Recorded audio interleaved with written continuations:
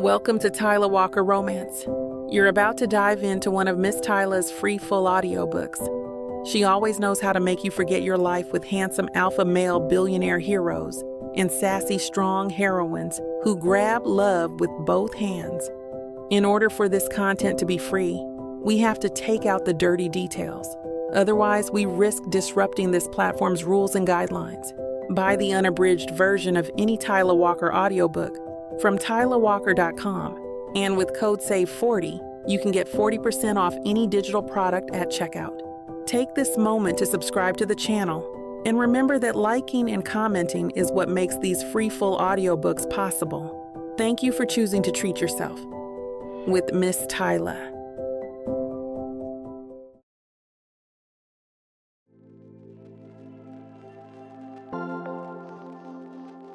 Chapter 1. Caroline. I adjust my navy blue wrap dress in the bathroom mirror, fluffing my curls with nervous fingers. The hotel ballroom, hosting the Black Beauty Business Network event, pulses with energy just beyond these doors. My small silver name tag feels heavy. Caroline Watson, future entrepreneur. Not quite there yet, not even close. I take a deep breath and step back into the fray of successful Black women who've already made it. Salon owners, beauty product developers, makeup artists with celebrity clients. Women who took their dreams and built them into reality while I'm still doing hair at someone else's salon in Arlington. "Girl, you've got to try these crab puffs," says a woman in a stunning yellow pantsuit, offering me the appetizer tray. I'm Denise Taylor. Golden Hour Salon in Baltimore. Caroline Watson. I take a crab puff to be polite. I work at Curl Central in Arlington, but someday I want my own place. Someday? Honey, we speak things into existence in this room. Denise's eyes sparkle. Say it with your chest. What's your salon called? I hesitate. I've only whispered this name to myself. Watson's Wonder, a full-service salon and boutique where women walk in feeling tired and leave feeling powerful. Now that's what I'm talking about. Denise clinks her water glass against mine. How long you been planning? Since forever, but I'm still living with my parents in Springfield, saving every penny. The DC metro area isn't cheap.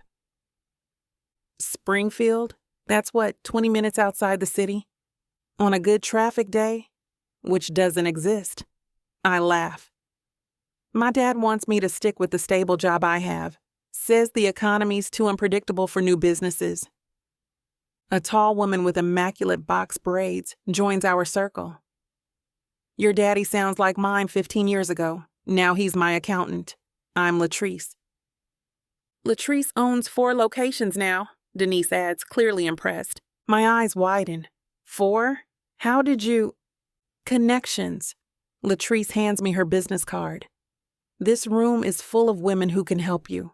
That man over there approves loans specifically for Black-owned businesses. Those 3 ladies run a beauty incubator program in Richmond. And Denise here, she mentors new salon owners. I do? Denise nods. First Saturday of every month. Free workshops. I slip her card into my clutch like it's made of gold. I can't believe I almost didn't come tonight. Most success stories start with showing up somewhere uncomfortable, Latrice says. Where exactly are you in your business journey? Embarrassingly early. I have about 8,000 saved, a business plan draft, and a Pinterest board full of salon decor ideas. I laugh. But neither woman joins me. That's 8,000 more than I had when I started, Denise says seriously, leaning in closer.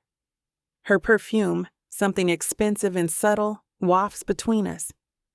And Springfield's got lower commercial rents than Arlington or Alexandria.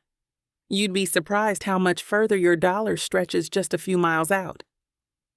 You've researched locations? Latrice asks. Her perfectly manicured nails tapping against her champagne flute. The diamonds on her fingers catch the light, reminding me of exactly how successful she is. Every strip mall within 20 miles of my parents' house, I admit, feeling a wave of pride at my thoroughness. I've got a spreadsheet comparing square footage costs, visibility from main roads, demographics of surrounding neighborhoods, even foot traffic patterns. Smart girl, Denise nods approvingly, her eyes lighting up.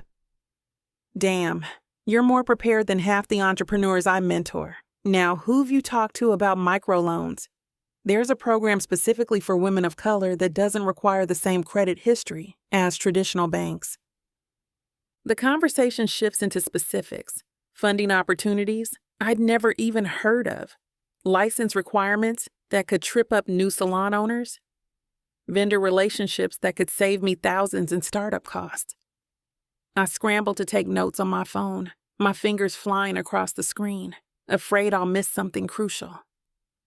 The beauty supply chain is where they get you, Latrice explains, her voice dropping to a conspiratorial whisper. I can introduce you to my wholesale guy. He'll cut you a deal if you mention my name. What was supposed to be networking small talk has turned into an impromptu business coaching session worth thousands in consulting fees. These women aren't just making empty promises to do lunch sometime before ghosting me. They're making actual plans, sharing actual resources, treating my dream with the same seriousness they give their own businesses. I feel a knot in my throat as I realize this is what real mentorship looks like. You need to watch those non-compete clauses in salon employment contracts, Latrice warns, eyebrows raised. My first stylist opened her own spot 3 blocks from mine and took half my clients. I grimace, adding another note to my already full phone. My boss has one of those. I'd have to wait 6 months after quitting before opening within a 10-mile radius. That's why you scout locations now, Denise taps my arm knowingly. And start building your social media presence separately from the salons. Your personal brand matters. 2 hours fly by as we migrate from the appetizer table to a corner seating area. More women join our circle. A skincare line founder, a salon franchise owner, even a beauty school director. Each shares battle stories that simultaneously terrify and inspire me. My first location flooded 2 weeks after opening, says the franchise owner, shaking her head. Insurance fought me for 6 months before paying out. My product manufacturer changed my formula without telling me, adds the skincare founder.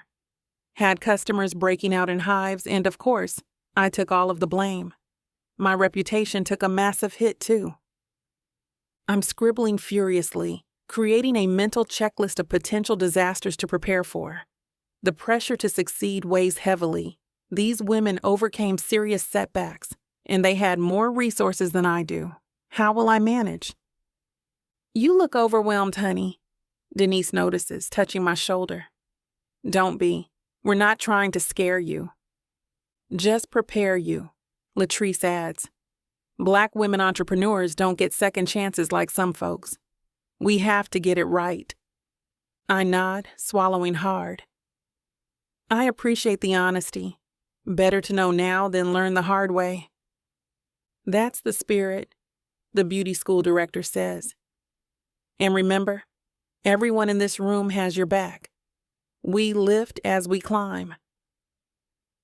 The event coordinator announces the final networking session is ending. People exchange last-minute business cards and promises to connect. I've collected 15 cards and given out every one of mine, the simple ones I printed at home that suddenly seem inadequate. Don't forget, Denise says, giving me a quick hug. First Saturday, my workshop, and text me that business plan so I can review it. I will. Thank you, all of you. This meant everything to me. Walking to my car in the hotel parking garage, my mind races faster than my feet. The February night air is crisp against my face as I unlock my used Honda Civic, the car I've kept running for 8 years because every repair is cheaper than a car payment. Inside, I don't start the engine immediately. Instead, I pull out my notebook and begin scrawling action items while they're still fresh. My hand cramps from writing so quickly, but I can't stop. For the first time, Watson's wonder feels less like a fantasy and more like an inevitability. The mountain of challenges ahead doesn't seem quite so impossible now that I know others have climbed it. Women who look like me, who started with less than I have. I finally start the car, but instead of heading home, I drive towards Springfield's main commercial district. It's nearly 10 p.m., but I slow down at each strip mall, each vacant storefront, imagining my salon sign hanging outside. The empty buildings aren't just empty spaces anymore. They're possibilities, a tangible vision that is going to come to life one day. My father's cautious voice echoes in my head. The economy's unpredictable. Keep the stable job. But tonight, a chorus of successful Black women's voices speaks louder. We speak things into existence in this room. I make a final turn toward home, my resolve hardening with each mile. Tomorrow isn't just another day at someone else's salon. It's day one of building mine.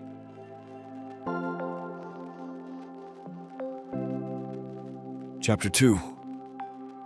Christian. I lean against the railing of my penthouse balcony, watching Washington, D.C. light up like a damn Christmas tree. 20 floors below, people scurry like ants, wrapped up in their own little worlds. Up here, the view costs more per square foot than most people's entire homes. Worth every penny for moments like this.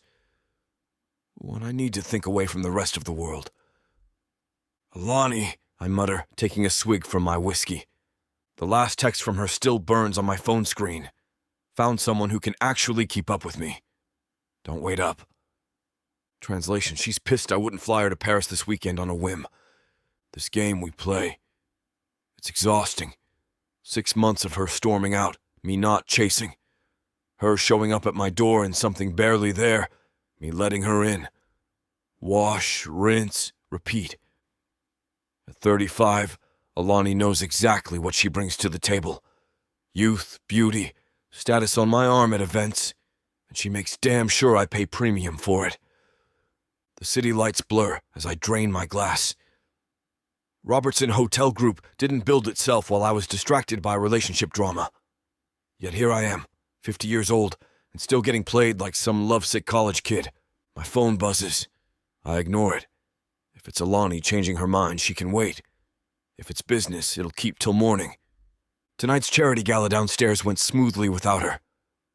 Though I noticed the whispers when I arrived solo. DCS elite loves their gossip. Alani will hear about the senator's daughter who kept finding reasons to talk to me. That'll bring her back faster than anything I could say. Wind whips across the balcony, carrying the faint sounds of traffic. Time to head in. My office feels like a sanctuary compared to the chaos Alani brings. Dark mahogany, leather, books, all things that stay where you put them. I drop into my chair, eyeing the framed photo on my desk. Ben and me at his daughter's high school graduation. Caroline beaming between us in her cap and gown. "Christ, what would Ben say about this mess?" I say to the empty room. Benjamin Watson has talked me off more ledges than I can count since our college days. While I was chasing the next big deal, Ben built something real. A life of substance, a daughter he raised right. I still remember him showing up at my door the night my first marriage imploded. Didn't say much, just brought whiskey and sat with me until dawn.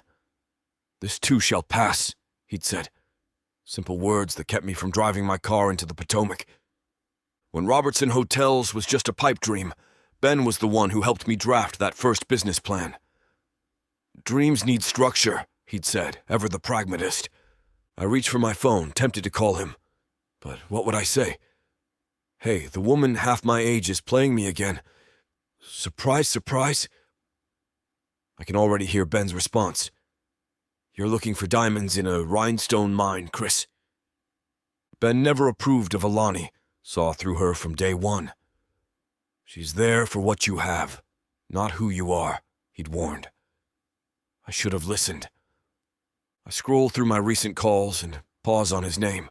Ben's been asking me to come by for dinner, meet some of Caroline's friends from beauty school. Says I work too hard, need to remember there's life outside these hotel walls. Maybe he's right. Maybe it's time to step off this toxic carousel with Alani. Find something real for a change. Something that doesn't leave me feeling hollowed out and questioning my own judgment every goddamn time. I stare at Ben's name on my phone screen, my thumb hovering over the call button. The blue light illuminates my darkened office, reflecting off the half-empty tumbler of single malt beside me. Screw it. I press dial before I can talk myself out of it, before Alani's voice slithers back into my head with some excuse that I'll stupidly believe. Christian, Ben's voice comes through, warm and familiar after 3 rings.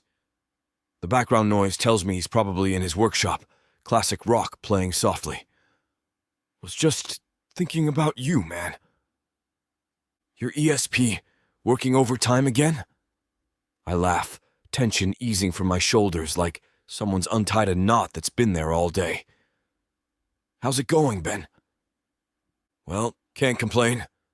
Mary's been on my case about the garage reorganization I promised last month. 3 boxes down, 17 to go. You know how it goes. Still married to a saint who puts up with you. Some guys have all the luck. I take another sip of whiskey, envying the simple, honest life he's built while I've been chasing ghosts in designer clothing. Ben chuckles. 27 years next month. Nothing lucky about it, just work. He pauses. Everything all right? You don't usually call this late unless something's up. I swirl the last of my whiskey, watching it catch the light. That obvious, huh? Known you since you were stealing my economics notes in college. So yeah, that obvious. I exhale slowly. It's Alani. Again, same story, different night. Ah, the single syllable carries a weight of understanding and judgment. Still riding that roller coaster? Getting too old for the ups and downs, starting to feel like I'm just along for the ride while she controls the switches. Been telling you that for months, Chris. You deserve better than someone who treats you like an ATM with benefits. I laugh despite myself. Tell me how you really feel. What if I thought you'd listen? Ben's voice softens. Look, instead of sitting there brooding with your fancy whiskey, why don't you come over for dinner tomorrow? Mary's making her famous pot roast. Caroline will be there too. Caroline? Thought she'd be too busy for family dinners these days. She still lives with us while she's saving up. Got big plans, that girl. Working double shifts at the salon, networking like crazy. Pride resonates in Ben's voice. Just got back from some beauty business event downtown. Hasn't stopped talking about opening her own place. Her own salon? That's ambitious. I remember the shy teenager in the graduation photo, now apparently all grown up with entrepreneurial dreams. She's got it all mapped out. Business plan, location research, the works. Calls it Watson's Wonder. Bit cheesy if you ask me, but she's determined. I stand moving to my desk where that old graduation photo sits. She always was stubborn. Gets that from you. And Mary, Ben adds. Double dose of stubborn. But she's smart about it, Christian. Has spreadsheets tracking everything from commercial real estate prices to customer demographics. Works all day doing hair, comes home and works on her business plan half the night. Something about this strikes me. The discipline, the vision, the hustle. Reminds me of myself 30 years ago, sketching hotel designs on cocktail napkins while waiting tables. Sounds like she's serious. Dead serious. Banks won't touch her without collateral, though. Been thinking about putting up the house, but Mary's nervous. Don't do that, I say quickly. There are other options. I could point her towards some investors who... Slow down, CEO, Ben laughs. Come to dinner first. See her pitch for yourself. She could use advice from someone who's actually built something from scratch. I glance at my calendar app. Board meeting at 10. Lunch with the mayor at 1. Conference call at 3. I can move some things around. What time? 7 work? Mary will be thrilled to see you. Been asking about you since Christmas. Tell her I'm looking forward to her pot roast.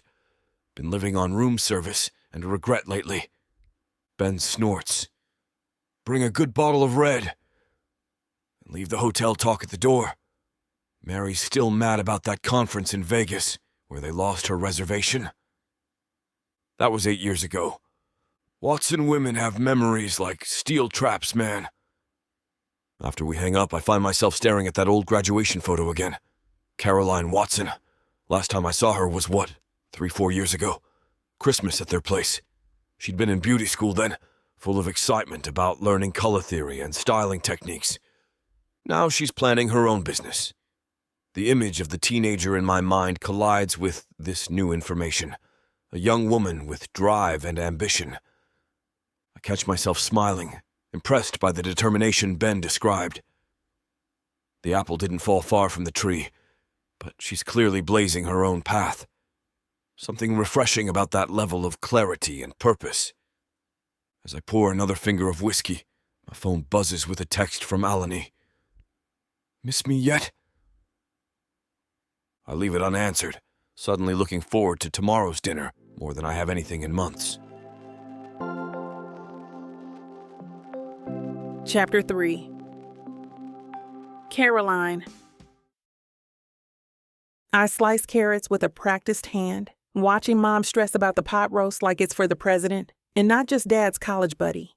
The knife glides through the orange vegetables with satisfying precision, a skill I've honed after years of helping in this kitchen. Mom's been in a tailspin since Dad announced Christian was coming over, rearranging the living room twice and changing tablecloths 3 times. You think it needs more rosemary? Mom asks, hovering over the Dutch oven for the 3rd time in 10 minutes. She's lifting the lid again, releasing a cloud of savory steam that fills the kitchen with mouth-watering aromas of beef, herbs, and red wine. Her forehead is creased with worry lines I rarely see outside of holiday gatherings. It's perfect, Mom. Christian Robertson isn't going to send it back to the kitchen. I try to inject some humor into my voice, hoping to ease her obvious tension. The last time I saw her this worked up was when my aunt, her big sister, the same one who judges everything and anything under the sun, came for Thanksgiving last year. He owns luxury hotels, Caroline. The man eats at 5-star restaurants. She adjusts the heat under the pot by a fraction of a degree, as if that might make all the difference. Her fingers fidget with her apron strings, twisting them nervously. And probably orders room service more often than not. I scrape the carrots into a bowl, the satisfying sound of knife against cutting board punctuating my point. The bright orange pile looks perfect against the blue ceramic. Mom's best serving dishes have made an appearance tonight. Besides, nobody makes pot roast like yours. Trust me, after one bite, he'll be trying to hire you away to run his hotel kitchens. Truth is, I'm more nervous than I'm letting on. Christian Robertson isn't just Dad's friend. He's the CEO of Robertson Hotel Group. The man built an empire from scratch. Exactly what I'm trying to do with Watson's Wonder, just on a much smaller scale. Should I change? I glance down at my fitted jeans and emerald green blouse. You look beautiful, honey. Mom kisses my cheek as she passes. Though maybe put on those gold earrings I got you for Christmas, the ones that make your eyes pop. I roll my eyes, but head upstairs anyway. Standing in front of my mirror, I fasten the earrings while rehearsing potential conversation starters. So, Mr. Robertson, how did you secure your initial investment? What's your advice on commercial lease negotiations? Any tips for a first-time entrepreneur? God, I sound like I'm interviewing him, not having dinner. Back downstairs, I find Dad setting the table with the good china. There she is, he says. How's my little entrepreneur today? Nervous, I admit. Dad, do you think it would be weird if I asked Christian for business advice? That's why I invited him, Dad winks. Man loves talking shop. Just don't let your mother hear you're talking business at her dinner table. Talking business at whose dinner table? Mom appears with a basket of rolls. Nothing, dear. Dad kisses her cheek. Just saying Christian might have some insights for Caroline's salon plans. Boutique salon, I correct automatically. It's not just haircuts and color. It's a full experience. Products, accessories, styling workshops. See? Dad points at me. This is what I'm talking about. She's got the passion. Just needs someone who knows the ropes. Just don't bombard the man before he's had his pot roast, Mom warns. The doorbell rings and my heart jumps. Dad heads to answer it while I do a final check of the dining room. Mary, look at you, more beautiful than ever. Christian's deep voice carries from the entryway. Mom rushes to greet him, and I hang back, suddenly feeling like that awkward teenager he last saw years ago. When he steps into the dining room, I'm struck by how much presence he has. Tall, silver-templed, in dark jeans and a blazer that probably cost more than my monthly salon commission. He's carrying a bottle of wine that I immediately recognize as something expensive. Caroline? His eyebrows lift in surprise. Ben wasn't kidding when he said you'd grown up. Mr. Robertson, I extend my hand, determined to seem professional. It's been a while. Christian, please. Mr. Robertson was my father. His handshake is firm, confident. Your dad tells me you're planning to conquer the beauty industry. One blow dry at a time. I smile, relaxing slightly. Though I wouldn't say no to a beauty empire someday. Ambition, I like it. He follows Dad to the dining room. So tell me about this salon concept of yours. After dinner, Mom interrupts, bringing in the pot roast. Food first, business later. But halfway through dinner, after Christian compliments the pot roast, the conversation naturally turns to my plans. I just got back from this amazing networking event, I explain, unable to contain my excitement. Met women who own multiple salons, product lines, beauty schools. It made everything feel possible. Networking is crucial, Christian says with a nod. I built my first hotel on relationships as much as capital. That's what I'm missing, capital. I take a breath. I've saved $8,000, worked out a business plan, identified potential locations in Springfield where rents are more reasonable. But banks want collateral I don't have. She's done her homework, Dad adds proudly. Should see the spreadsheets on her computer. Like mission control in there. Christian studies me with a new interest. Most entrepreneurs fail because they're in love with the idea, but not willing to do the hard work of planning. Sounds like you've got that part covered. I've been planning this since beauty school.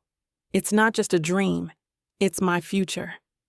The intensity in my voice surprises even me. I know exactly what Watson's Wonder will be. A place where women don't just get beautiful, they feel powerful.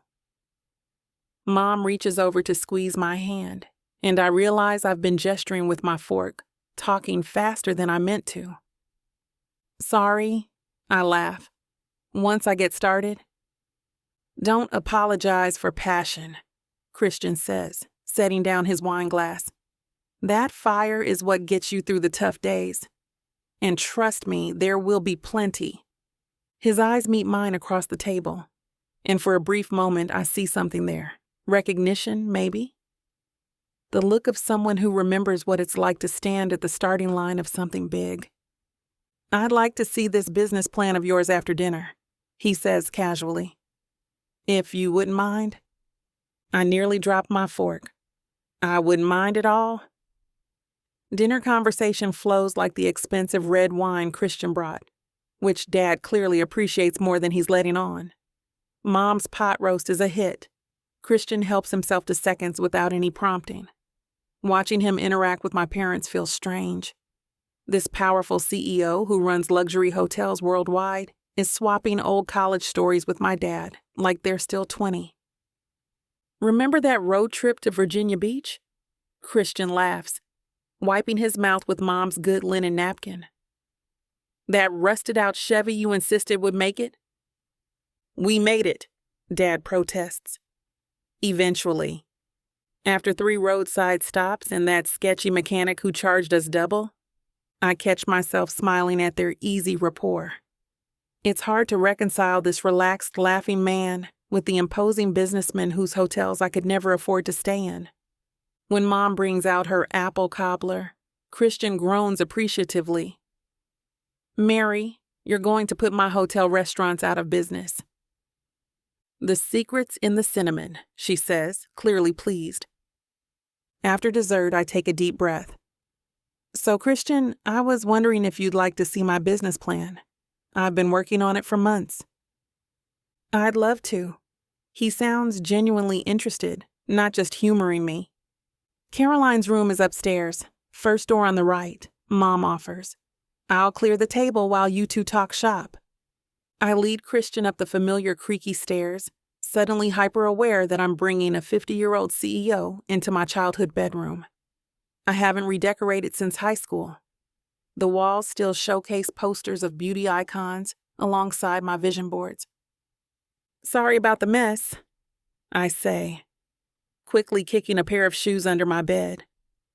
My workspace dominates one corner, a desk cluttered with beauty magazines, sketches of salon layouts, and sticky notes covered in calculations. Christian takes in the room, his eyes landing on the corkboard above my desk. It's covered with salon design ideas, color swatches, and inspirational quotes. Very organized chaos, he observes. That's me in a nutshell. I laugh nervously, pulling my laptop from beneath a stack of Vogue magazines. I've got everything digitized, too. I sit on my desk chair while Christian takes the edge of my bed, creating an oddly intimate setting that makes me hyper-aware of how small my room suddenly feels. So, Watson's wonder. He leans forward, hands clasped between his knees. Tell me about it. I open my presentation, turning the screen toward him. It's more than just a salon. It's a place where women of all walks of life can come to feel empowered, seen, and heard. The passion in my voice surprises even me as I click through slides showing floor plans, service menus, and projected revenue streams. I want women to walk in feeling ordinary and leave feeling extraordinary. Full-service hair care, carefully curated beauty products, accessories, and weekly styling workshops. Christian doesn't interrupt, just nods occasionally, his eyes scanning each slide with careful attention. When I get to the financial projections, he asks intelligent questions about my revenue models and cost analyses. You've really thought this through, he says, sounding impressed. Most people have the passion, but not the practical roadmap. I know passion doesn't pay bills. I pull up another document. This is my target location analysis. I've mapped commercial vacancies within 20 miles, comparing rent prices against local demographics and traffic patterns. Smart. He leans closer to see the screen, and I catch a whiff of his cologne, something expensive but not overpowering. Location will make or break you in the first year. For 45 minutes, we dive into details, with Christian asking questions I never anticipated, pushing me to defend my projections, suggesting tweaks to my marketing strategy. He's not patronizing me or dumbing things down. He's treating me like a serious entrepreneur. Your biggest hurdle is startup capital, he says finally, leaning back. $8,000 isn't enough. I know. I chew my lip. Banks want collateral I don't have. There are other options. Christian reaches into his jacket pocket and pulls out a business card. It's simple, elegant. Just his name and contact information embossed on heavy cream stock. Let's continue this conversation. Lunch next week at my office. Tuesday at 1 inch. I take the card, staring at it like it might disappear. You're serious? I don't waste time on things I'm not serious about, Caroline. His blue eyes hold mine steadily. You have a solid concept. With the right backing and guidance, Watson's Wonder could be viable. I don't know what to say. My fingers trace the raised lettering on his card. Say you'll bring your complete business plan on Tuesday. He stands, smoothing his jacket. And maybe wear something professional. You'll be meeting my CFO as well. I jump up, nearly knocking over my chair. Yes, I mean absolutely. Thank you. Christian smiles, and for a moment I glimpse what made him successful. That perfect blend of intimidating authority and genuine interest. Your father's always bragged about how smart you are. Now I see why. As we head back downstairs, I clutch his business card like a golden ticket. My mind already racing through what I'll wear, which version of my business plan to bring, questions I should prepare. This isn't just courtesy to my parents. Christian Robertson actually believes in my vision. Watson's Wonder suddenly feels less like a distant dream and more like an approaching reality.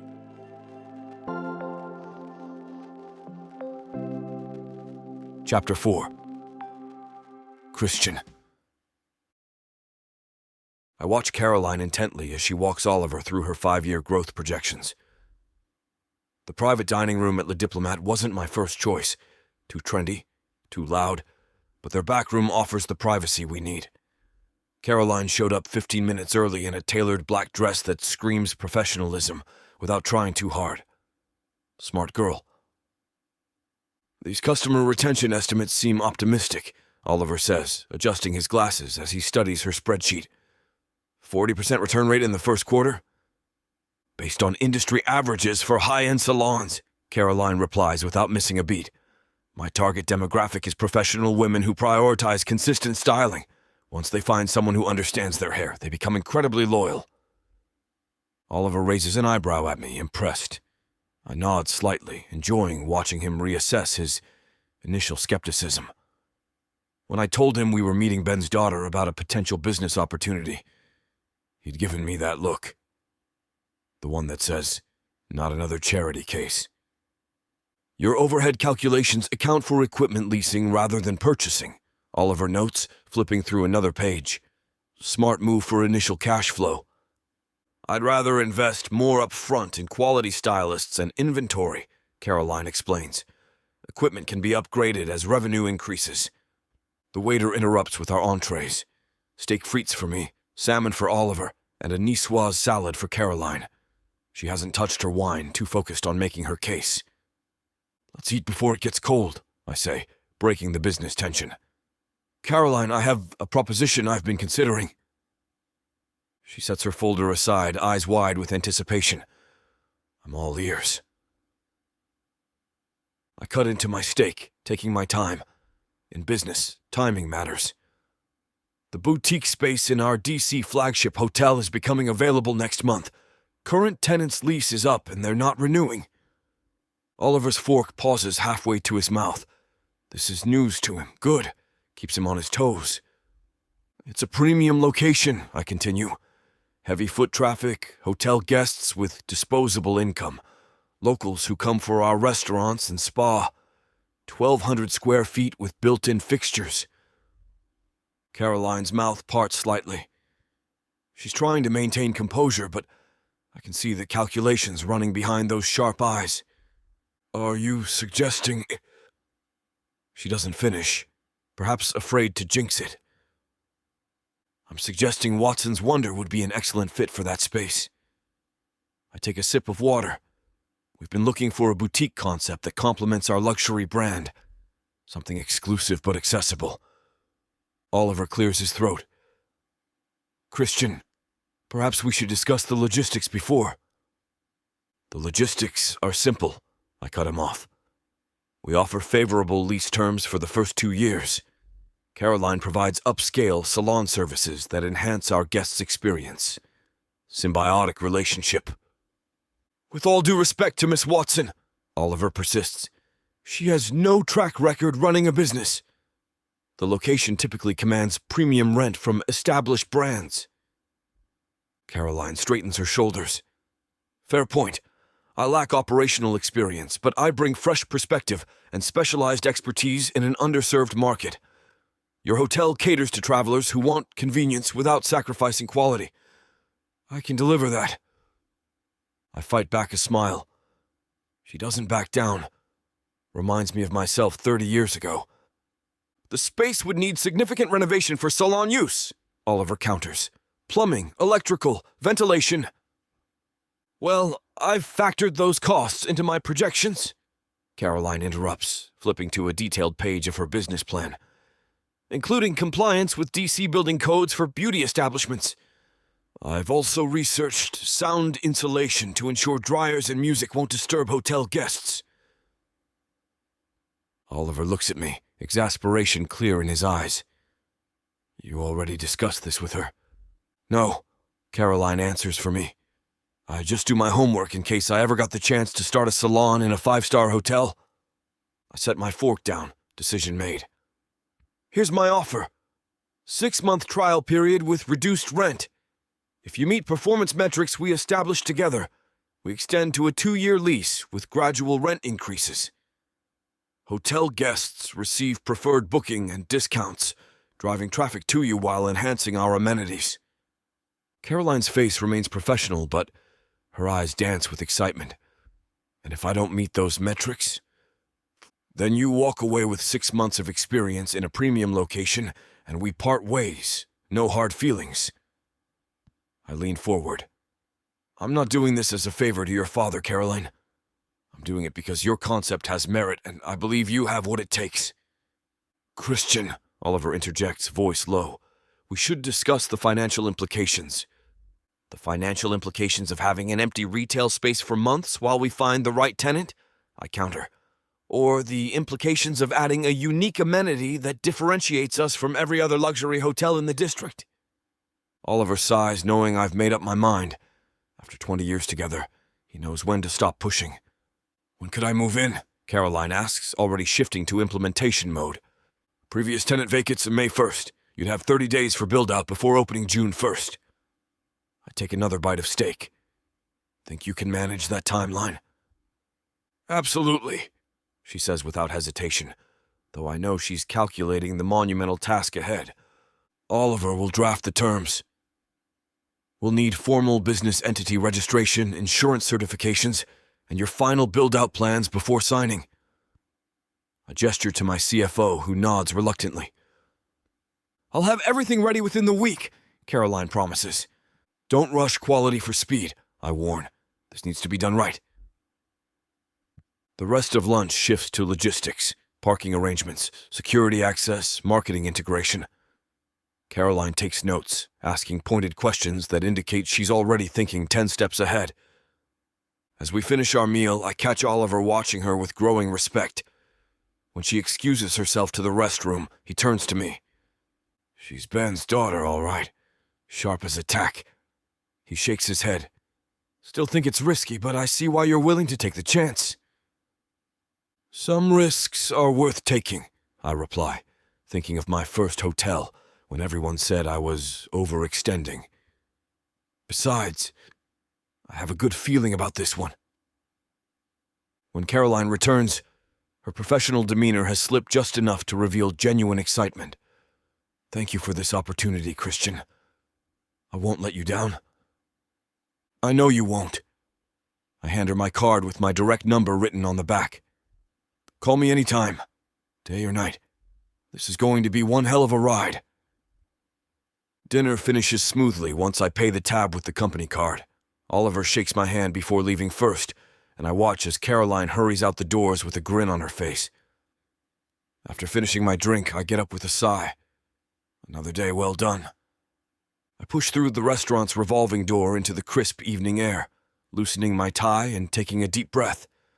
The dinner with Caroline went better than I expected. Far better. The valet spots me and hurries to retrieve my car, but I wave him off. I'll walk a bit first.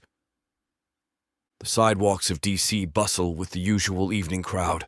Tourists, government workers heading home, couples walking hand in hand toward their next destination. My mind keeps replaying moments from lunch. Caroline's confident presentation, The way she handled Oliver's skepticism, her meticulous research. She's sharp, ambitious, determined, and beautiful. I shouldn't have noticed that. I run a hand through my hair, an uncomfortable twinge of guilt settling in my chest. This is Ben's daughter. The same girl I watched grow up in infrequent fragments as I popped into Ben's life every now and then. But the woman sitting across from me today wasn't the teenager from those old memories. She was all grown up, radiating confidence and drive. My phone buzzes against my thigh. I pull it out reluctantly, already knowing who it is. Alani. Where the hell are you? I've been waiting at your place for an hour. I slide the phone back into my pocket without responding. 3 days of ignoring her, and she's getting desperate. Classic Alani storms out after our fight about the Paris trip, says she's done with me, then shows up unannounced, expecting everything to reset. Not this time. My phone buzzes again, and again, and again. Are you with someone else? Answer me, Christian. I swear to God if you're screwing someone else. I stop walking and stare at the screen, something shifting inside me. The possessiveness, the accusations, the drama. I'm too old for this. Why did I ever think this was worth my time? The realization hits me like a cold shower. I've been letting a toxic relationship drain my energy for months. The phone buzzes once more. Fine. I'm leaving. Don't call me when you're lonely later. Wasn't planning on it, I mutter, pocketing the phone. For the first time in ages, her threats don't trigger that familiar anxiety. Instead, I feel lighter, like I've set down a heavy load I'd gotten used to carrying. I pass a young couple sharing a dessert through a cafe window. They're laughing, completely absorbed in each other. When was the last time I had something that genuine? Not with Alani, that's for damn sure. Our relationship has always been transactional. She gets status and luxury. I get arm candy and sex. Caroline's face flashes in my mind again. The intensity in her eyes when she explained her vision. The slight smile when I offered her the space in my hotel. The way she tucked her hair behind her ear when she got excited about a point in her business plan. Jesus, Robertson, get a grip, I muttered to myself. She's half your age. And Ben's daughter. A group of tourists pass me, laughing loudly about something on their phones. I veer toward the curb to let them by, my thoughts still circling back to Caroline. It's not just physical attraction, though I'd be lying if I said that wasn't part of it. It's her drive, her clarity of purpose. Something I haven't seen in a long time, certainly not in the social circles I frequent. My phone vibrates again and I pull it out, half expecting another tirade from Alani. Instead, it's from Ben. Caroline just called. Said lunch went great. Thanks for giving her a shot, means a lot. Something warm and complicated settles in my chest. Ben's been my closest friend for decades. The thought of betraying that trust, even with just these inappropriate thoughts about his daughter, makes me sick. I type back. She impressed me. Smart kid you raised. The valet spots me circling back and jogs to retrieve my car. As I wait, I resolve to keep things strictly professional with Caroline. I'll mentor her, help her business succeed, keep appropriate boundaries, that's it.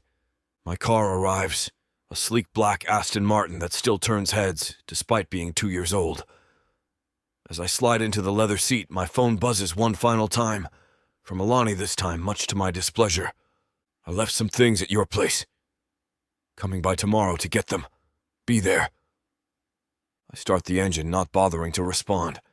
Let her come. Let her take whatever designer crap she's left behind. I'm done. As I pull into traffic, I realize I'm smiling. For the first time in months, I feel like myself again. Not the man Alani wanted me to be. Not the man trying to hold together a relationship that should have ended long ago. Tomorrow I'll focus on mentoring Caroline properly. As a business partner. As her father's friend. Nothing more. Even as I make this promise to myself, I know it won't be easy, but nothing worthwhile ever is. Chapter 5. Caroline. I stand in the center of what will soon be Watson's Wonder, turning slowly to take in every detail. Massive floor-to-ceiling windows face the bustling street, flooding the space with natural light. The polished concrete floors gleam beneath my feet, and the high ceilings give the 1,200 square feet an even more spacious feel. We'll need to add plumbing stations here, Christian says, pointing to the back wall. His voice echoes slightly in the empty space. 6 styling stations along this wall, reception desk near the entrance. The boutique section can occupy this front corner, where it catches the eye of passers-by. I nod, struggling to find words. This is happening. This is actually happening. What do you think? Christian asks, his eyes watching me carefully. It's perfect, I manage. Better than perfect. I've walked past this hotel 100 times, imagining what it would be like to have a salon in a place like this. Never thought it would actually happen. Christian smiles, satisfaction evident in his expression. Vision is important, but execution is everything. You've got both. He walks toward the windows, his tall frame silhouetted against the bright DC sunlight. The contract is being finalized by legal. Oliver still thinks I'm crazy, but he'll come around once he sees your operation up and running. I won't let you down, I say, meaning it more than I've meant anything in my life. I know. He turns back to me, which is why I think we should discuss additional support to ensure your success. Additional support? Christian crosses his arms, all business now. You'll need an assistant from day one, someone to handle scheduling, inventory, administrative details, while you focus on building your client base and managing stylists. I hadn't budgeted for that. I mentally recalculate expenses, feeling that familiar tightness in my chest. I'll cover the salary for the first year, Christian says casually, as if he's offering to pick up lunch instead of making a significant investment. Christian, that's too much. You're already giving me this space at reduced rent.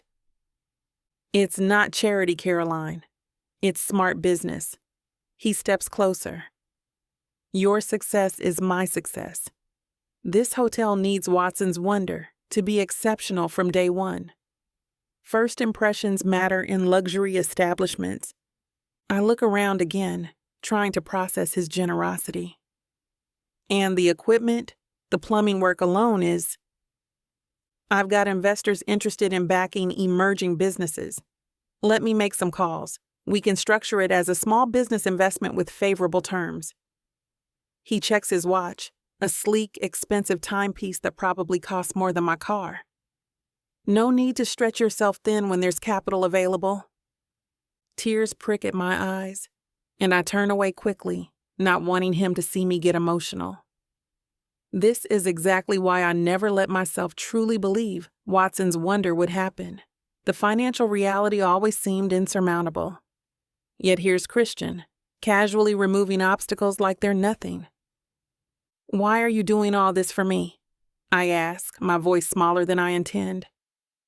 Christian doesn't answer immediately. When I turn back to face him, he's watching me with an intensity that makes my heart skip.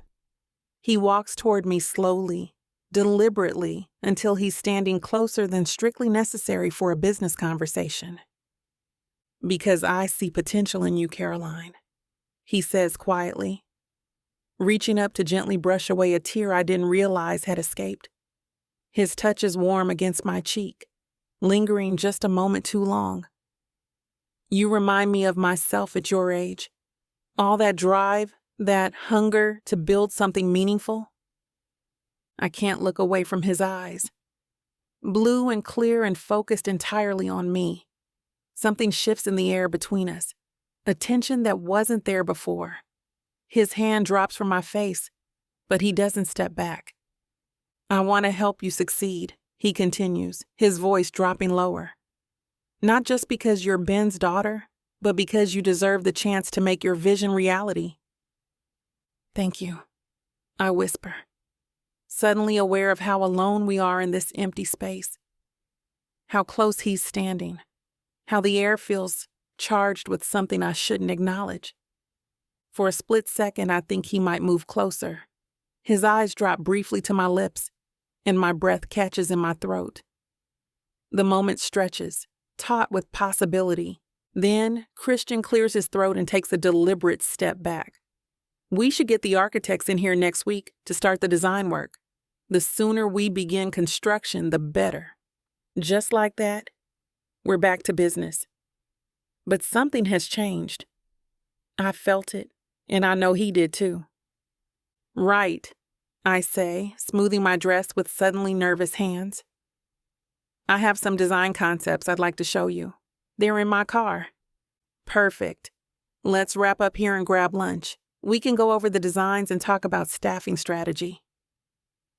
As we walk toward the exit, Christian holds the door for me. His hand brushes mine briefly as I pass, an innocent touch that shouldn't send electricity up my arm but does. This is a dangerous territory. He's my father's best friend, my business mentor, 25 years my senior. And yet, as I follow him through the hotel's elegant lobby, I can't help wondering if I'm the only one feeling this unexpected connection. We stroll to a nearby bistro. Christian's long strides easily matching my more hurried pace.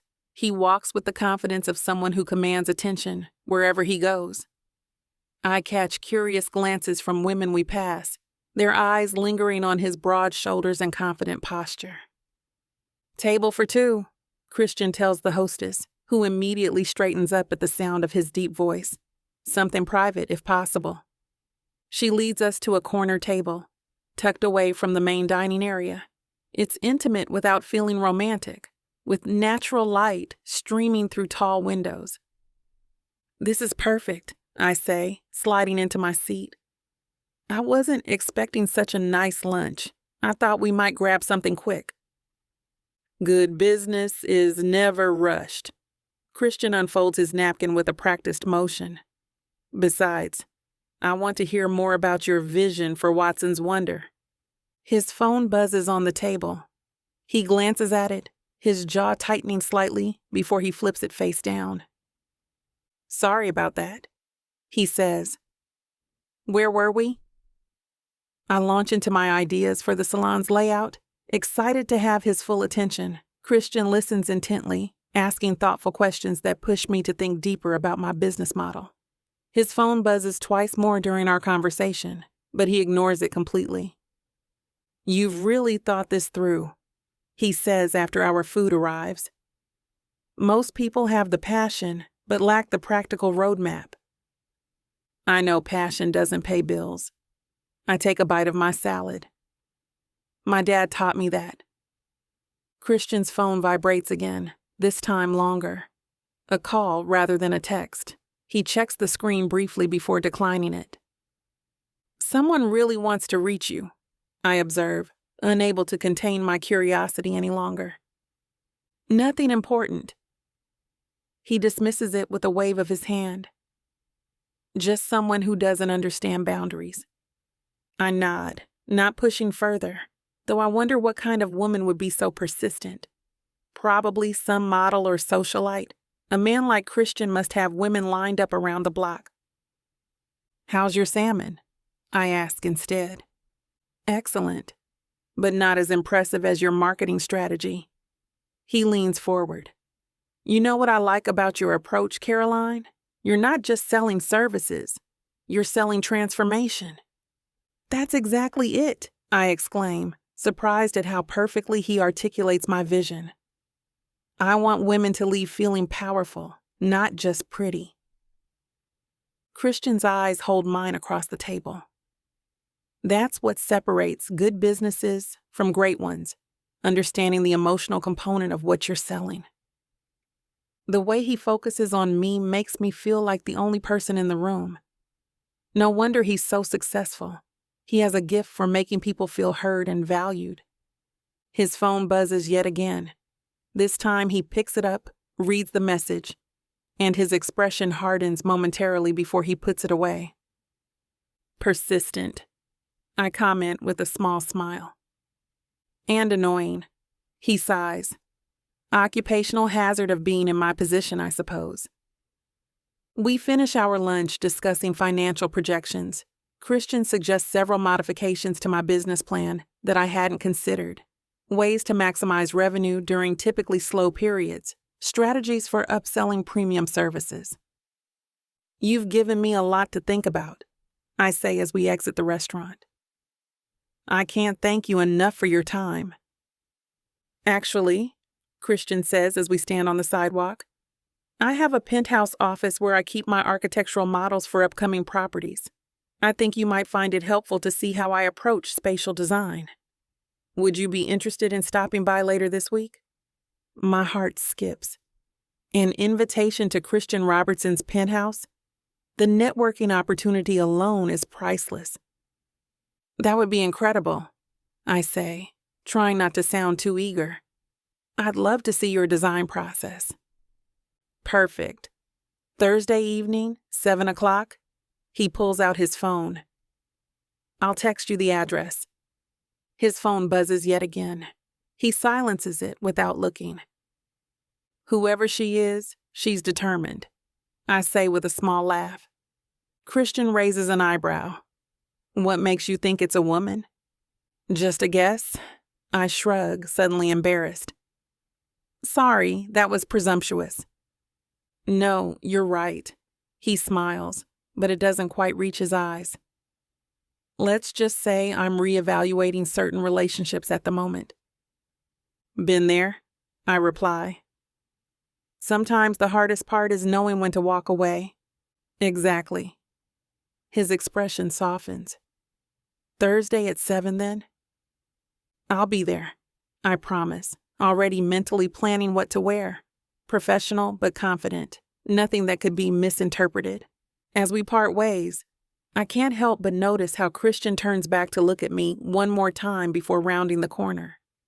For all his wealth and power, there's something almost vulnerable in that glance. His phone probably hasn't stopped buzzing. I wonder what kind of woman has captured the attention of a man like Christian Robertson, and why he seems so determined to ignore her. He's the mysterious man I had a fling with last night, and it turns out he's my dad's new boss. I was getting IVF, but the donor came in and wanted his stuff back. It was too late. Now we're stuck together and I'm having his baby. Ready to dive into a world where passion meets intrigue, where love knows no bounds. If I don't find a woman to marry in the next 24 hours, then my entire company is going to be taken from me. There's only one woman I can ask, but she hates me because I ruined her father. Introducing the Escape Your Life with Romance Book Bundle by Amazon best-selling author Tyla Walker, a collection of 100 standalone romances that promise to sweep you off your feet. And the best part? Get 90% off on the whole bundle, baby. For $99.99, you'll get over 800 hours of pure romance with strong alpha males and sassy women who don't back down. They can pass all the tariffs they want, ladies. But you won't find this deal for 100 audiobooks for less than $1 each anywhere else. 90 cents per book for all the dirty fun I can handle? How could I say no to that? Visit TylaWalker.com to grab this bundle today. Get ready to escape your life with Miss Tyla.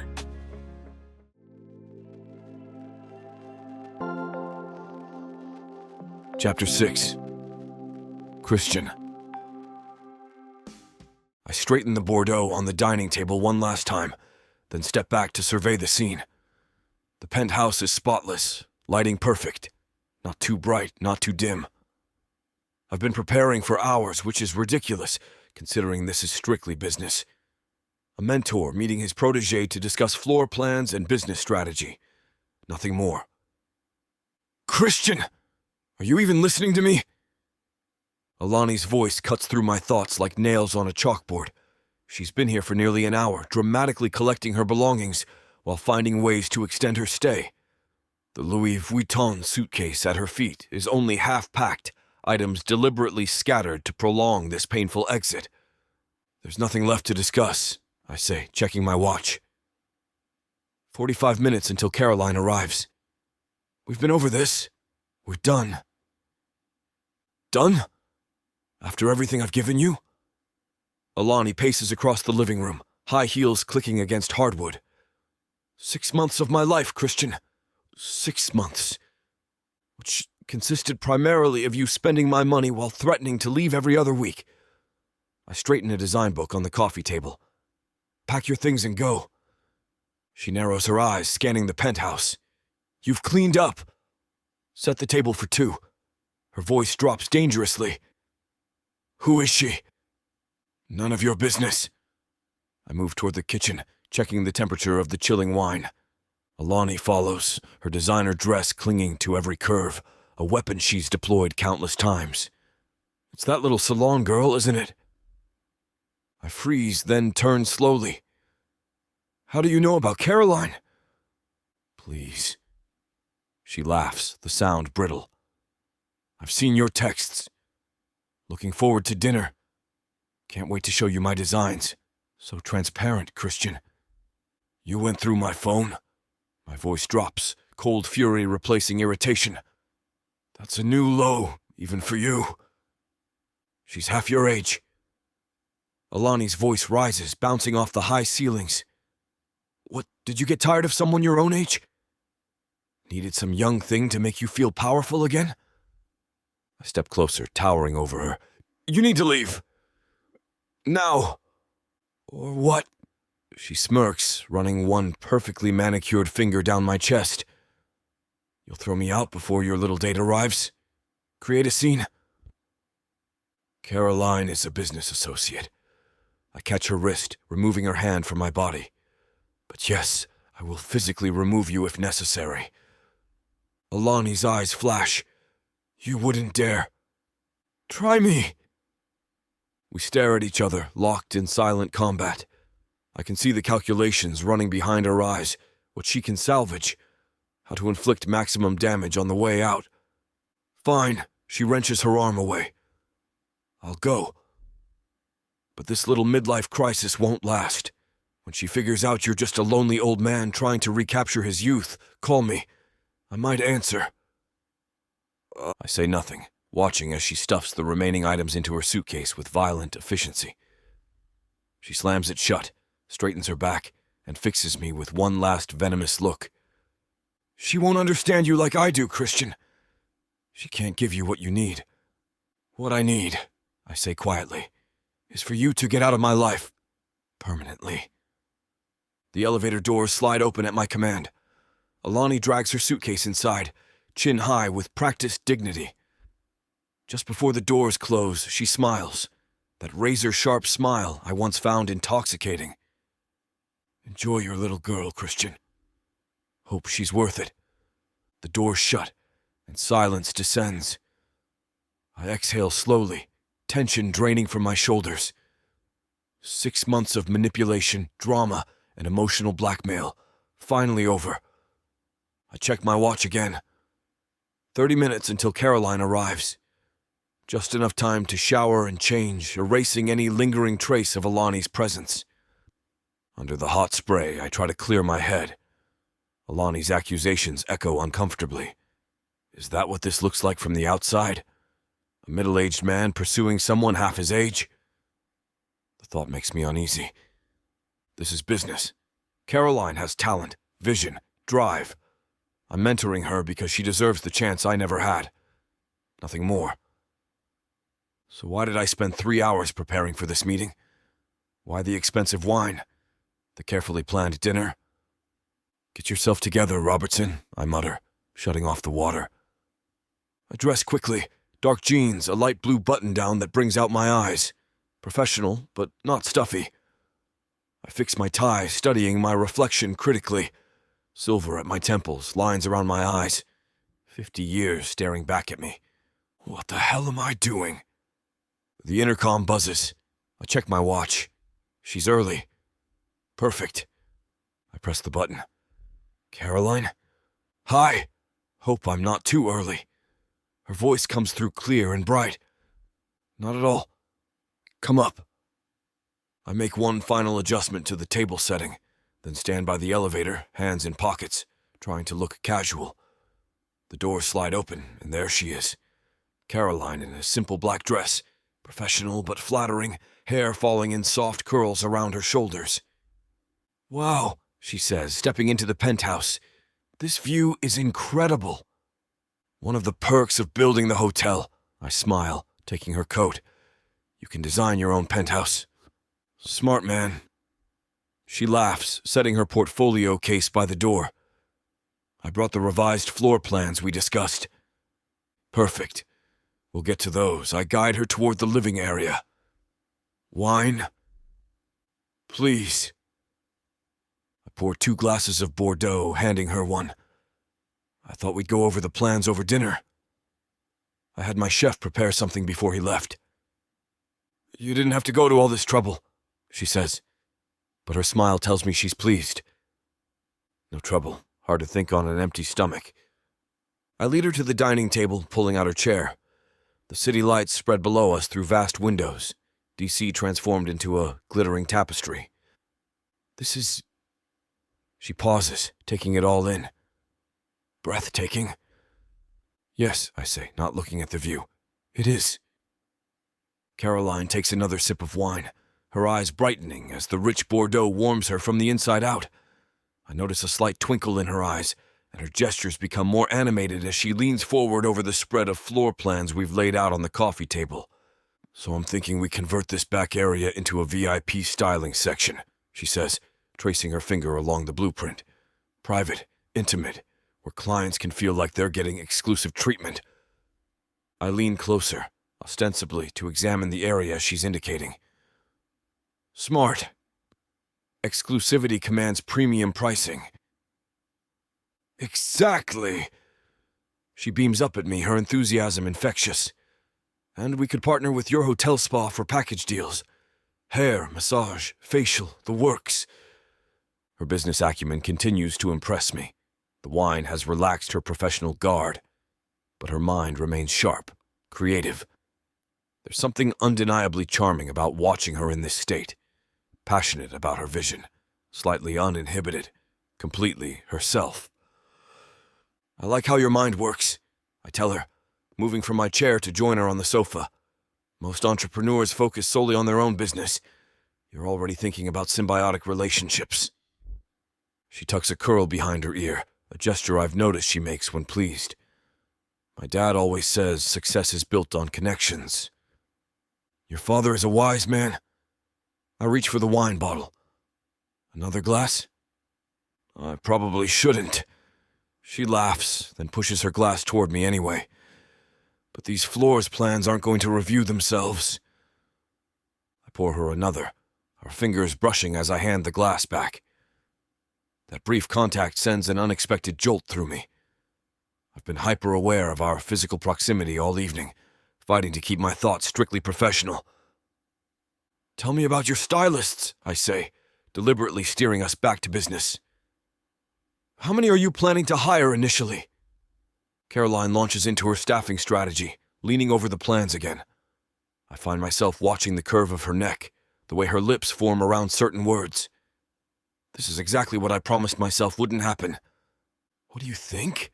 she asks suddenly, catching me staring. "I think you're..."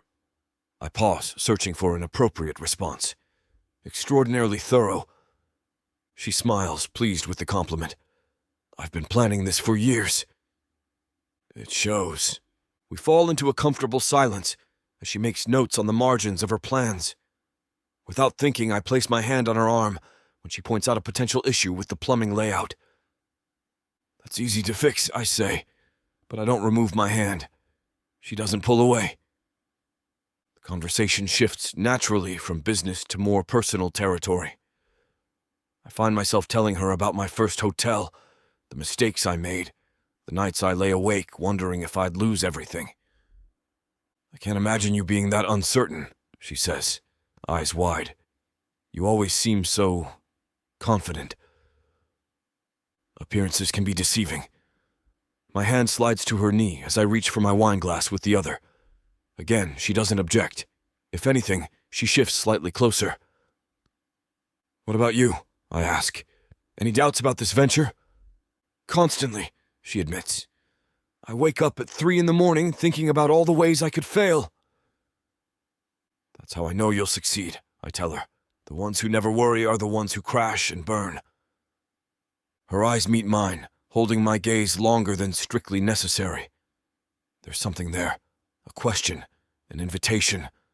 I'm not sure which. The air between us feels charged with possibility. My thumb traces a small circle on her knee through the fabric of her dress. This is extremely dangerous, very inappropriate, and yet I can't bring myself to move my hand. "Christian." Her voice is softer now, questioning. "I should probably get back to these plans," I say, though I make no move to do so. "We have a lot to cover." "Do we?" There's a hint of challenge in her tone, a boldness the wine has probably encouraged. I'm intensely aware of how close we're sitting, how easy it would be to close the distance between us. The professional boundaries I've maintained so carefully are blurring by the second. "Caroline," I begin, not entirely sure what I'm going to say next. "I'm finding it increasingly difficult to keep our relationship strictly professional." She bites her lower lip, an unconscious gesture that nearly undoes my remaining restraint. "Is that a bad thing?" she asks quietly. The rational part of my brain screams warnings. About her father, about the age gap, about the power dynamics at play. But sitting here with her, feeling this pull between us, rationality is rapidly losing ground. "It's complicated," I finally say. Caroline's eyes never leave mine. "Most worthwhile things are." Chapter 7. Caroline. I watch Christian's face as he struggles with whatever internal battle he's fighting. The tension between us pulses like a living thing. His hand still rests on my knee, thumb tracing small circles that send waves of heat through my body. I swallow down the knot in my throat. "Complicated doesn't scare me," I whisper, placing my hand over his. His eyes darken. "It should." Without thinking, I lean forward, closing the space between us. Christian's restraint snaps. His mouth captures mine, hungry and demanding. The kiss is nothing like the hesitant first kisses I've experienced before. This is a man who knows exactly what he wants and how to take it. I melt against him, wine glass forgotten as my hands find his shoulders. He tastes like expensive Bordeaux and desire. His hand slides up my thigh, bunching the fabric of my dress. "We shouldn't," he murmurs against my lips, even as his other hand tangles in my hair. "Then stop," I challenge, already breathless. "I can't." His voice is rough with need. "God help me, Caroline. I can't stop thinking about you." His confession breaks something loose inside me. I swing my leg over to straddle him, my dress riding high on my thighs. Christian growls, an actual growl that vibrates through his chest and straight to my core. "Do you know how hard it's been?" His hands grip my hips, guiding me against him. "Trying to focus on business when all I want is to feel you beneath me?" His hardness presses against me through our clothes, and I rock against him instinctively. His fingers dig into my flesh, encouraging the movement. "Christian," I gasp as his mouth finds my neck. "Please." "Please what?" He nips at my earlobe, sending shivers down my spine. "Touch me," I beg, beyond caring how desperate I sound. "I need your hands on me." He doesn't hesitate. His fingers slide beneath my dress, tracing the edge of my panties with maddening precision. I whimper, rocking against his hand. "So wet already," he murmurs, voice thick with satisfaction as his fingers explore me with expert precision. "Is this all for me?" "Yes," I breathe, eyes locked on his intense blue gaze. My nails dig into the expensive fabric of his shirt. Only you. He pushes my lace underwear aside and strokes me once, twice, his thumb circling my most sensitive spot, with deliberate pressure. I cry out, clutching his broad shoulders so hard, I'm sure I'll leave marks. Christian, please, don't tease me, I beg, rocking against his hand desperately. His eyes never leave mine as he slides one finger inside me, then another, the intrusion both satisfying and not nearly enough. The stretch is exquisite, his movements confident and purposeful, like everything else he does. He curls his fingers forward, finding that perfect spot that makes my back arch off the leather seat. I've imagined this, he confesses, his voice a deep rumble as he works me with his hand, setting a rhythm that has me gasping for air. Watching you come apart for me, hearing the sounds you make, feeling how perfectly you respond to my touch. His thumb increases its pressure as his fingers move faster. I'm already close, embarrassingly so. His thumb finds my center as his fingers curl inside me, hitting a spot that makes my vision blur. That's it, he encourages. Let go for me, Caroline. I shatter around his fingers, crying out his name as waves of pleasure crash through me. He watches intently, like he's memorizing every micro-expression on my face. Before I can recover, he's lifting me, carrying me through the penthouse to what must be his bedroom. The city lights through his huge windows cast everything in a soft glow. He lays me on his bed with surprising gentleness, then stands back to unbutton his shirt. I watch, mesmerized, as he reveals a body that defies his 50 years. Broad shoulders, defined chest, the lean muscle of a man who takes care of himself. I hate to put a stop to a good time, but it looks like we've hit this platform's limit for spiciness. This platform's got some rules we have to play by if we want to keep giving you these stories for free. And trust me, this scene isn't something you want to miss. While we can't get into all the details here, you can still dive into the full, uncut version at TylaWalker.com. Miss Tyla has an entire collection of unabridged audiobooks and ebooks waiting for you. And the best part? You can treat yourself with 40% off when you use the code SAVE40. That's right. You'll save on any digital product, even bundles that are already discounted. Miss Tyla would never let anyone feel the kind of disappointment you must be feeling right now. So why wait? Treat yourself with Miss Tyla. We stay connected, our sweat-slicked bodies pressed together as we struggle to catch our breath. My legs remain wrapped around his waist, unwilling to let him go just yet. His substantial weight should feel crushing on top of me, but instead, it feels like the most natural thing in the world, like he was designed to fit against me exactly this way. After a long moment of shared heartbeats and mingled breath, he rolls to his side, taking me with him in a fluid motion that keeps us intimately joined. One muscular arm wraps possessively around my waist, holding me close against the solid wall of his chest. His fingers begin tracing lazy, abstract patterns on my bare shoulder, each touch sending tiny shivers across my sensitized skin as reality slowly seeps back into our private bubble of bliss.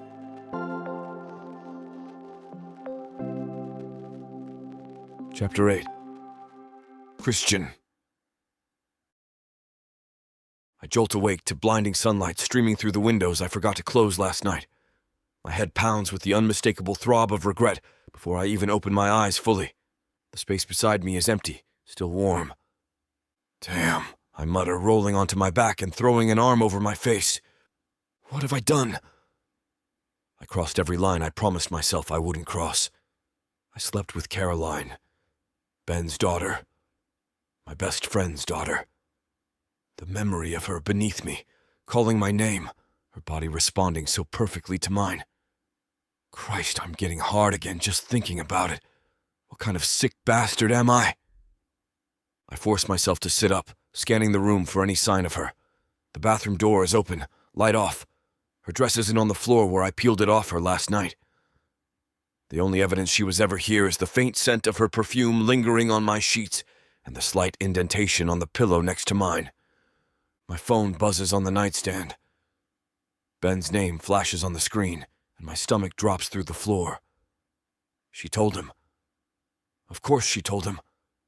Why wouldn't she? I'm twice her age. I took advantage of her. I deserve whatever's coming. I answer, bracing myself. Ben. Christian. Glad I caught you before your morning meetings. His voice is cheerful, oblivious. Just wanted to thank you again for everything you're doing for Caroline. She's over the moon about the salon space. Relief floods through me, followed immediately by crushing guilt that hits like a sledgehammer to the chest. He doesn't know. Thank God he doesn't know what happened between me and his daughter just hours ago. It's nothing. I manage, my throat so tight I can barely force the words out. She's got real talent. It's a solid business investment. The words sound hollow even to my own ears. Like I'm trying to convince myself as much as him that my interest in Caroline is purely professional. Well, it means the world to her. And to me.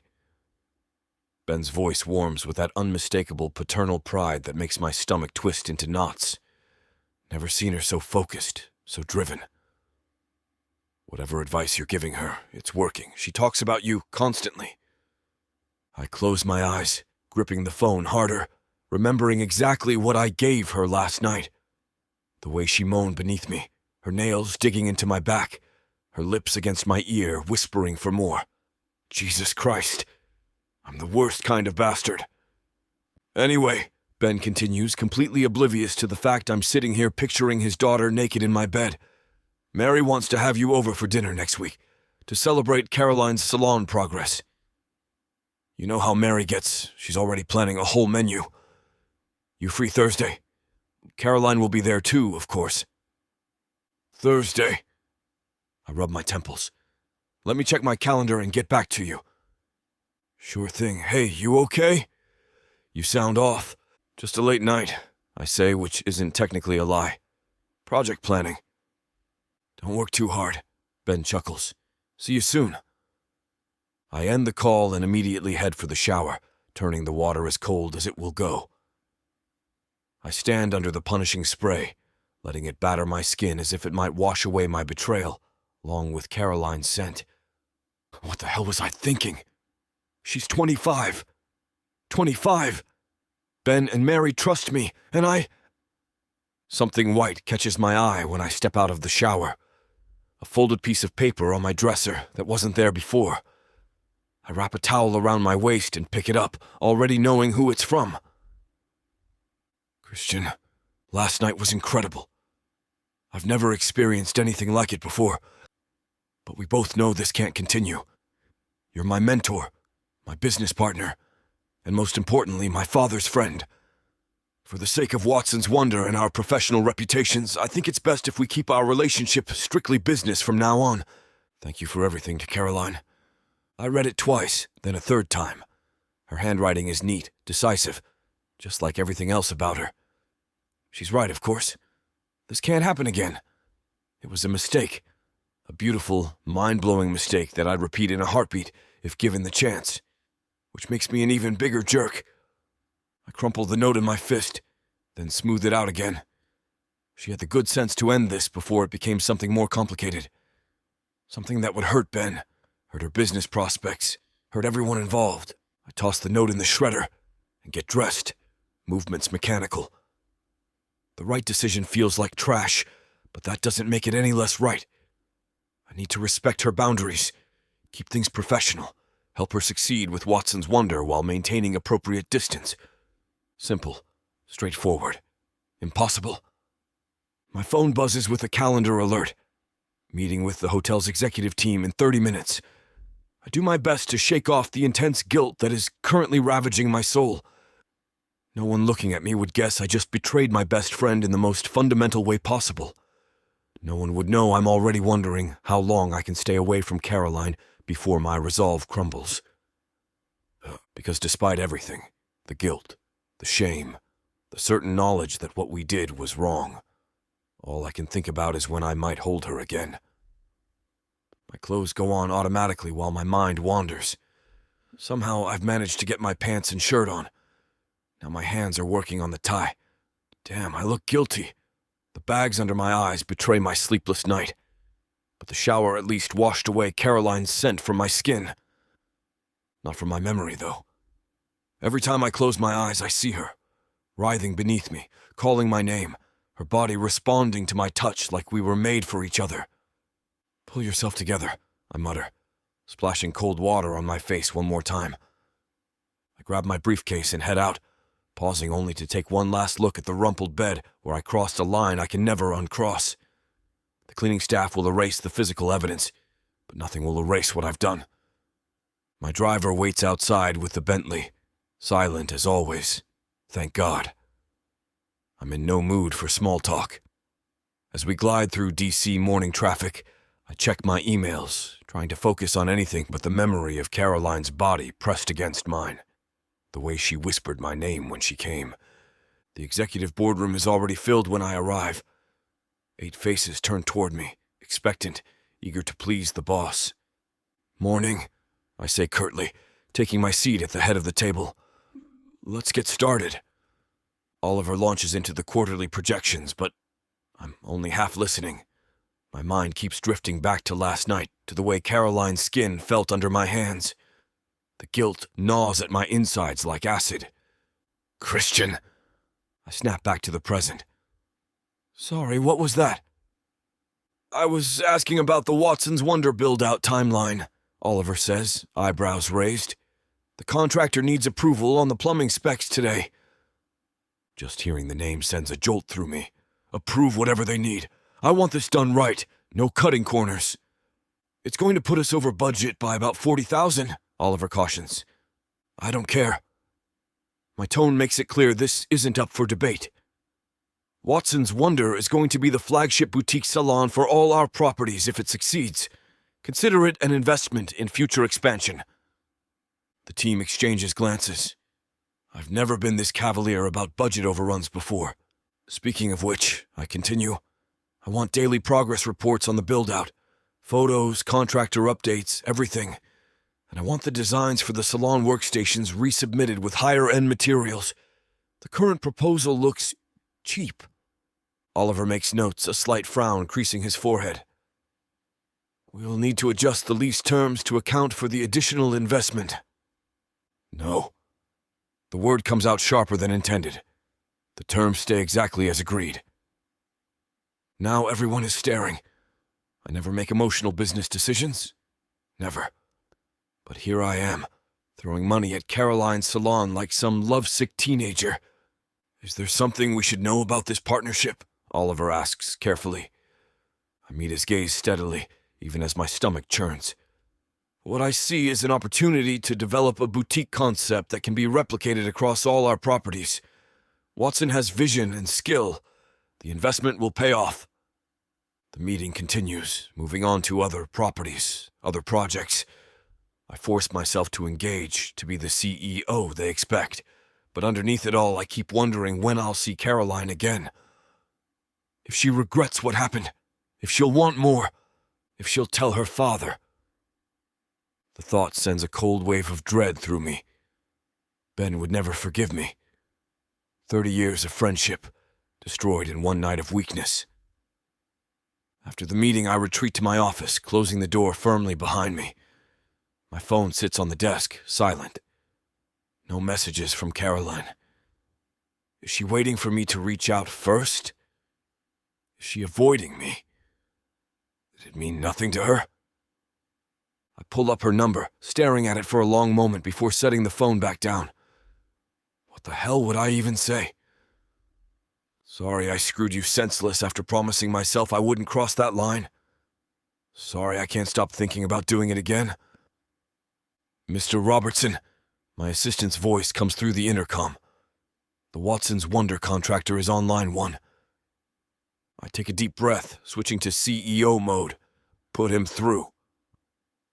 For the next 20 minutes, I discuss plumbing layouts and electrical requirements, approving changes that will make the salon exactly what Caroline envisioned. My expertise feels like both blessing and curse. I know exactly how to make her dream a reality, even as I know I should be keeping my distance. My phone buzzes with a text. My heart jumps, but it's just Oliver with more budget questions. I answer quickly, then find myself pulling up Caroline's contact information again. Before I can second-guess myself, I type, "Dinner tonight? Need to discuss salon progress." My finger hovers over the send button. This is a terrible idea. I should keep things strictly professional from now on.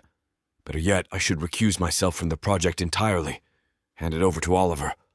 Instead, I hit send, hating myself for my weakness even as anticipation floods my veins at the thought of seeing her again. This is going to end badly, for everyone involved. I know it with absolute certainty.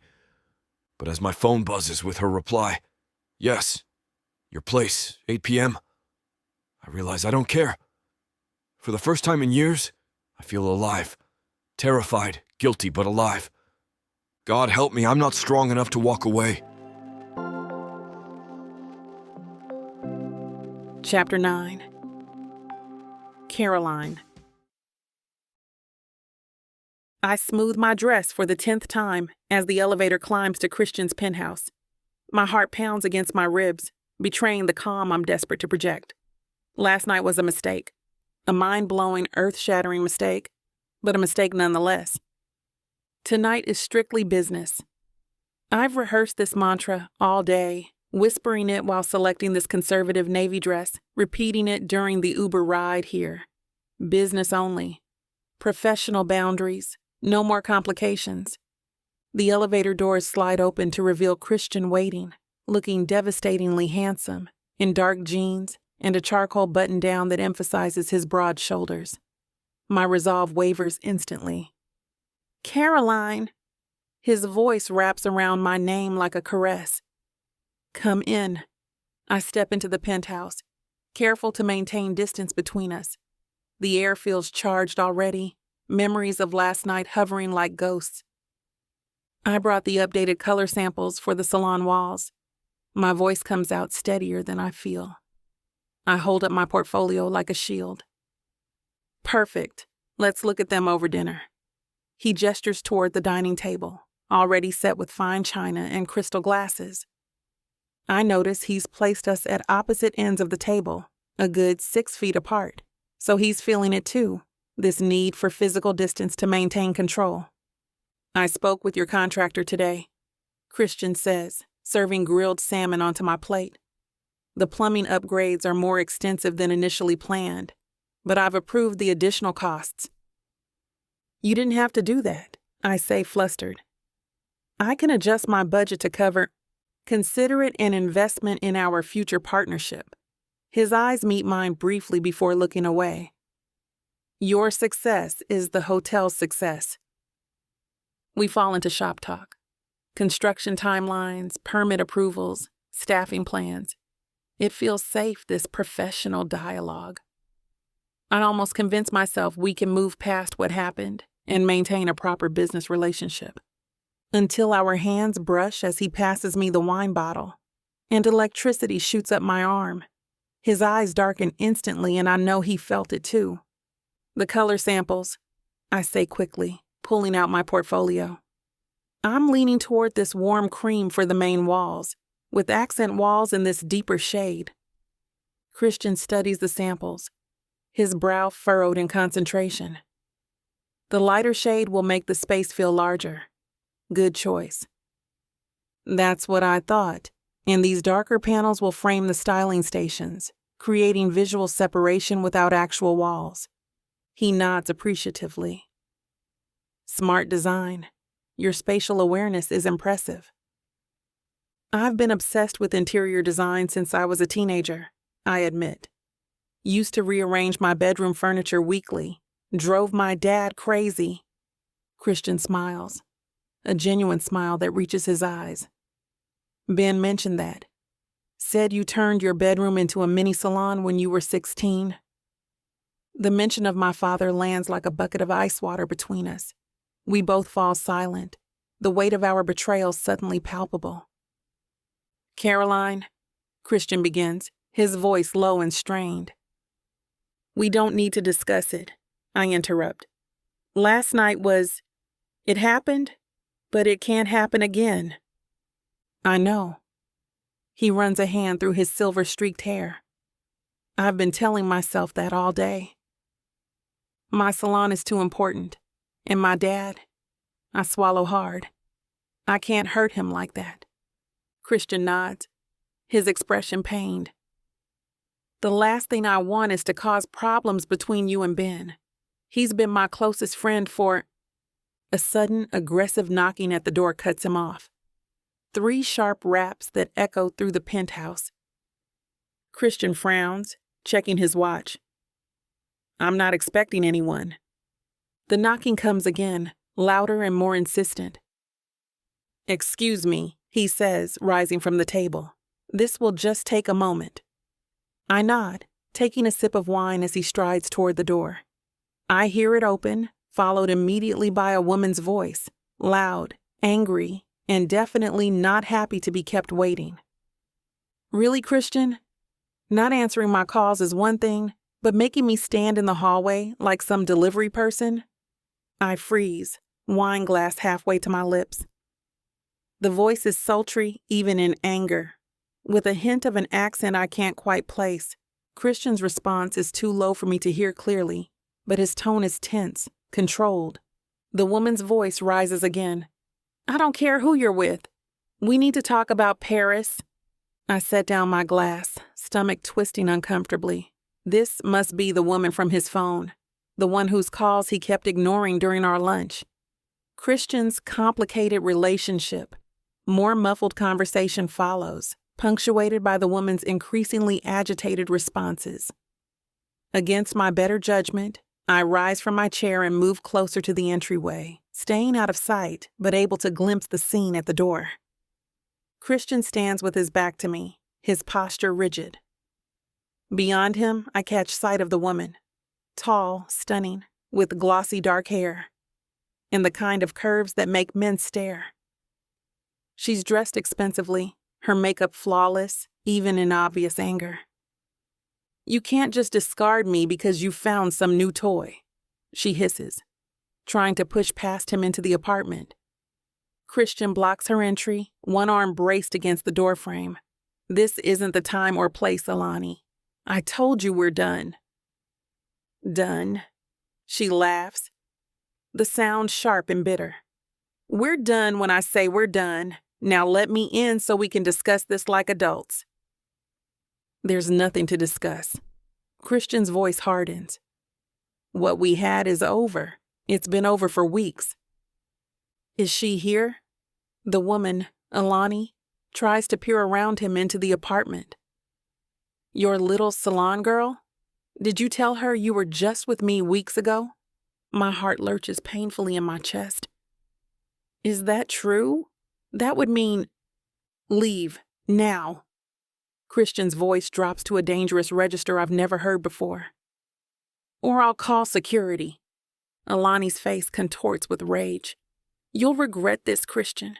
When you get tired of playing daddy to that child, don't come crawling back." I step back quickly, retreating to the table before either of them can spot me. My hands shake as I pick up my wine glass, mind racing with what I've just witnessed. Christian was with this woman, this beautiful, sophisticated woman, just weeks ago.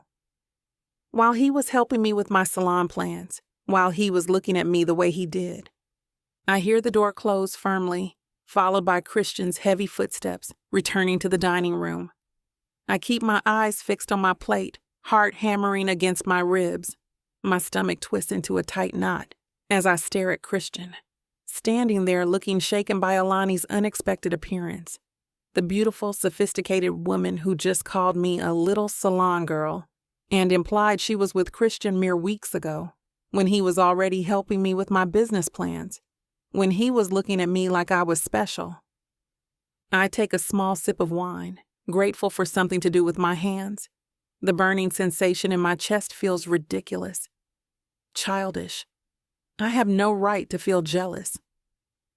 Christian and I aren't anything to each other. One night doesn't make a relationship. I apologize for that, Christian says, returning to the table. His voice sounds strained, professional. That was unfortunate timing. No need to apologize. I'm proud of how steady my voice sounds. Your personal life is your business. Caroline, we should get back to these color samples. I slide the portfolio toward him, my movements deliberate and controlled. The contractor needs decisions on the accent walls by tomorrow. Christian studies me, clearly surprised by my cool demeanor. Good. Let him see I'm not some naive girl falling apart because her crush has other women in his life. Are you all right? He asks carefully. Perfectly fine. I point to the color swatches. I'm leaning toward the warmer tones for the reception area. Creates a more welcoming atmosphere. He sits, tension visible in his shoulders. Caroline, about Alani. Really, it's none of my business. I cut him off with a professional smile. We're here to discuss Watson's wonder, not your dating life. The words come out sharper than intended, but I don't apologize. Why should I? I'm not the one with an angry ex showing up at my door. I'm not the one juggling women while pretending last night meant something special. That's not, Christian sighs, running a hand through his silver-streaked hair. What happened between us last night was a mistake, I finish for him. We both know that. You're my father's friend, my business mentor. What happened was inappropriate and unprofessional, and it won't happen again. The words hurt coming out, but they need to be said. I can't be another conquest for a man like Christian Robertson. I won't fight for someone I shouldn't even want. Christian flinches slightly at my bluntness. Is that really how you feel? Does it matter? I gesture vaguely toward the door where Alani stood minutes ago. You clearly have unfinished business elsewhere, and I have a salon to build. His jaw tightens. Alani and I are over. What you heard, what I heard isn't relevant. I straighten the papers in front of me, focusing on keeping my hands from shaking. What's relevant is the approval timeline for the construction permits. Have you heard back from the city inspector? Christian studies me for a long moment, and I force myself to meet his gaze steadily. I won't let him see how much this hurts, how foolish I feel for thinking last night was something more than just sex for him. Yes, he finally says, matching my professional tone. The inspector signed off this morning. Construction can begin Monday. Excellent. I make a note in my planner. And the stylist stations? Did the custom fabricator agree to our timeline? We fall into business discussion, the emotional temperature of the room dropping with each passing minute. This is better, safer. I can handle Christian as a business partner, a mentor, not as whatever last night was threatening to become. As we review floor plans and equipment specs, I notice Christian watching me closely. Confusion and something like regret in his eyes. Let him regret. Let him wonder. I refuse to be the young, naive girl chasing after an older man who clearly has women lined up in his life. I think we've covered everything, I say eventually, closing my portfolio. Thank you for dinner, but I should get going. Caroline. Christian's hand catches mine as I stand. I'd like to explain about Alani. I gently but firmly pull my hand away. There's nothing to explain. You don't owe me explanations about your personal life. Our relationship is professional. Is that what you want? His eyes search mine, intense and questioning. It's what's appropriate, I answer, maintaining my composure through sheer willpower. You're my mentor, my father's friend, nothing more. Something flashes in his eyes. Disappointment. Frustration, I can't tell. But he nods slowly, accepting my boundary. Of course, he says, his CEO mask sliding firmly into place. I'll have my driver take you home. Thank you. I gather my things, relieved he isn't pushing. I'll email you the final color selections tomorrow. As we walk to the door, the professional distance between us feels both necessary and painful. Last night seems like a dream now, something that happened to someone else. Good night, Christian, I say as the elevator doors open. Good night, Caroline. His voice is formal, controlled, just as it should be. As the elevator descends, I finally let my shoulders drop, exhaling the shaky breath I've been holding back. I've made the right decision, the only decision.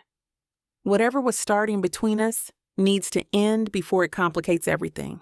My business, my relationship with my father, my life. No matter how much my heart protests.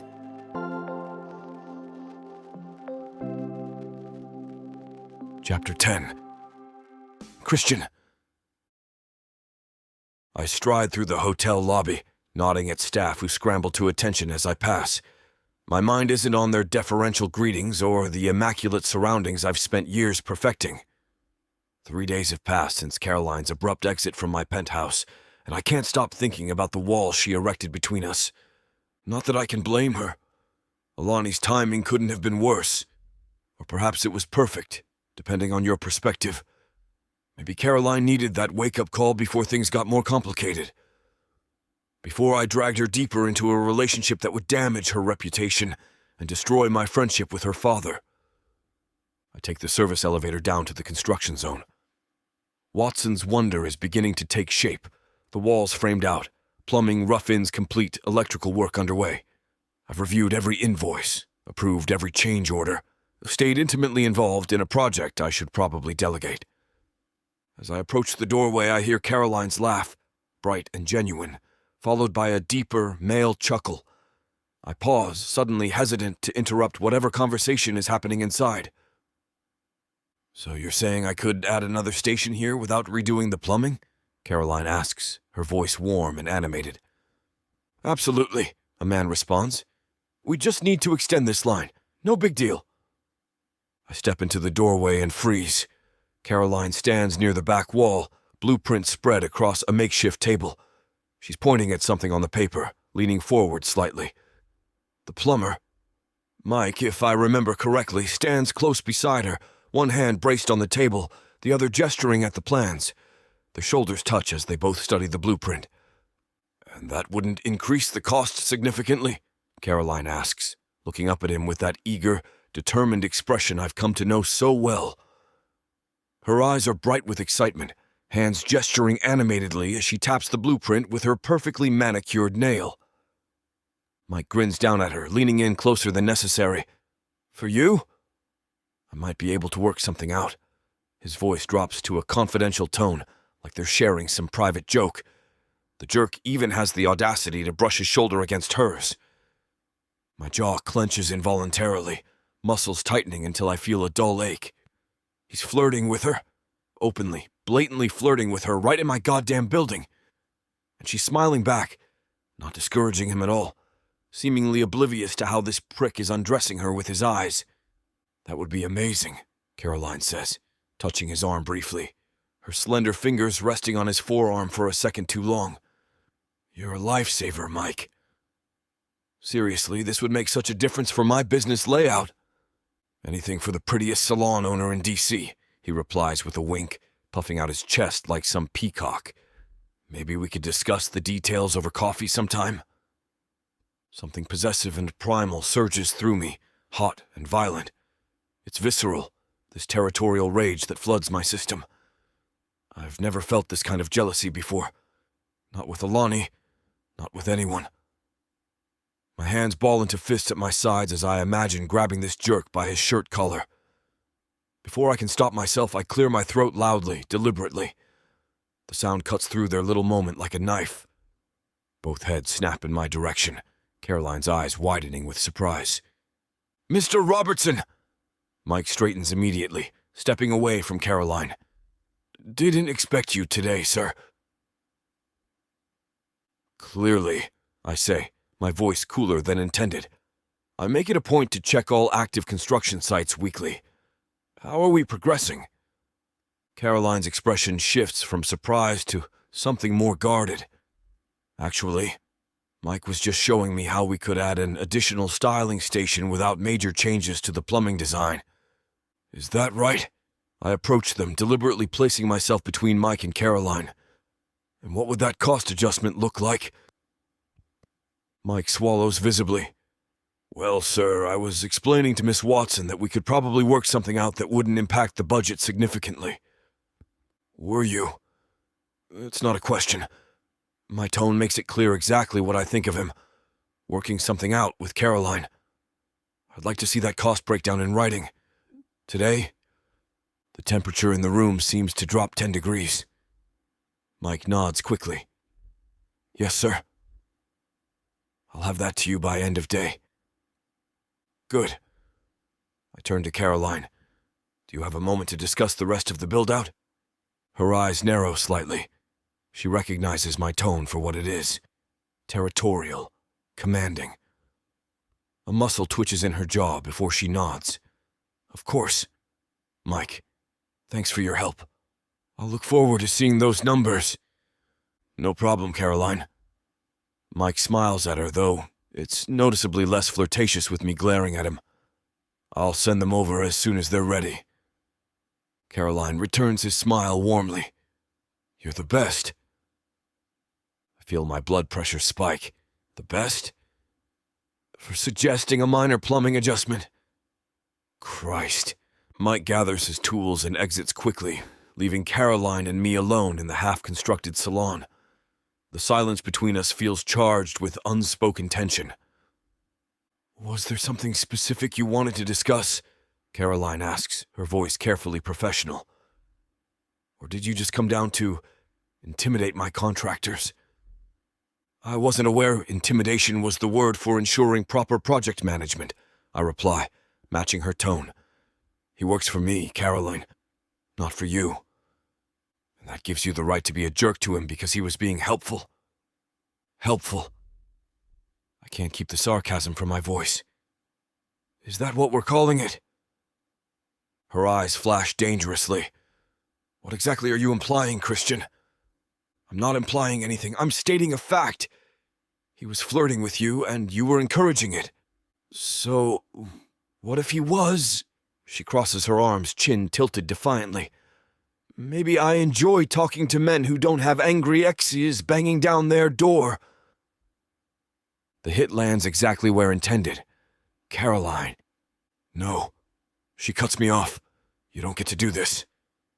You don't get to be jealous. You don't get to act like you have any claim on me. We agreed. Professional relationship only. Remember? I step closer, lowering my voice. You agreed. After Alani showed up and you refused to let me explain. There's nothing to explain. Her voice rises slightly, then she catches herself, glancing toward the doorway to make sure we're still alone. You're free to date whoever you want, Christian. Just like I'm free to talk to whoever I want. Is that what you want? To date other men? The thought makes something dark and possessive twist inside me. What I want is for you to stop acting like a jealous boyfriend when you're my business mentor. She gathers the blueprints, rolling them tightly. This is exactly why we can't be anything more. It complicates everything. She's right. I know she's right. But watching her smile at another man made something primitive override my rational brain. You're right, I concede, forcing myself to step back. I apologize. My behavior was unprofessional. Caroline studies me, clearly surprised by my admission. Yes, it was. It won't happen again. The words taste like ash in my mouth. Good. She nods once, decisively.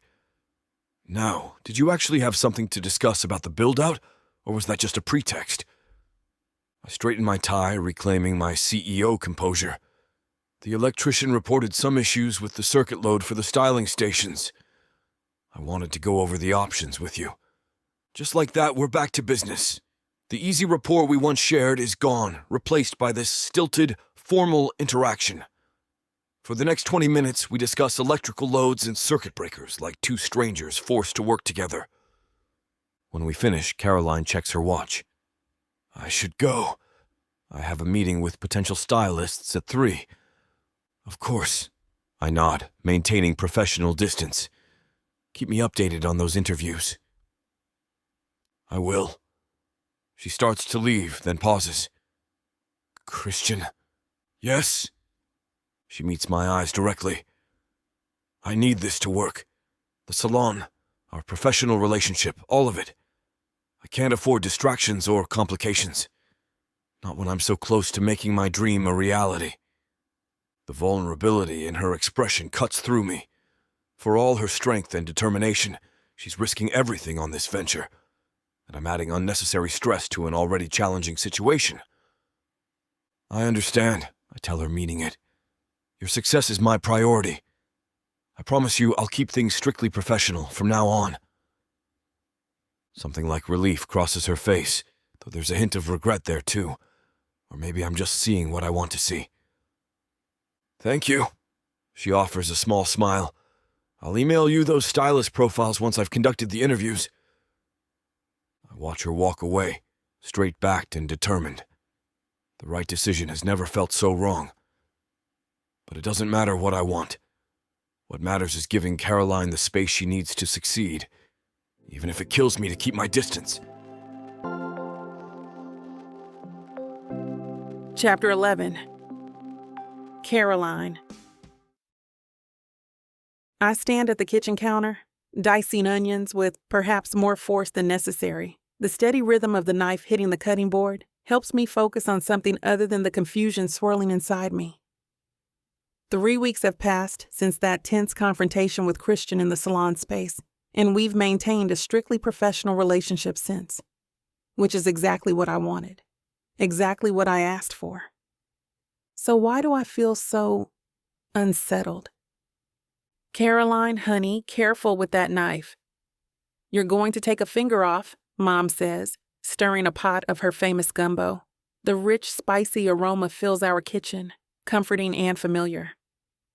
Sorry, I slow my chopping, trying to match Mom's methodical pace. Just got distracted.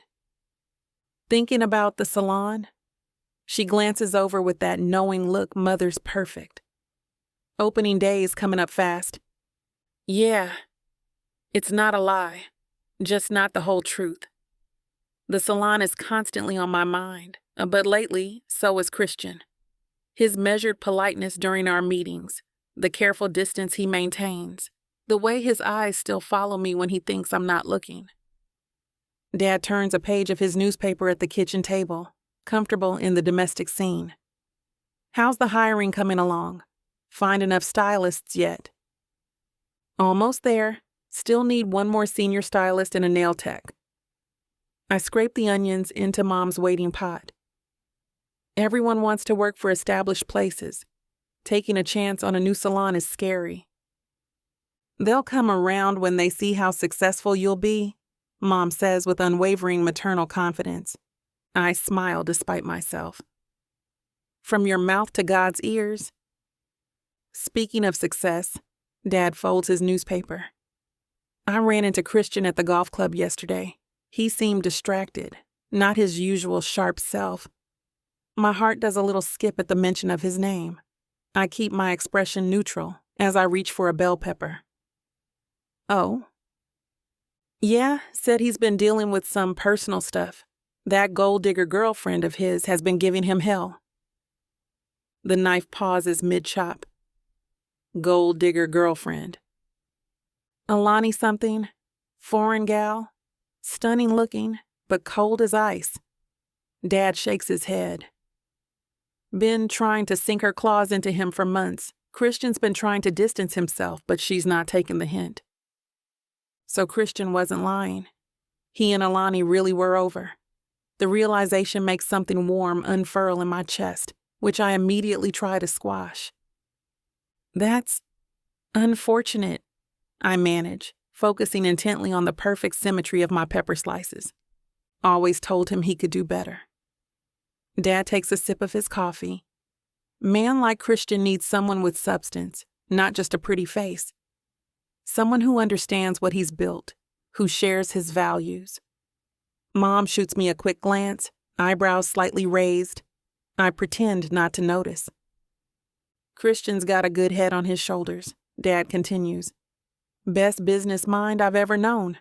Loyal to a fault, too. Been there for me through some tough times.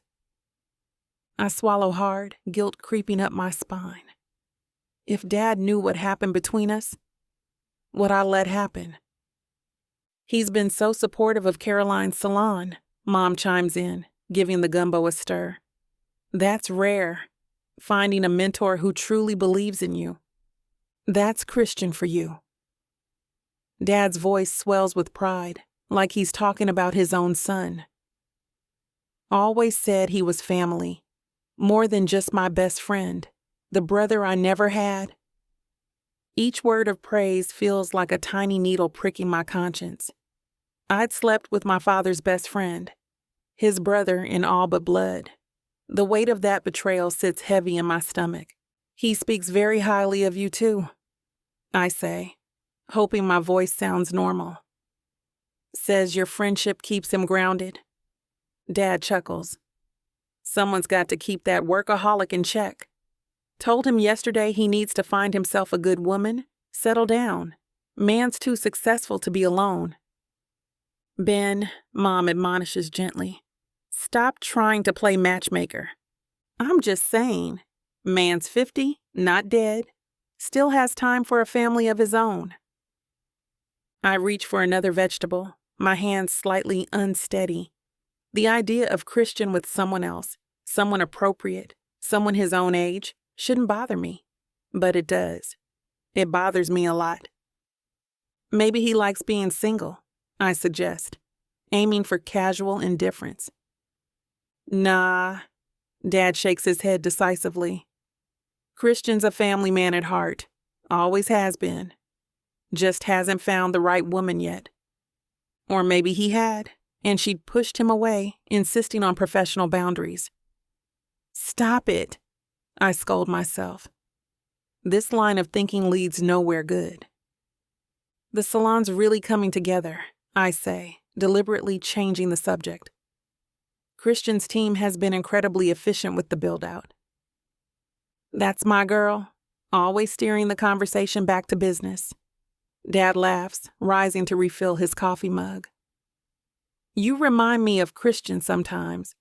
Both of you, all work and no play. If only he knew.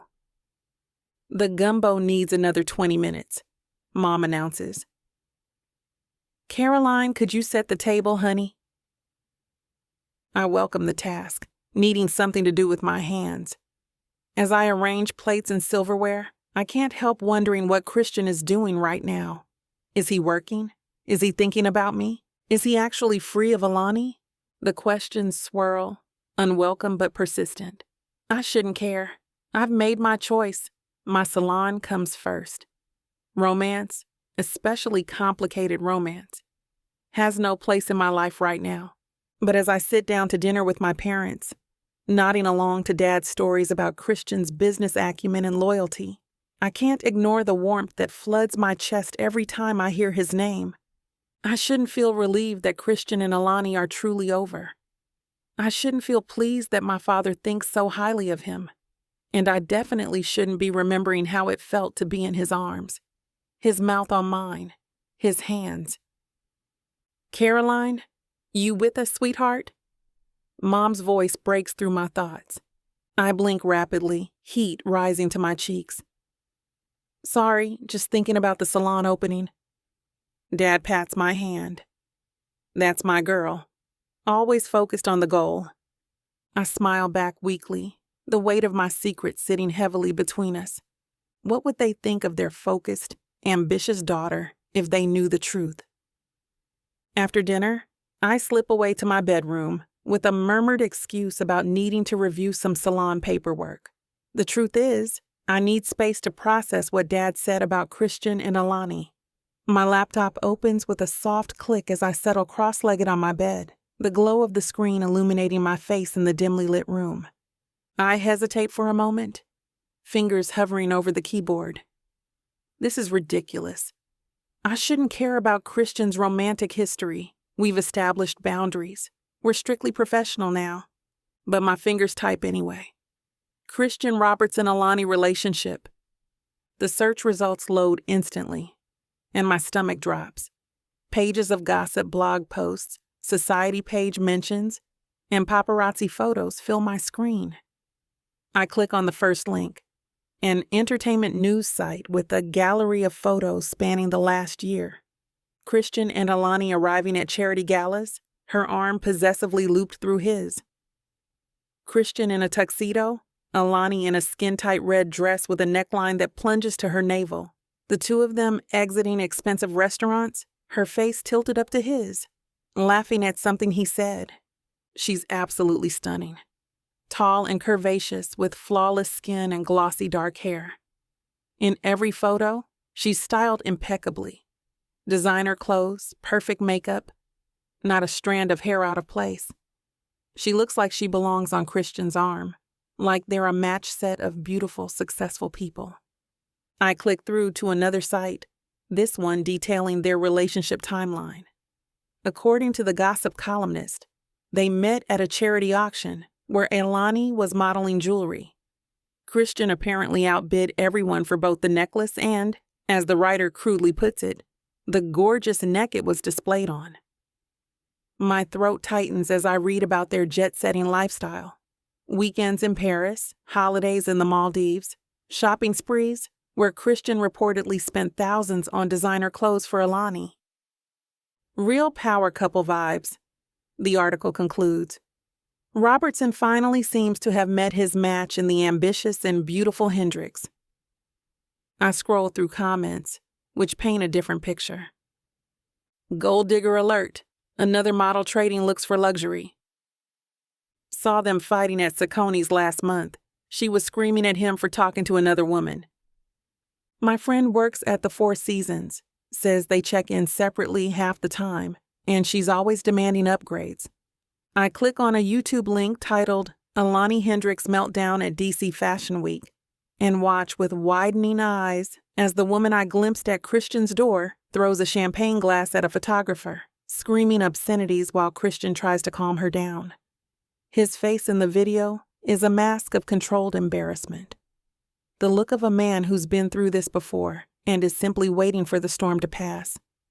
Seeing this side of their relationship should make me feel better, but instead, I just feel confused. Why would someone like Christian, smart, successful, powerful, put up with that kind of behavior? What hold did this woman have on him? I dig deeper, finding an interview where Alani discusses their relationship.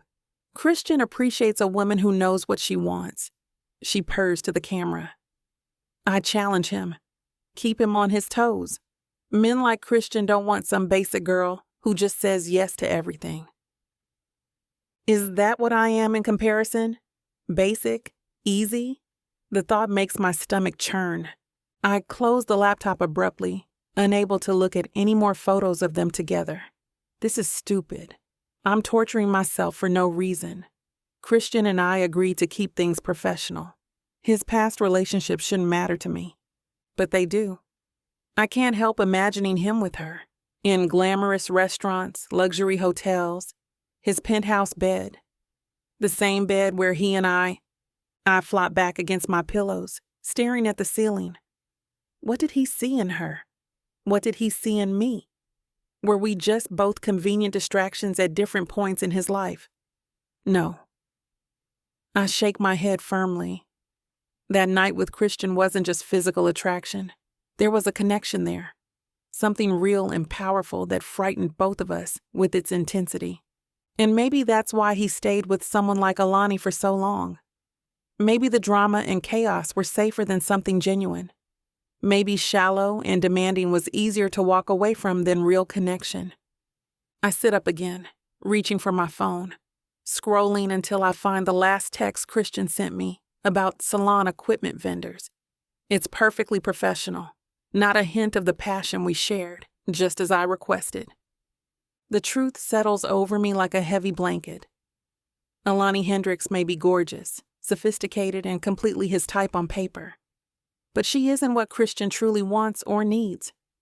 The comments, the videos, his reaction when she showed up at his door, they all tell the same story. Their relationship was toxic, surface level, a stereotype of what successful people are supposed to want. What Christian and I had, brief as it was, felt real, honest. And that's precisely why we both backed away. Because something genuine between us would complicate everything. I place my phone face down on the nightstand and switch off the lamp. Tomorrow I'll focus on the salon, on hiring staff, on making my dream a reality. That's what matters now. Not the way Christian looked at me like I was the only woman in the room. Not the chemistry that still crackles between us whenever we're alone together. And definitely not the fact that, despite everything, I still wonder what might have been if Alani hadn't shown up that night. Some doors are better left closed, no matter how tempting it is to peek inside. You know that feeling when a book pulls you in, wraps around you, and refuses to let go? When the tension is so thick, you swear you can feel it? Welcome to 30 sinfully addictive romance audiobooks that will ruin your sleep. Wow, I wasn't ready for this. One chapter in, and I'm already hooked. Oh, you thought this was just another audiobook collection. No, sweetheart. This is the Dirty 30. Forbidden love, dangerous desires, billionaires with secrets, bad boys who bite back. And every last word is dripped in temptation. I thought I could just listen to one chapter before bed. Now it's 2 a.m. and I need answers. Need. So what are you waiting for? Click the link. Start listening. Let the Dirty 30 ruin you in the best way possible. Escape your life with Miss Tyla.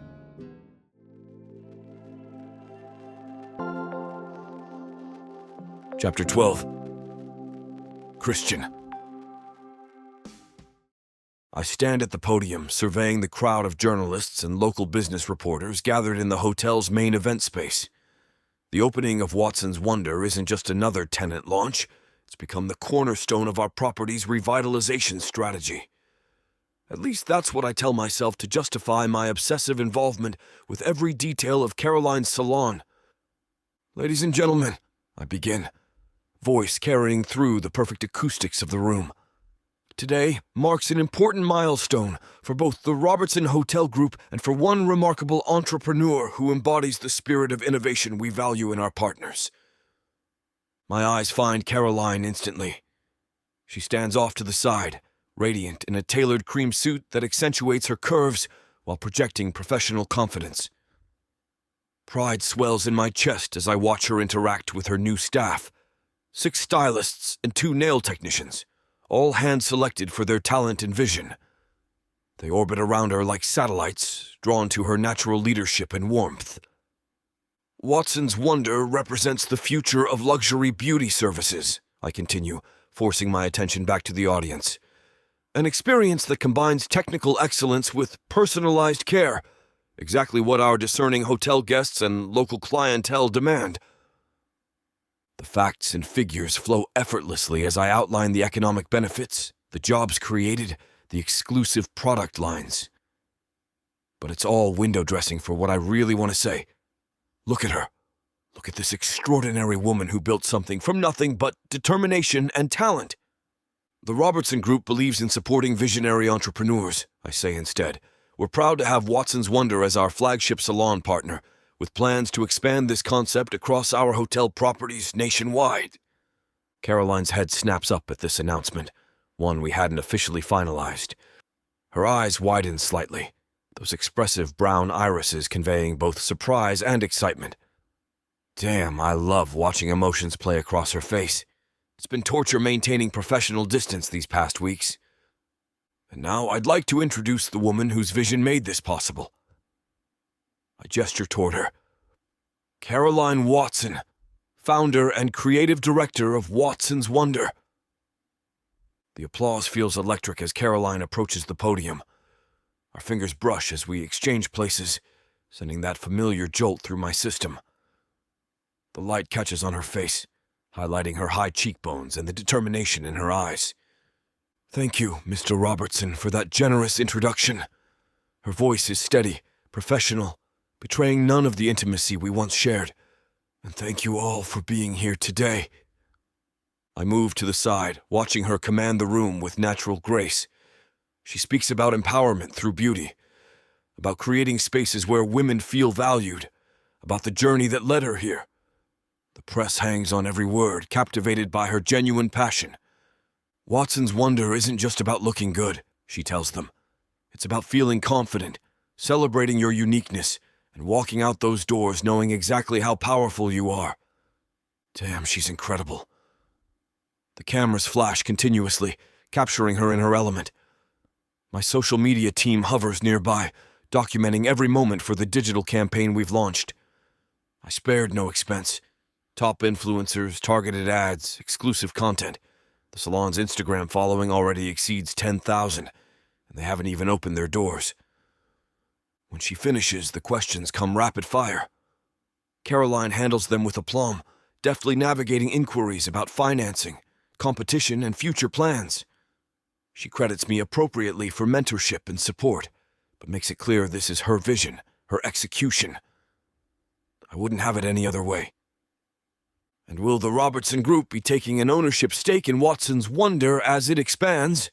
asks a business reporter from the Post. Caroline glances at me, a silent question in her eyes. We hadn't discussed this publicly. "The details of our ongoing partnership are still being finalized," I interject smoothly. "What matters today is celebrating this remarkable achievement and the woman behind it." The press conference wraps up, transitioning to the salon tour. Caroline leads journalists through the space, explaining design choices and specialty services. I hang back, letting her shine while consulting with my social media director about the day's coverage. "We're already trending locally," Emma reports, showing me her tablet. Hashtag Watson's Wonder and hashtag Beauty Empowerment are gaining traction. The influencer posts are performing above projections. Good. I nod absently, my attention drawn to Caroline as she demonstrates a styling station's features. "Make sure we're capturing testimonials from the first clients tomorrow. I want authentic reactions, not just polished marketing." "Already scheduled, sir."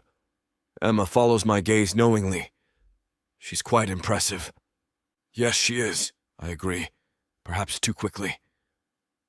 The salon itself is stunning. Warm cream walls with deep burgundy accents, exactly as Caroline had envisioned. Custom Italian styling chairs, state-of-the-art equipment, and a reception area that feels more like a luxury living room than a waiting space.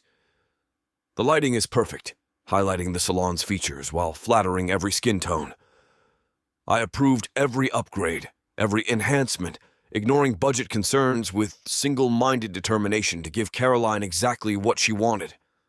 As the crowd thins, Caroline approaches, her professional smile softening slightly. "Nationwide expansion? That's the first I'm hearing of it." "A possibility worth exploring," I reply, maintaining appropriate distance despite the magnetic pull I feel toward her. My fingers practically itch with the urge to brush back that rebellious strand of hair that's escaped her updo, curling temptingly against her cheek. I shove my hands into my pockets instead. "Your concept is too good to limit to one location. What you've created here deserves to be shared with women everywhere." "You continue to surprise me, Christian," she says quietly, her eyes searching mine with an intensity that makes my breath catch. Those expressive brown eyes seem to look straight through my facade, past all my carefully constructed walls. In good ways, I hope. My voice drops lower, more intimate than I intended in this public setting. Damn it. I need to get a grip. A ghost of a smile plays at her full lips, the slight curve sending an inappropriate surge of heat through my body. "The jury's still out," she responds, a hint of sass in her tone that I find irresistibly appealing. Before I can respond with something that would definitely cross our professional boundaries, One of her stylists approaches with a question about tomorrow's opening procedures. Caroline turns away, transforming instantly before my eyes. I watch her go, mesmerized by the confident sway of her hips and the way the professional mask slips back into place as she addresses her team's concerns. Even in business mode, she's breathtaking. The ache in my chest is familiar now. This constant tension between wanting her and respecting the boundaries she established. Between desire and propriety. Between what I want and what's right. As the event winds down, I find myself standing at the salon's entrance, observing Caroline in her element. She's glowing with achievement, her dream finally materialized in gleaming surfaces and elegant design. Watching her happiness sends a complicated mixture of pride and regret through me. I built this space for her. I moved mountains to make it perfect. But I can't be with her the way I want to be. The price is too high. Her reputation, her relationship with her father, the salon's credibility. I won't risk destroying everything she's worked for because I can't control my feelings. So I'll continue being her mentor, her business partner. I'll help expand Watson's wonder across the country. I'll watch her succeed from an appropriate distance. And I'll ignore the way my heart contracts painfully when she smiles. Chapter 13. Caroline. I adjust the mirror at my lead stylist station, feeling the rush of satisfaction that hasn't faded since our grand opening a week ago. Watson's wonder isn't just surviving, it's thriving. Every chair has been filled, appointments booked solid 2 weeks out, and our social media following grows hourly. The dream I sketched on cocktail napkins years ago now surrounds me in gleaming surfaces and bustling activity. Caroline, your 10 o'clock is here. Jasmine calls from reception. Her voice holds a strange note of warning that makes me look up. When I see who's waiting, I understand why. Alani Hendricks stands in my reception area like she owns it, designer sunglasses perched on top of her head, surveying my salon with thinly veiled disdain. She's even more striking up close. Flawless makeup, gleaming dark hair, and a figure poured into an outfit that probably costs more than my monthly rent. I straighten my shoulders and approach with my most professional smile, mentally slipping into my businesswoman persona, the one I've practiced in the mirror countless times for difficult clients. Miss Hendricks, welcome to Watson's Wonder. We're delighted to have you visit our space. Caroline. My name sounds like an accusation in her mouth, each syllable dripping with barely contained contempt. Christian has mentioned you, the little salon girl with big dreams. The condescension in her tone makes my spine stiffen, but I maintain my composure. Years of dealing with demanding clients prepared me for this moment, though none quite as intimidating as Christian's ex. I keep my voice steady and my expression neutral. Well, those dreams are now reality, as you can see. I gesture around at the bustling salon with its modern fixtures and sleek design. What service can we provide for you today? We have several specialty treatments that are exclusive to our salon. Full package.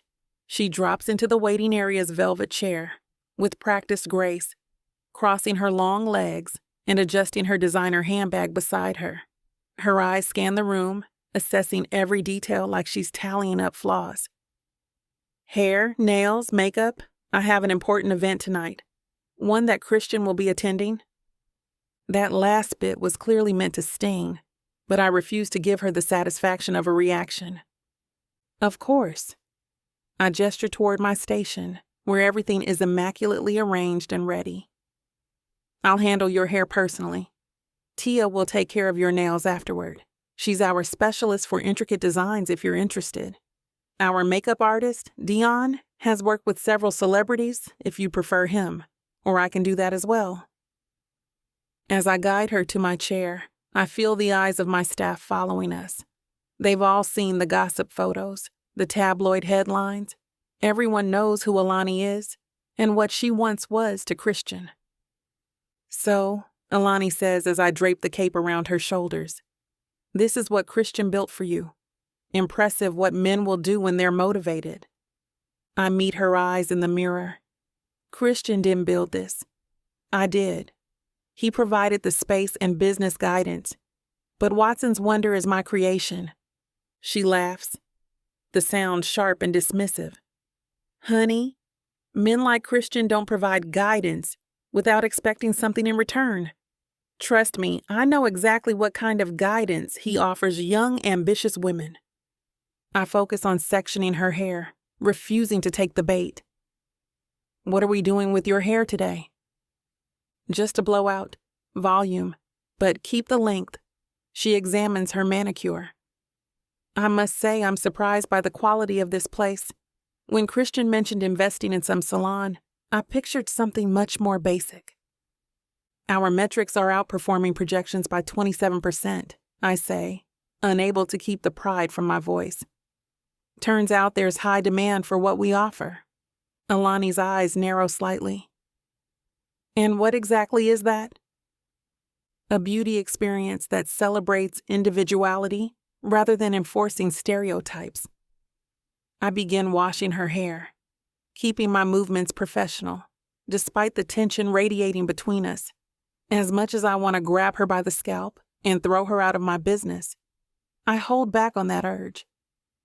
We help clients discover their own unique beauty, not conform to someone else's standards. How cute. She closes her eyes as I rinse. Though I suppose that approach works well for women who need the confidence boost. For the next 40 minutes, I style Alani's hair with meticulous care, refusing to let her needling comments affect my work. She makes subtle digs about my age, my business model, even my outfit choices. I respond with nothing but professional courtesy. When I finish with her hair, which looks absolutely fantastic if I do say so myself, I lead her to Tia's station for her nail service. Her hair cascades down her back in voluminous waves that catch the light perfectly, making even me a little jealous of how good my own work is. I'll check on you in a bit, I tell them, flashing a professional smile while silently thanking the universe for the brief respite from Alani's company. My cheeks hurt from forcing politeness for the last 40 minutes. I retreat to the front desk, shoulders relaxing the moment I'm out of her immediate orbit. The computer screen becomes my sanctuary as I dive into reviewing appointment schedules, checking the day's flow, and making mental notes about product inventory we need to restock. Just as I'm getting into a productive rhythm, Alani's voice slices through the salon's ambient music like a knife. Are you serious? This is completely unacceptable. Her tone drips with condescension, loud enough to make several clients look up from their magazines. I turn to see Tia, my sweet, talented Tia with 5 years of experience, and a client waiting list 2 weeks long, looking completely flustered. Her normally confident posture has crumpled as Alani examines her half-finished nails with exaggerated disgust, holding them up to the light as if inspecting diamonds for flaws. I specifically asked for Russian almond tips, not this rounded disaster. Alani continues, her voice carrying deliberately through the entire salon. She doesn't even try to keep it down, making sure everyone hears her complaints.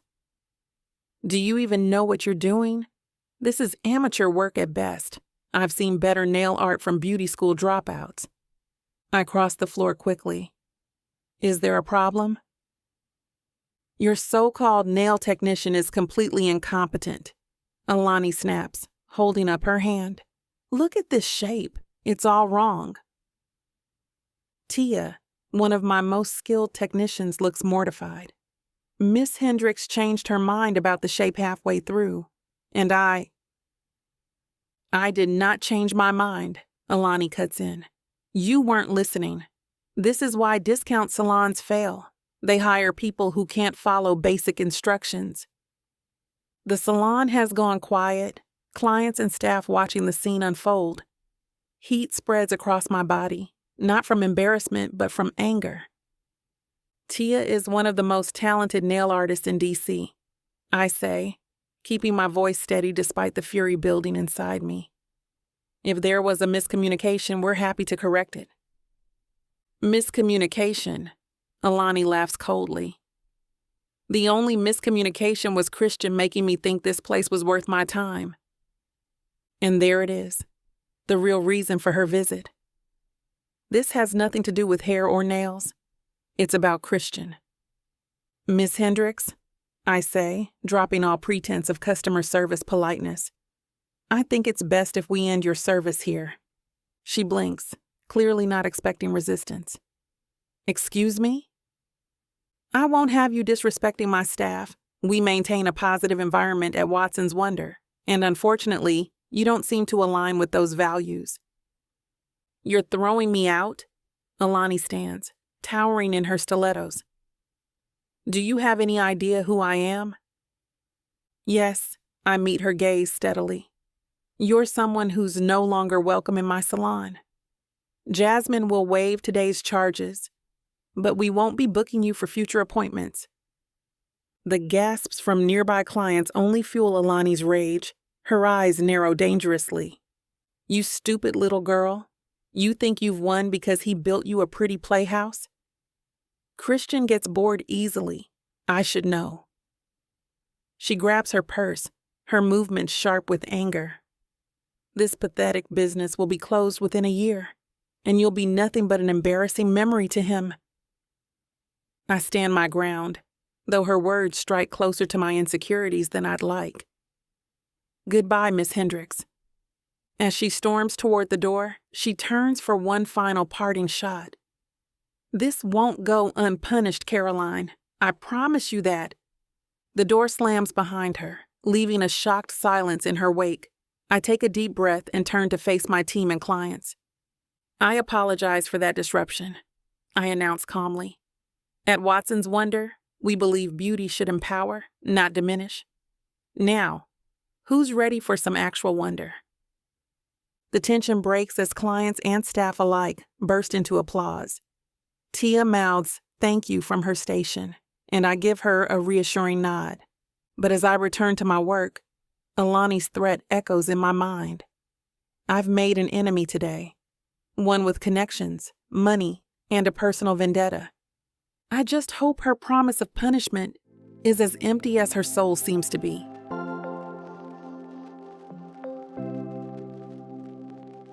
Chapter 14. Christian. I'm knee-deep in documents that need my signature when my office door flies open without warning. The finance team's scattered numbers across 3 monitors blur as my attention snaps to Caroline storming in, her eyes blazing with unmistakable fury. Do you make a habit of sending your exes to terrorize small business owners, or am I just special? Caroline slams her purse on my desk, scattering several perfectly arranged documents. What are you talking about? I close my laptop, giving her my full attention.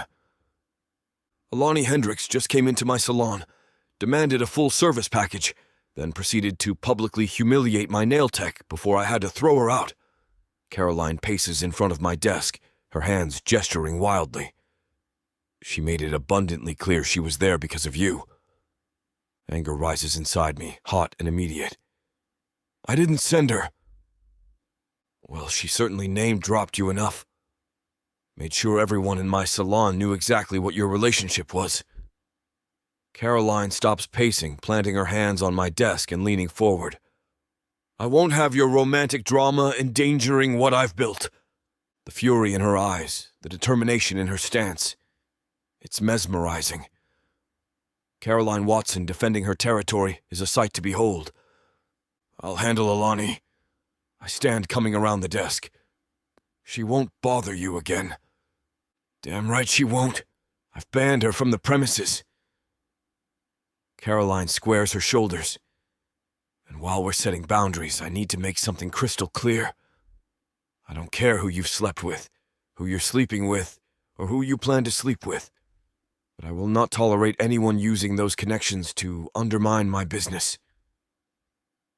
I move closer, drawn to her fire. Is that what you think? That I'd let someone sabotage something you've worked so hard for? I don't know what to think anymore. She crosses her arms. All I know is that woman threatened me. And I've got staff members shaken by her behavior. I'll call security right now. She's barred from this property. I reach for my phone. What exactly did she say to you? Caroline's laugh lacks humor. Oh, the usual.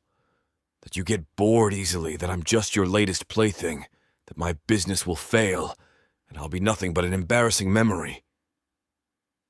Something dark and possessive surges through me. None of that is true. Isn't it? Caroline challenges, stepping closer. You two seem pretty serious from what I've read. My eyebrows raise. You've been researching me? Don't flatter yourself. I was curious about the woman who showed up screaming at your door. She scratches at her neck, betraying her attempt at nonchalance.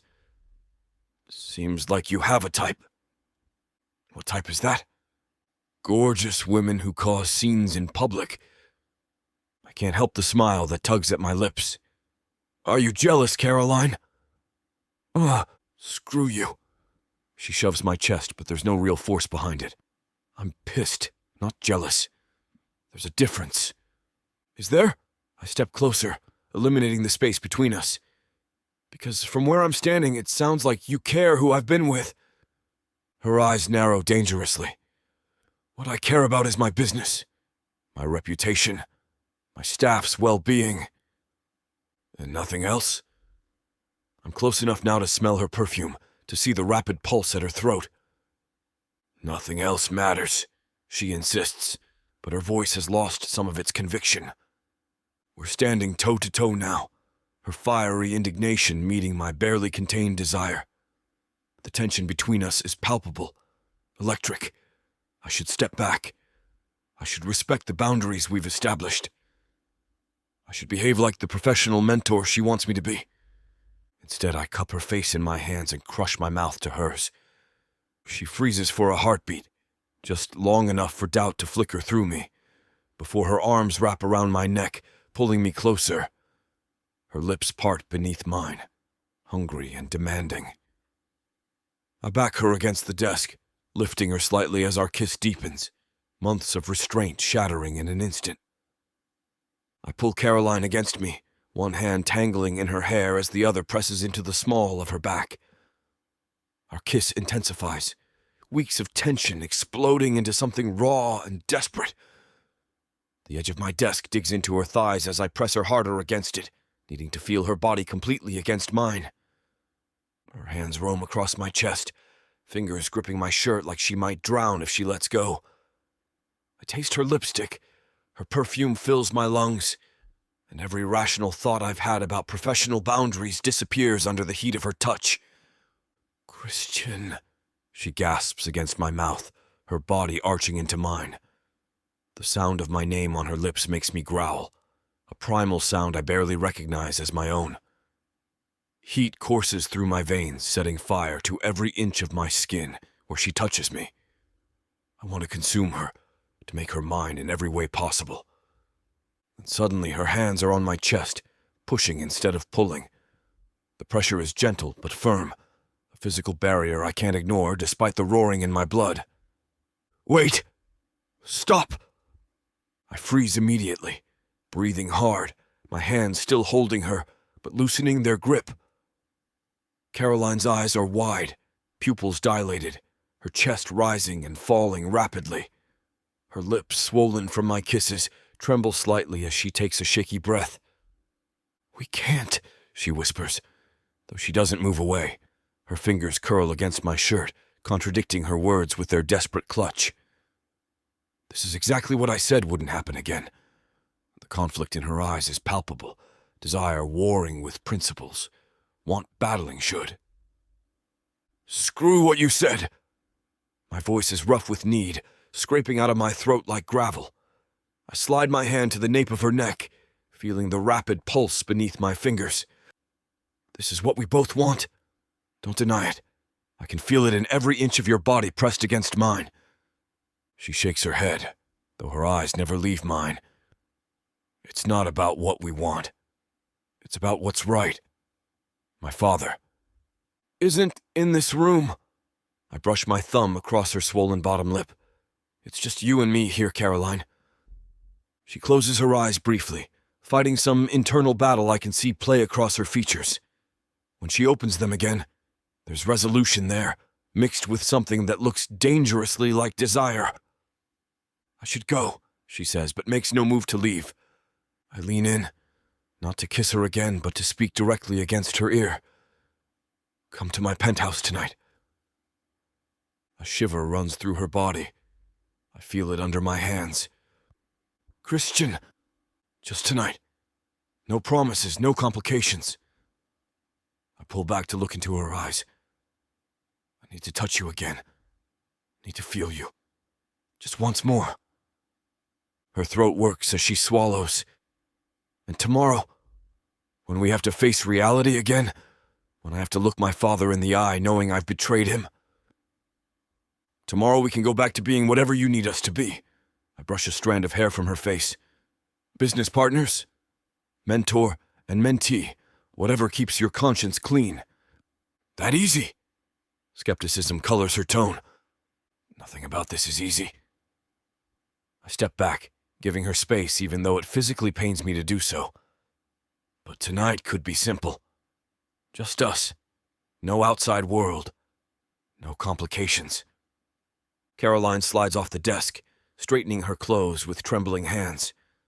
I can see the war raging behind her eyes. Desire versus duty, want versus should. What about Alani? And everything else that comes with you? She asks, her voice soft but direct. There is no Alani. There hasn't been for a long time. There's nothing but empty gossip and her refusal to accept reality. I run a hand through my hair, frustration evident. Don't use her as an excuse. And my salon? My reputation? What happens in my penthouse stays there. No one needs to know. She considers this, her teeth worrying her bottom lip in a way that makes me want to pull her back into my arms. 8 o'clock, I say, making it both a suggestion and a command. I'll send a car. Caroline adjusts her purse strap, squares her shoulders. For a moment, I think she's going to refuse, to reestablish those professional boundaries she's so determined to maintain. Instead, she gives a single, decisive nod. 8 o'clock.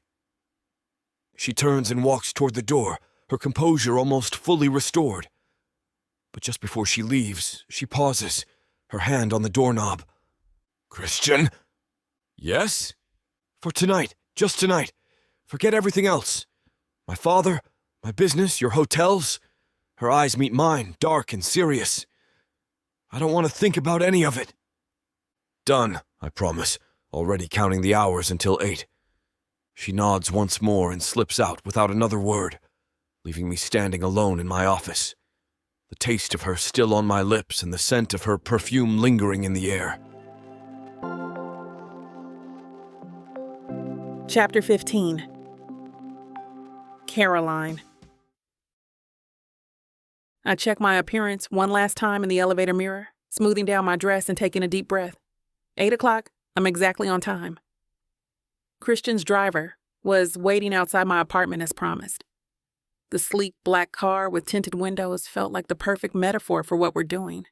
Hidden, secretive, dangerous. The elevator doors slide open directly into Christian's penthouse foyer. Before I can even step out, he's there, his eyes dark with hunger as they lock onto mine. You came. His voice is rough, almost surprised. I said I would. I step into the foyer, my heart hammering against my ribs. Christian doesn't waste another second.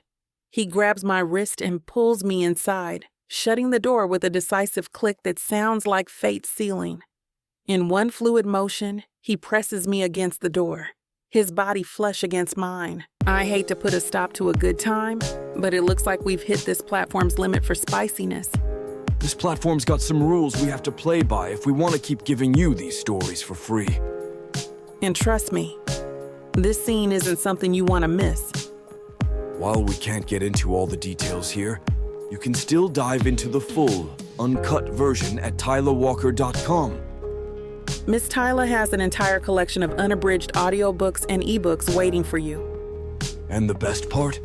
You can treat yourself with 40% off when you use the code SAVE40. That's right. You'll save on any digital product, even bundles that are already discounted.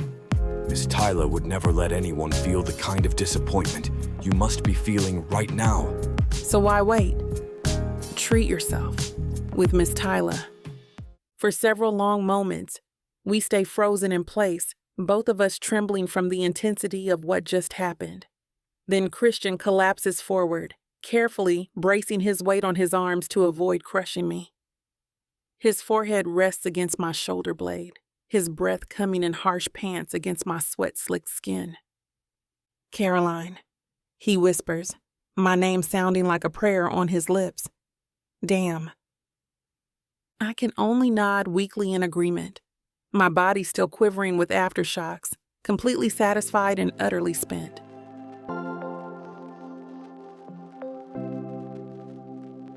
Chapter 16. Christian. I lean back in my leather chair, studying the financial reports Oliver has meticulously laid out across my desk. The numbers for Watson's Wonder's first month are displayed in clean, organized columns. Revenue, expenses, profit margins, customer acquisition costs. But it's the bottom line that has both of us raising our eyebrows.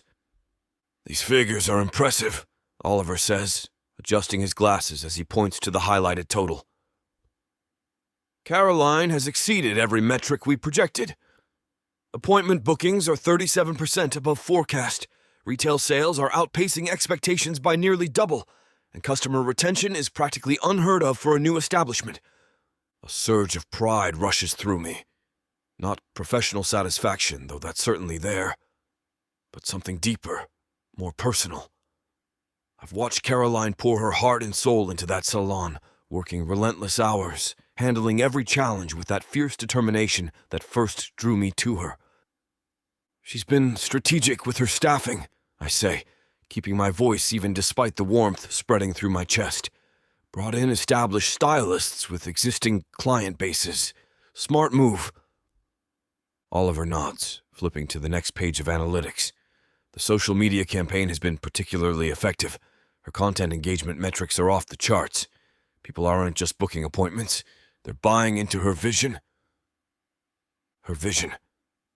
The phrase echoes in my mind as I recall Caroline sitting across from us in that restaurant that first day, eyes blazing with passion as she laid out her dream. I'd seen plenty of entrepreneurs with business plans and projections, but a few with that raw, authentic fire. "What's the forecast for Q2?" I ask, forcing myself to focus on the business discussion. If she maintains this trajectory, we're looking at approximately 22% growth. Oliver shuffles through more papers. The inventory management system is working efficiently, and her staff retention looks solid. No red flags whatsoever.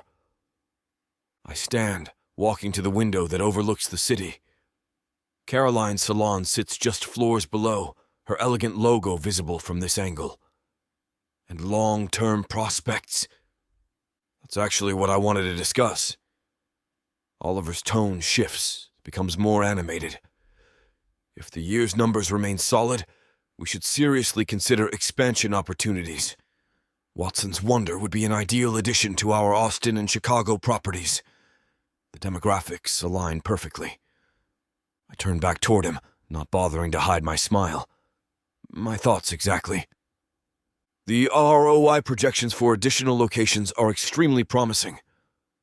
Oliver hands me another document.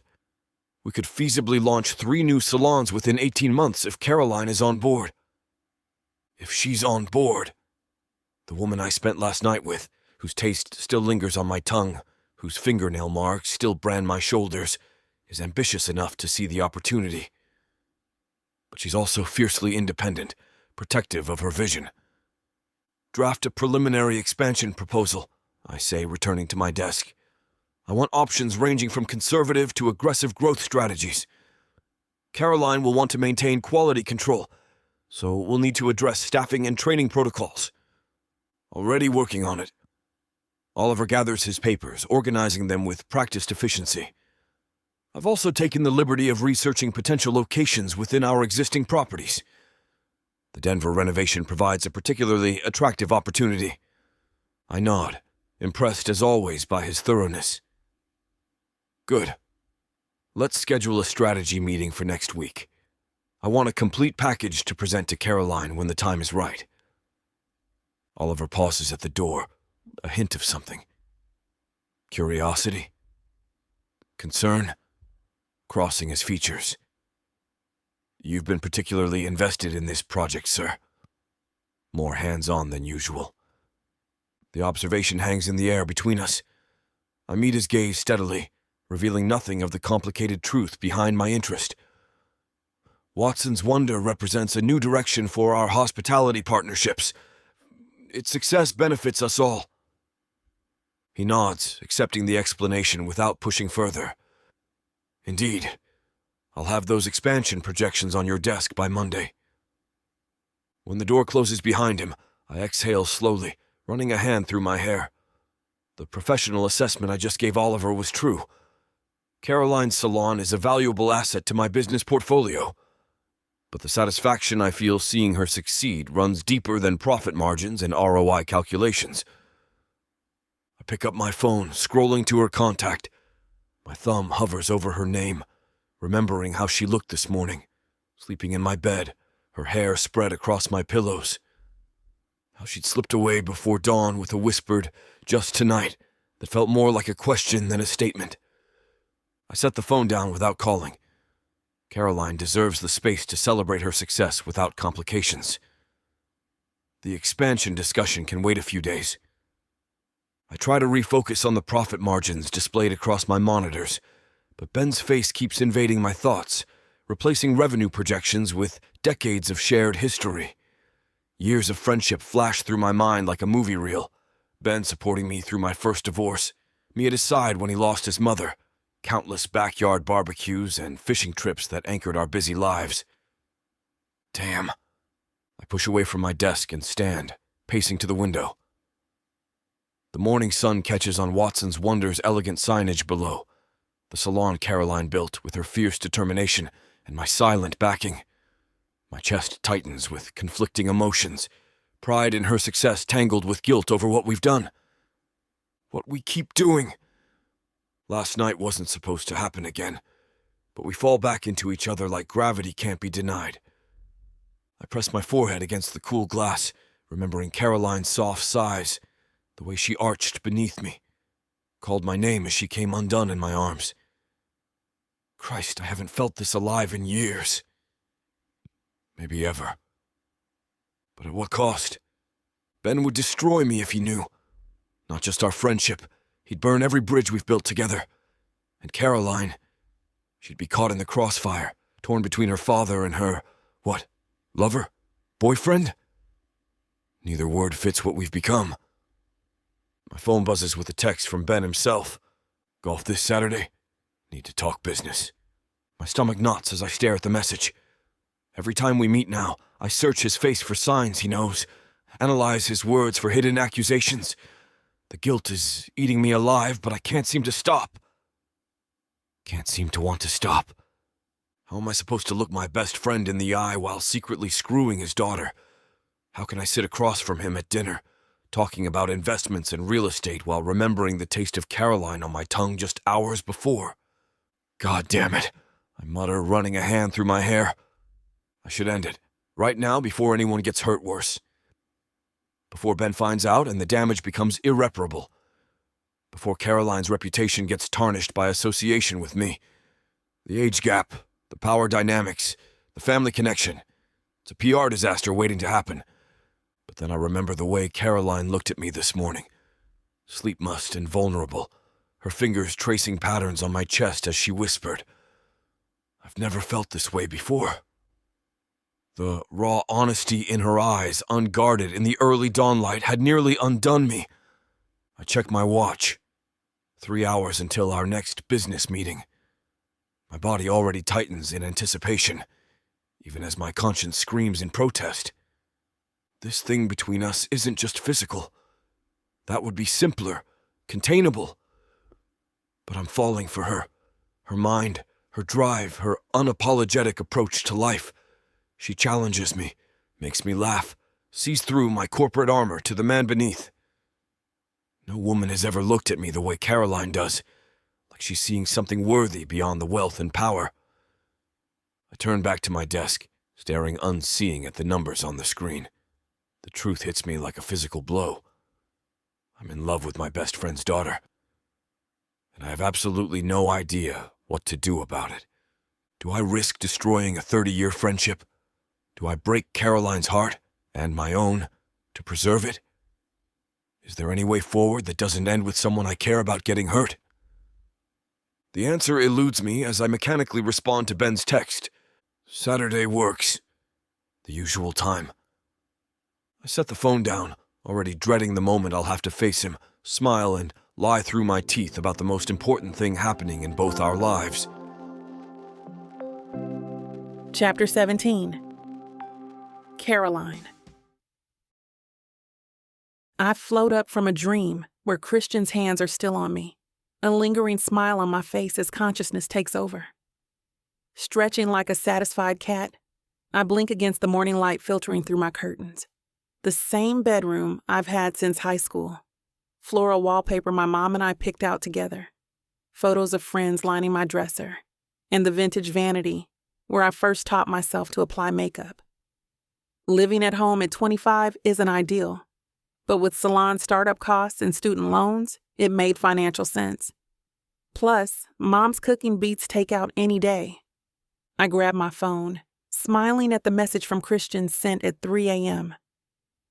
Thinking about you, can't sleep. God, what are we doing? This thing between us keeps growing more intense, more complicated, and more incredible. I shake my head, forcing myself out of bed.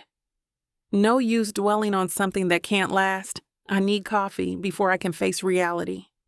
Padding down the hallway in sleep shorts and an oversized t-shirt, I hear hushed voices from the kitchen. Mom and Dad talking in those serious tones that always spell trouble. I slow my steps, wondering if I should retreat back to my room. Too late.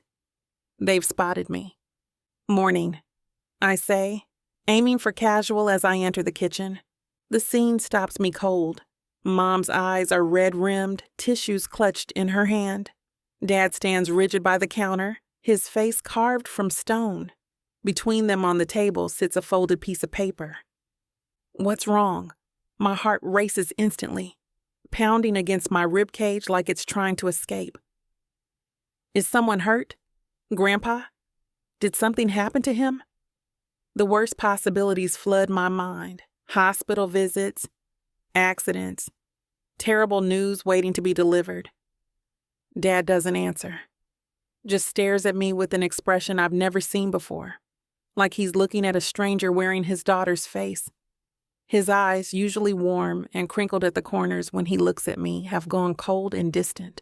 The muscle in his jaw twitches, a warning sign I've known since childhood. Sit down, Caroline, Mom says, her voice strained, breaking slightly on my name. She gestures to the empty chair across from her, the one where I usually sit for Sunday breakfast and family meetings. The chair where I announced my college graduation, my first salon job, my dreams. You're scaring me. What's happening? I remain standing, suddenly aware of how vulnerable I feel in my pajamas, the worn cotton shorts revealing too much leg, the oversized t-shirt hanging off my shoulder. The kitchen feels too bright, too exposed, like I'm standing in a spotlight. Dad picks up the paper and holds it out, his fingers gripping it so tightly the edges crumple. Maybe you can explain this. His tone is flat, controlled in that dangerous way that's worse than yelling. I take it with trembling fingers, a sick feeling building in my stomach, rising like bile in my throat.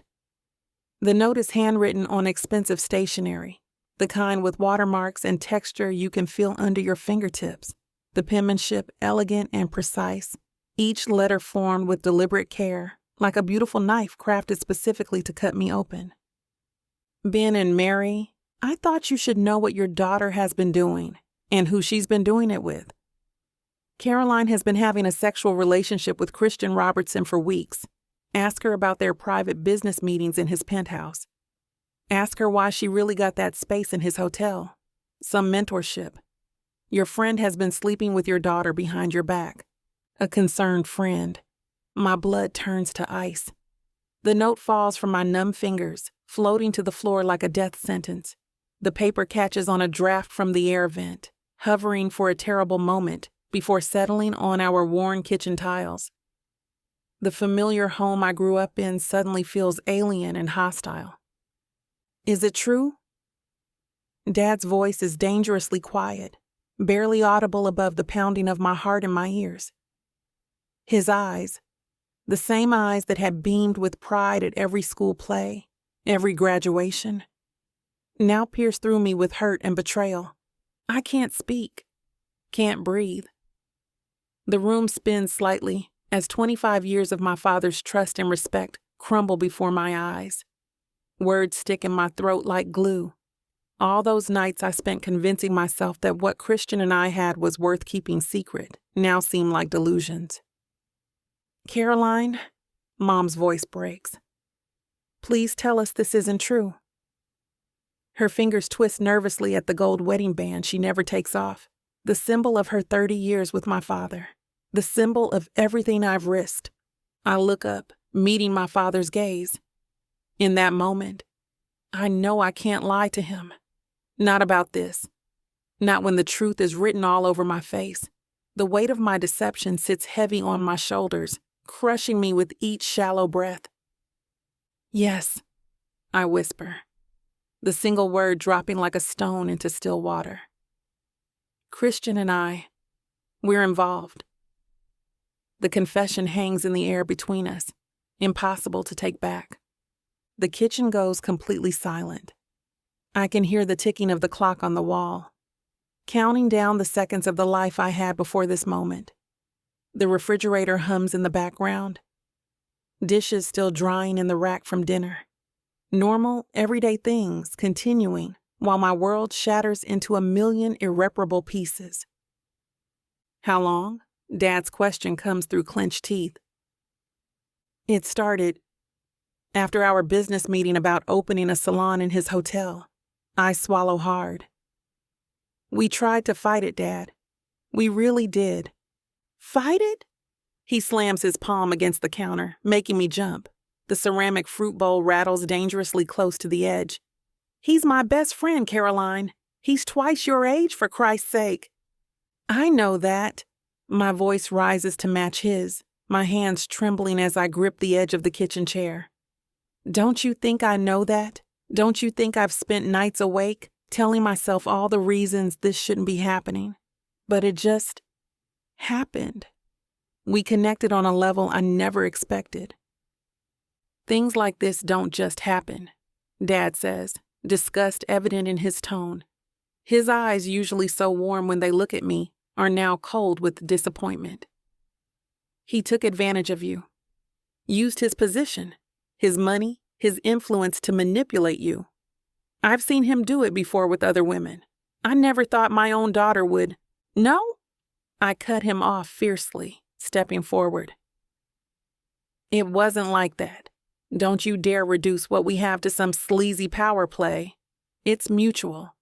We have feelings for each other, real complicated feelings that neither of us planned on. Dad laughs, a harsh sound with no humor that echoes off the kitchen walls. Feelings? Christian doesn't have feelings. He has conquests. He has temporary fascinations.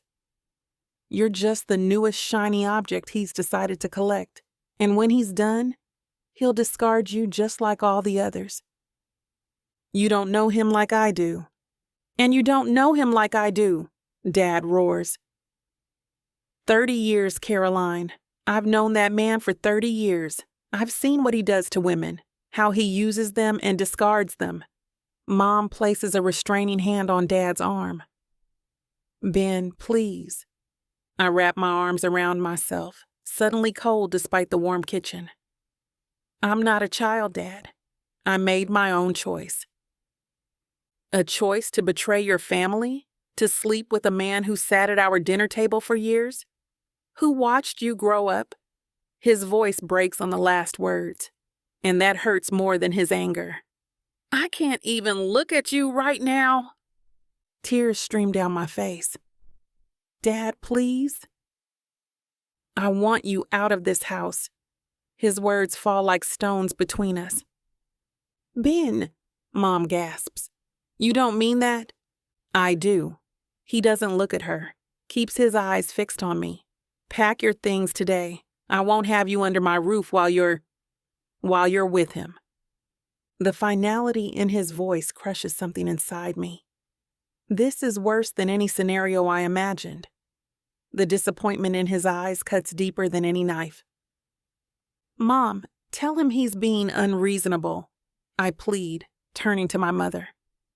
She looks torn, tears streaming down her face. Caroline, honey, maybe some space would be good for everyone. Just until things cool down. I can't believe what I'm hearing. Mom, you're taking his side? I'm not taking sides, she says weakly. This is a lot to process. Betrayal stings sharp and hot. My own parents. Throwing me out over who I choose to be with. The unfairness of it burns like acid. Fine, I manage through my tears.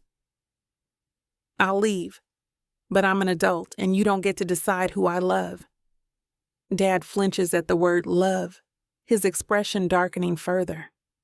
Go pack your things. I turn without another word, stumbling back to my bedroom as tears blur my vision. Collapsing onto my bed, I let the sobs come, great heaving cries that shake my entire body.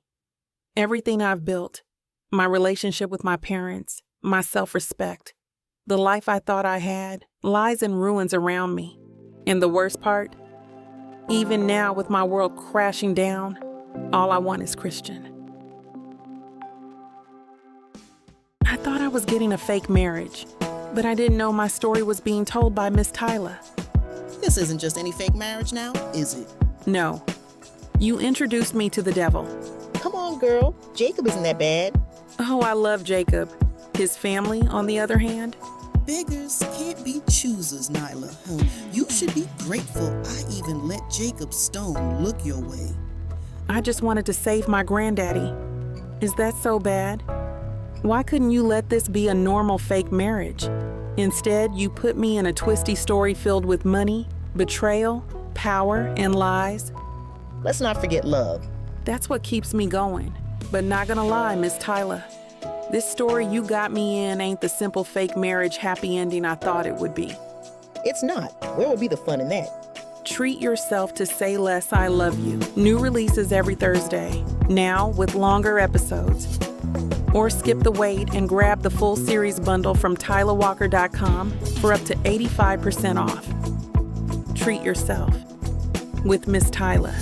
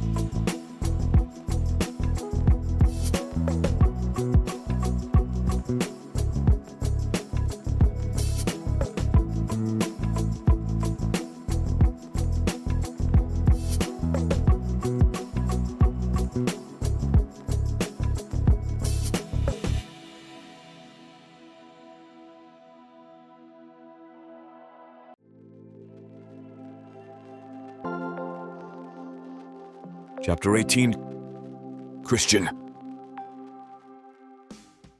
I wrap up the PowerPoint slide with a firm nod, keeping my expression neutral despite the throbbing headache building behind my eyes. The investors on my screen look satisfied, nodding along as I outline the projected revenue for our newest property. That covers the annual projections, gentlemen. I believe we've addressed all the concerns from our last meeting. I click to the final slide. Questions? The silence stretches for a blessed moment before Garrett chimes in with something about occupancy rates. I answer on autopilot, my mind already drifting to Caroline. Last night was... damn. The way she felt beneath me, the sound she made as I... My phone buzzes aggressively on the desk, vibrating against the polished mahogany with such force it nearly slides off the edge. I glance down, momentarily distracted from Garrett's droning question, expecting to see Caroline's name. My chest tightens with anticipation. Maybe she's sending another of those photos that got me through this morning's meetings. Instead, Ben's face lights up my screen. Not just once, but repeatedly. 5 missed calls in the last 10 minutes. A cold wave of dread washes over me. I apologize, gentlemen, but I need to take this call. I tell the investors, tension coiling in my gut like a rattlesnake ready to strike. My fingers clench around the mouse. Oliver will address any remaining questions you might have about the numbers. Thank you for your time and continued support. I disconnect from the Zoom meeting with one quick click, not bothering with pleasantries. Sweat beads at my hairline as I grab my phone, my pulse racing wildly beneath my expensive watch as I swipe to answer. The weight of what's coming settles in my stomach like concrete. Ben, what's... You piece of trash. His voice cuts through me like a serrated blade, low and deadly, trembling with barely contained fury. I've never heard him speak like this in 30 years. My daughter? My daughter. The air leaves my lungs in a rush, like I've been sucker punched in the gut. My free hand grips the edge of my desk to steady myself. He knows. Somehow he knows everything. Ben, listen to me. No, you listen to me. His voice shakes with barely controlled rage. I got an anonymous note this morning. Caroline confirmed everything. How long have you been screwing my daughter behind my back? I close my eyes, pinching the bridge of my nose. It's not what you think. Not what I think? He laughs bitterly. So you haven't been sleeping with Caroline? You haven't been taking advantage of a girl half your age? A girl you've known since she was in pigtails? It's not like that, I say, rising from my chair to pace the office. What Caroline and I have is complicated, but it's not what you had, Ben interrupts. Past tense, because it's over. You stay away from her. You hear me? 30 years of friendship, and this is how you repay me. By sneaking around with my daughter. I didn't plan this, I tell him, my voice dropping. Neither of us did. It just happened, and we... Save your nonsense for someone who doesn't know you, Ben snaps. I've watched you go through women like tissues for decades. Caroline's just another conquest to you. Anger flares hot in my chest. You don't know what you're talking about. What I feel for Caroline is real. What you feel. Ben's voice rises, razor sharp with accusation. You don't feel anything, Christian. You never have. You use people. You manipulate them to get what you want. And now you've manipulated my daughter into your bed like she's just another acquisition for your collection. That's not true, I say through gritted teeth, my hand clenching into a fist at my side. Caroline makes her own decisions. She's a grown woman with her own mind, not some naive girl you need to protect. She knows exactly what she wants. She's 25, Ben shouts, his voice cracking with emotion.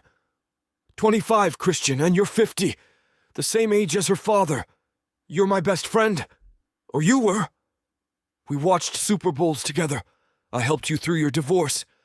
I trusted you with everything, including my family. He takes a shuddering breath that I can hear through the phone.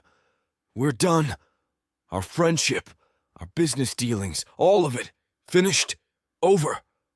The finality in his voice hits me like a physical blow, knocking the air from my lungs. 3 decades of friendship, countless memories, shared successes and failures, all extinguished in a single phone call because I couldn't stay away from the one woman I shouldn't want. Ben, please, I say, desperation creeping into my voice.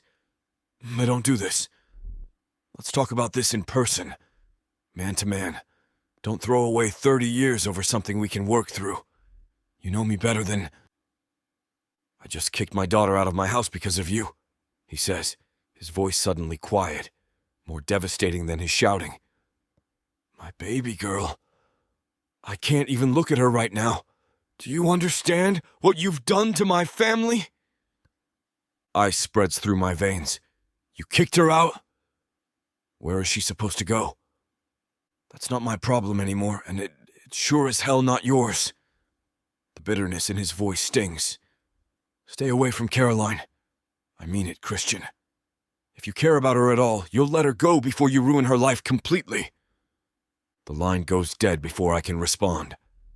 I stand frozen in the middle of my office, phone still clutched in my hand, as the weight of what's happened crashes over me. Ben knows. Our friendship is over. And Caroline... I dial her number immediately, panic rising like a tidal wave as it rings and rings without answer. My knuckles turn white around the phone. Where would she go after something like this? What the hell is she feeling right now? The image of her facing her father's rage alone makes my chest physically ache, like someone stabbing me with a dull blade. Voicemail, again. Caroline, it's me. Ben just called. Where are you? Are you okay? Please call me back immediately.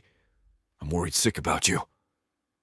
My voice sounds strained even to my own ears, that usual confidence crumbling under the weight of real fear. I hang up and try again immediately, pacing across my office like a caged animal. Straight to voicemail this time.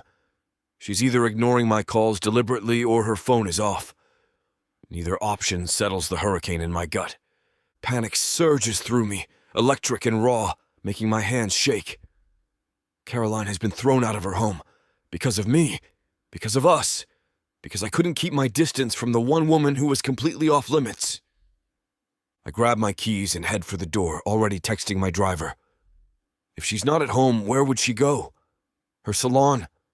A friend's place? Did she have anywhere to stay at all? The elevator descends too slowly, each floor a torturous delay. I tap my foot impatiently, dialing Caroline again with the same result. Dread pools in my stomach as scenarios flash through my mind. Caroline alone, crying with nowhere to go. Caroline believing I'd abandon her now that our secret is out. Caroline thinking this was just some game to me. The car is waiting when I exit the building. My hotel, specifically Ms. Watson's salon, I tell the driver, sliding into the back seat. As we pull into traffic, I stare out at the city, suddenly seeing it through different eyes. Every street corner, every building could be sheltering Caroline right now. She's out there somewhere, hurting, and I can't reach her.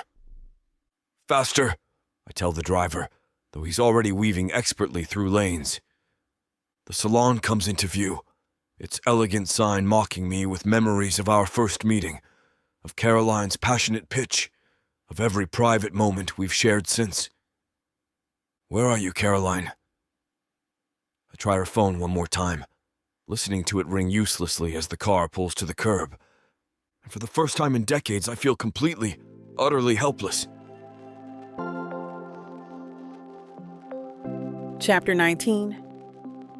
Caroline. I wake up with my eyes feeling like they've been sandpapered shut. The unfamiliar couch creaks as I shift, my back protesting from a night spent curled into a space too small for my frame. For one blissful moment, I don't remember why I'm here or what happened yesterday. Then reality crashes back, and the pain hits fresh all over again. My father's face, the anonymous note, being kicked out of my childhood home, Christian. I push myself up, rubbing my swollen eyes. Tia's apartment is quiet except for soft footsteps approaching from the kitchen. The smell of coffee wafts toward me, a small mercy in this nightmare. Morning, Sleeping Beauty. Tia appears with 2 steaming mugs and a sympathetic smile that makes my eyes water all over again. You look like trash. Thanks. I accept the coffee, wrapping my fingers around the warm ceramic. Feel like it too. Tia sits beside me, tucking her legs underneath her. Her bright pink pajamas with cartoon sushi all over them would normally make me smile, but today nothing seems capable of breaking through the heavy fog surrounding me. Your phone's been blowing up. She nods toward the coffee table, where my cell lies face down, its black case seeming to mock me with all the unanswered messages inside. Been vibrating all night like it was possessed or something. I put it on silent around 3 when I couldn't take the buzzing anymore. I reach for it, my fingers hovering inches above the screen, then stop myself. The thought of seeing his name, or worse, my father's, sends a wave of nausea through me. I can't. Not yet. I need a minute to breathe first. It's mostly him, isn't it? Christian? Tia sips her coffee, watching me over the rim with those perceptive eyes that never miss a thing. She doesn't judge, but her concern is palpable. You want to talk about it? Might help to get it all out. The lump in my throat threatens to choke me, growing with each second until it feels like I'm suffocating under the weight of everything that's happened. I take a scalding gulp of coffee instead of answering, letting the physical pain distract me from the emotional torture. The hot liquid burns a path down my throat, and I welcome the sensation. My dad found out. The words feel hollow, insufficient to describe the absolute devastation that had transformed my father's usually warm face into a mask of betrayal and disgust. I clutch the mug tighter. Someone sent an anonymous note to my parents, detailed, explicit. They know everything about me and Christian, how long it's been going on, even where we've been meeting. Damn. Tia's eyes widen. Everything? I nod, staring into my coffee. My dad kicked me out, said he couldn't even look at me. That's messed up. Tia sets her mug down. You're a grown woman. You can date whoever you want. He's not just anyone, though. He's my dad's best friend. I pull the blanket tighter around me. I should have known better. Should have ended it before it got this far. So it was serious? Tia asked carefully. Not just, sex? The question cuts through my defenses. I close my eyes, memories washing over me. Christian's laugh during late-night strategy sessions, the intensity in his eyes when I shared my dreams, the gentle way he tucked my hair behind my ear before kissing me. I love him. The admission breaks something loose inside me, and tears start flowing again. God, Tia, I tried not to. I know how messed up it is, but I've never felt this way about anyone. Tia wraps an arm around my shoulders, pulling me close. Hey, you don't need to justify your feelings to me. I've seen how you light up every time you mention him. What am I supposed to do now? I sob against her shoulder. My dad hates me. My mom wouldn't even stand up for me. And Christian, what if this is too much for him? What if he decides I'm not worth all this trouble? If he does, then he doesn't deserve you. Tia's voice is firm. But you won't know until you talk to him. I wipe my tears with the back of my hand. I don't know if I can face anyone today. I feel like my life just exploded. What about work? You've got clients scheduled this morning. Work. The salon. My dream that Christian helped make real. The thought of walking into that space, seeing all the reminders of him, makes my stomach twist. But there are people depending on me. Staff who need their jobs, clients who've booked appointments. I have to go in. I straighten my shoulders despite the weight pressing down on them. My personal life might be in ruins, but I still have responsibilities. You sure? Tia looks concerned. I could cover your first few appointments, give you time to sort things out. I shake my head. No. I need to keep moving or I'll fall apart completely. I attempt a smile that feels more like a grimace. Besides, it's at Christian's hotel. If he wants to find me, that's where I'll be. You're staying here as long as you need, Tia says, squeezing my hand. The couch is yours. Though fair warning, it's murder on your back after a few nights. A genuine laugh escapes me. Small, but real. Thank you. Seriously, I don't know what I would have done last night if you hadn't answered your door. That's what friends are for. Tia pulls me into a tight hug. And just so we're clear, I don't judge you for any of this. Love is messy and complicated. If Christian makes you happy, then screw what anyone else thinks. I cling to her, grateful for the simple acceptance. What if it's all ruined now? What if there's no coming back from this? Tia pulls back, holding my gaze. Then you'll rebuild. That's what you do, Caroline. You're the strongest person I know. Whatever happens with Christian, with your parents, you'll get through it. I nod, not trusting myself to speak without breaking down again. My throat feels tight, constricted with emotions I can barely contain. Every time I think I've cried myself empty, another wave threatens to crash over me. Now, go shower, she says, standing up and stretching. You look like you went 10 rounds with a raccoon, and your clients deserve better. That mascara isn't doing you any favors right now. Despite everything, my shattered heart, my father's betrayal, the complete upheaval of my life, I manage a watery smile. My lips tremble with the effort, but I appreciate her unflinching honesty. Thanks for the brutal honesty. God knows I need someone who doesn't sugarcoat things right now. Always. Tia winks, her expression softening as she looks at my tear-stained face. And for what it's worth, I hope Christian proves himself worthy of all this drama, because if he hurts you, I know where he lives. And I do nails, so I'm very comfortable with sharp objects, like scary comfortable. This time my laugh feels a little more genuine, bubbling up from somewhere deep inside that isn't completely broken. The pain hasn't gone away, not even close. It still pulses through me with every heartbeat, raw and relentless. But Tia's unwavering support creates a tiny pocket of warmth in the cold devastation of the last 24 hours. It's not much, but right now, it's something to hold on to when everything else feels like it's slipping through my fingers. I stand up, gathering the blanket around me like armor, one foot in front of the other. That's all I can do right now. Just keep moving forward and hope that somehow in the midst of all this wreckage, there's still something worth salvaging.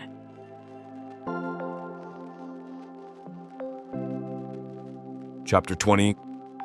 Christian. I check my watch for the 5th time in 3 minutes. The receptionist at Caroline's salon gives me another sympathetic look as I pace the small waiting area, ignoring the curious glances from clients under dryers and stylists mid-cut. My presence here is causing a stir. The big boss doesn't usually show up unannounced, especially looking like he's about to explode. Mr. Robertson, the receptionist finally says. She's finishing with a client. Should be just a few more minutes. I nod stiffly, forcing myself to sit down. My leg bounces uncontrollably against the polished concrete floor. 24 hours of unanswered calls and texts. 24 hours of imagining worst-case scenarios. I've never felt this kind of panic before. Raw, primal, consuming. When Caroline finally emerges from the back, my heart stops. She looks beautiful and broken all at once. Dark circles shadow her eyes, but she's impeccably dressed, professional mask firmly in place. Only I can see the strain around her mouth, the slight redness in her eyes that makeup couldn't quite conceal. Christian. Her voice is carefully controlled, giving nothing away to the attentive ears around us. I didn't expect you. I need to talk to you. My voice comes out rougher than intended. Privately? Something flickers across her face. Fear? Resignation? She gestures toward her office. This way. I follow her down the hallway, acutely aware of the eyes tracking our movement. The salon falls unnaturally quiet as we pass, whispers starting up immediately behind us. Let them talk. I don't give a damn anymore. Caroline's office is small but elegant, reflecting her personality in every detail from the framed vintage beauty advertisements to the fresh flowers on her desk. She closes the door and leans against it, arms crossed protectively over her chest. You haven't answered my calls. The words burst out before I can stop them. I've been out of my mind, worrying about you. I needed space. Her voice is flat, emotionless. To think. Space? Your father threw you out of your home, Caroline. I thought... I run a hand through my hair, the panic of the last day still fresh. I didn't know where you were, if you were okay. I'm staying with Tia. She moves to her desk, putting it between us like a barrier. I'm fine. You're not fine. Neither of us is fine. I take a step toward her, then stop when she tenses. Ben called me yesterday. Told me everything. Yeah, well, welcome to the club. Her laugh is bitter, nothing like the warm sound I've grown to crave. Someone made sure everyone knows exactly what we've been doing. I want to reach for her, to pull her into my arms and protect her from all this, but the distance between us feels vast, unbridgeable. Caroline, I'm so sorry. For all of this. Are you? Her eyes finally meet mine, shimmering with unshed tears. Because I've lost everything, Christian. My home, my relationship with my parents, my self-respect. Her voice breaks. Was it worth it? Was I worth it? Don't. I close the distance between us in 2 strides, unable to stay away. Don't talk like that. Like what we have is something cheap or tawdry. Isn't it? From the outside, that's exactly what it looks like. She backs away, maintaining the space between us, her fingers gripping the edge of the desk until her knuckles strain. The older, powerful man and his friend's naive daughter, the classic cliché, the hotel magnate and the girl who does hair. What do you think people are saying right now? Screw what it looks like, I growl, frustration building in my chest like a gathering storm. My fists clench at my sides, desperate for something to hit, to break, anything to release this pressure. You know what we have is real. What I feel for you is real, not some goddamn midlife crisis or power trip. Every moment with you has meant something to me, Caroline. It doesn't matter anymore. The tears she's been holding back spill over, tracking down her cheeks in glistening trails that catch the harsh office light. Her voice cracks, fragile as thin ice. I can't do this, Christian. I thought I was strong enough, but seeing my father's face when he found out, my mother can barely look at me. The words hit me like a physical blow, knocking the air from my lungs.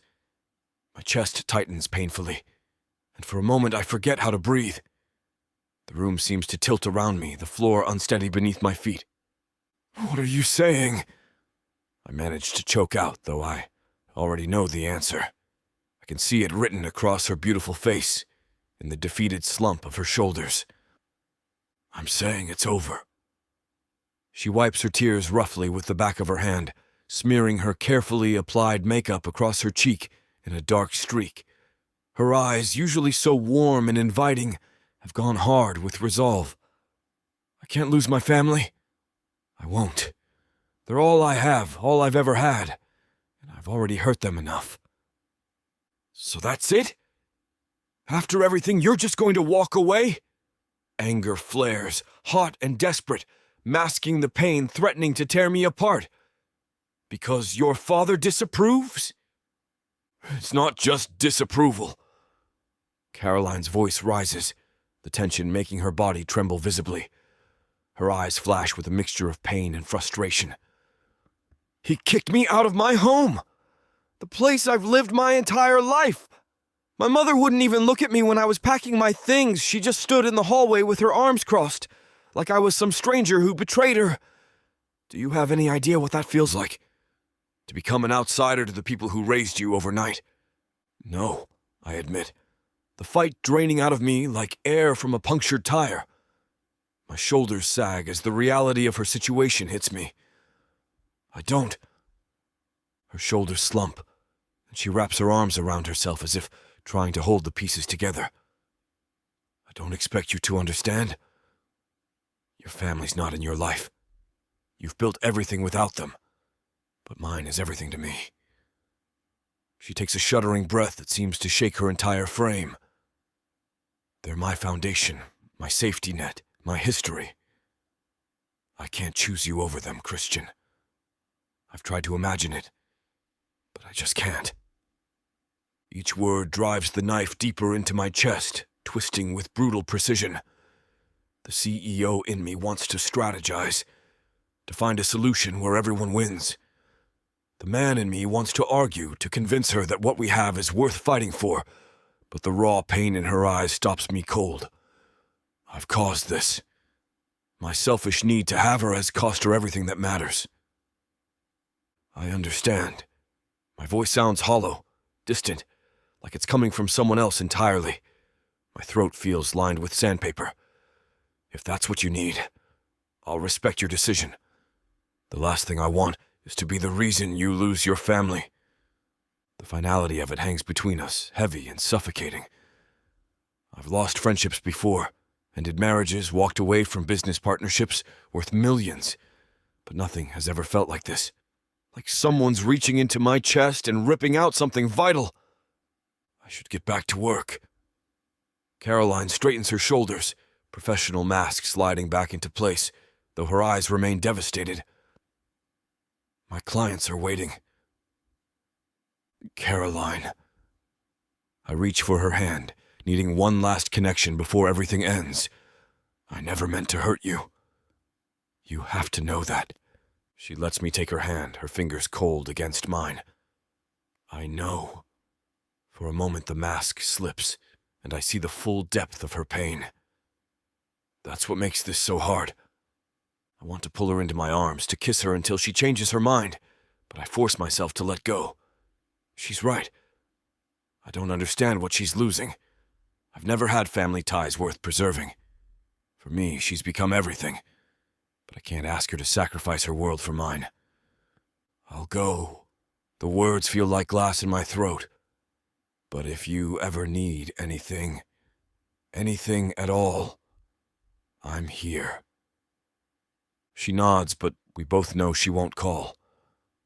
As I walk toward the door, every step feels like I'm moving through concrete, my body fighting the command to leave her. At the threshold, I turn back one last time. Caroline stands behind her desk, arms wrapped around herself, looking smaller and more vulnerable than I've ever seen her. The urge to protect her, to fix this somehow is overwhelming. But some things can't be fixed with money or power or sheer will. Some things just hurt, and you have to live with the pain. I walk out of her office, out of her salon, each step taking me farther from the only woman I've ever truly loved, and it hurts worse than anything I've ever felt. Chapter 21. Caroline. I curl deeper into Tia's plush couch, clutching my phone against my ear like it's a lifeline. My mother's voice fills the silence, soft and hesitant in a way that makes my chest ache. He's just so hurt, Caroline. You have to understand. I know, Mom. I close my eyes, exhaustion settling into my bones. 3 days since I was kicked out. 3 days of sleeping on this couch that's slowly destroying my back. 3 days of missing Christian so badly, it feels like physical pain. I understand why Dad's upset. It's more than upset, honey. She sighs, and I can picture her sitting at our kitchen table, twisting her wedding ring the way she always does when she's distressed. He feels betrayed by both of you. I pull my knees tighter to my chest. I never meant to hurt him, or you. I tried so hard not to feel this way about Christian. I know you didn't plan this. Her voice softens. Your father just needs more time to process everything. Finding out your daughter is involved with your best friend. It's a lot to take in. Is he ever going to forgive me? The question comes out smaller than I intended, childlike in its vulnerability. The pause that follows tells me everything I need to know. He loves you, Caroline. That hasn't changed. She carefully sidesteps the question. But this situation with Christian, it's complicated. I laugh bitterly. That's one word for it. How are you holding up? Really? Mom asks, genuine concern warming her voice. I ended things with Christian. The words scrape my throat raw as they come out. Yesterday? Oh, honey. The sympathy in her voice nearly breaks me. Was that what you wanted? No. I press my palm against my eyes, trying to hold back the tears that seem constantly ready to fall. But I can't lose you and Dad. I can't be the reason our family falls apart. Caroline? It's fine. I'm fine. I cut her off before she can offer empty reassurances. It was the right decision. I know that, even if it hurts like hell right now. Tia walks through the living room, shooting me a concerned look before tactfully disappearing into her bedroom. I'm grateful for both her friendship and her discretion. You're in love with him. It's not a question. I swallow hard. Yeah, I am. I suspected as much. Mom's voice is gentle. I could hear it in your voice whenever you talked about the salon, about working with him. There was always this brightness. The tears I've been fighting spill over. It doesn't matter now. It matters, Caroline. Your happiness matters to me. What about Dad's happiness? What about our family? Those matter too. She pauses. I wish I had easy answers for you. I wipe my tears with the back of my hand. I know what I need to do. I've made my choice. Family comes first. Your father will come around. He just needs time. How much time? I ask, unable to keep the desperation from my voice. I miss home. I miss you. I miss you too, sweetheart. Her voice cracks slightly. I'm working on him, I promise. Just give him space to process his feelings. And in the meantime, I just, what? Live on Tia's couch indefinitely? You could stay with your Aunt Vivian. She'd love to have you. Mom, she lives 40 minutes away from the salon. That's not practical. I know, she sighs. I'm trying to find solutions here. I run my fingers through my hair, tugging slightly at the roots. I appreciate that, I do. But the only real solution is for Dad to forgive me and let me come home. He will, eventually.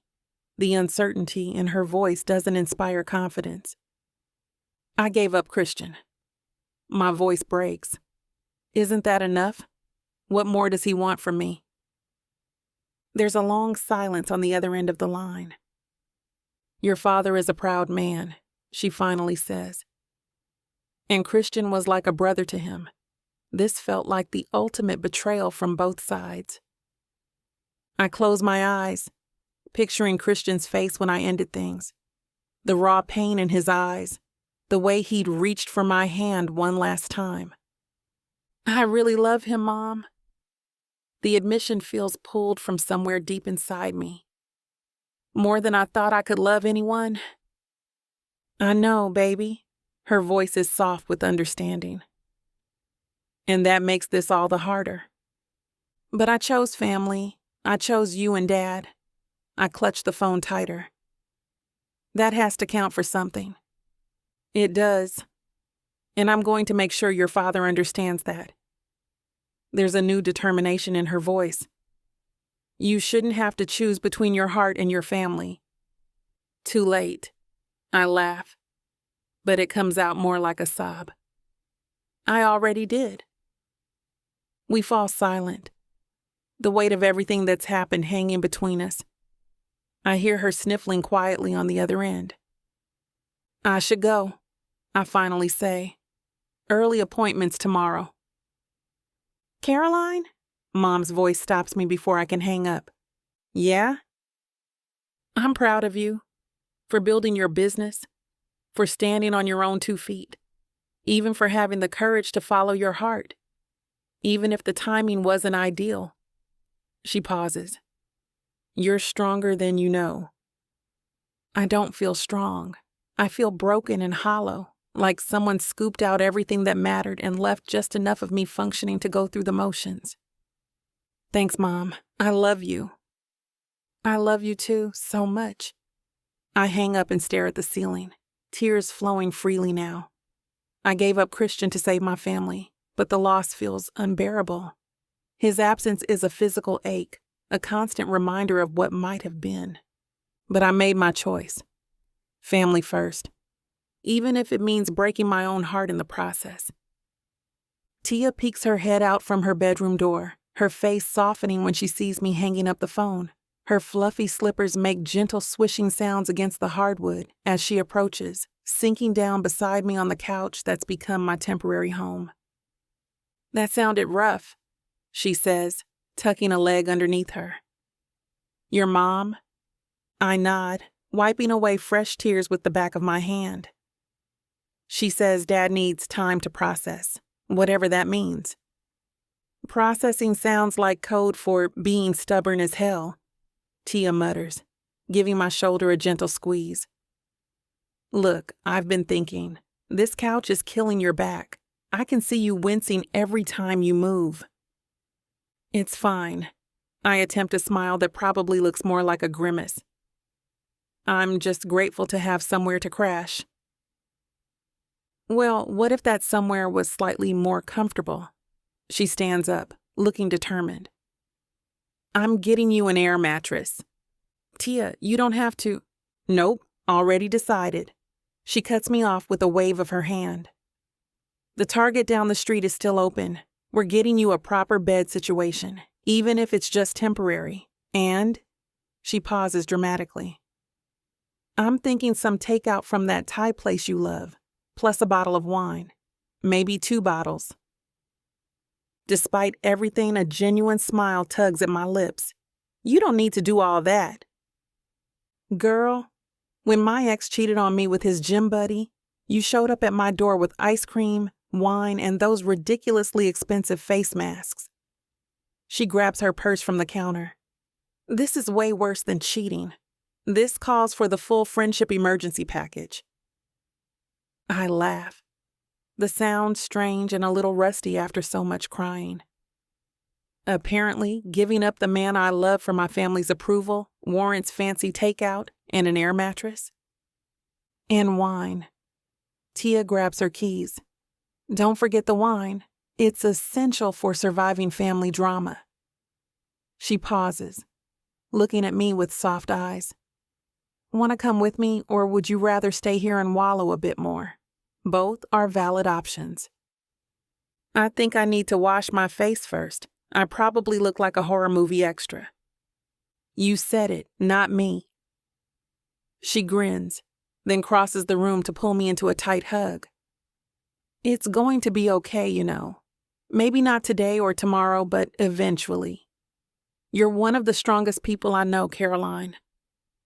I cling to her, drawing strength from her unwavering support. I don't feel very strong right now.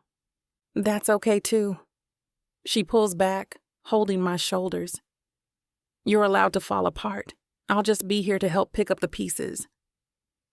Tears well up again, but they're different this time. Gratitude instead of despair. How did I get lucky enough to have you as a friend? Pure, cosmic brilliance. She winks.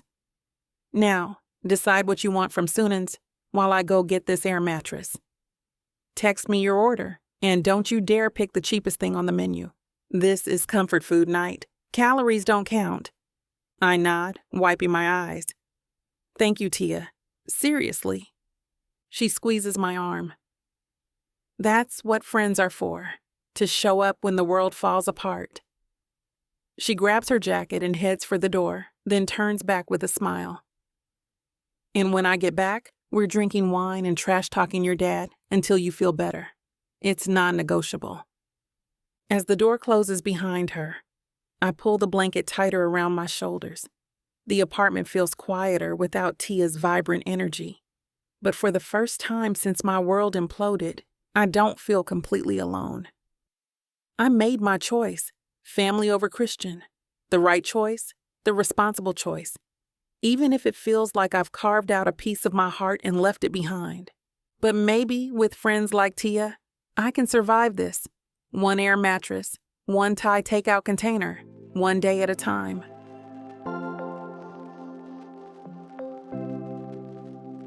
Chapter 22. Christian. I slammed the car door, eyes fixed on Ben and Mary's house. 1 week since Caroline walked away from me and I'm dying inside. Each day without her is torture. An endless loop of remembering her voice, her laugh, the way she looked at me like I was worth something beyond my bank account. Every night I drink myself to sleep, but it doesn't help. Nothing does. Today, I'm done waiting. If Caroline won't fight for us, I'll fight for her. Starting with the man who forced her hand.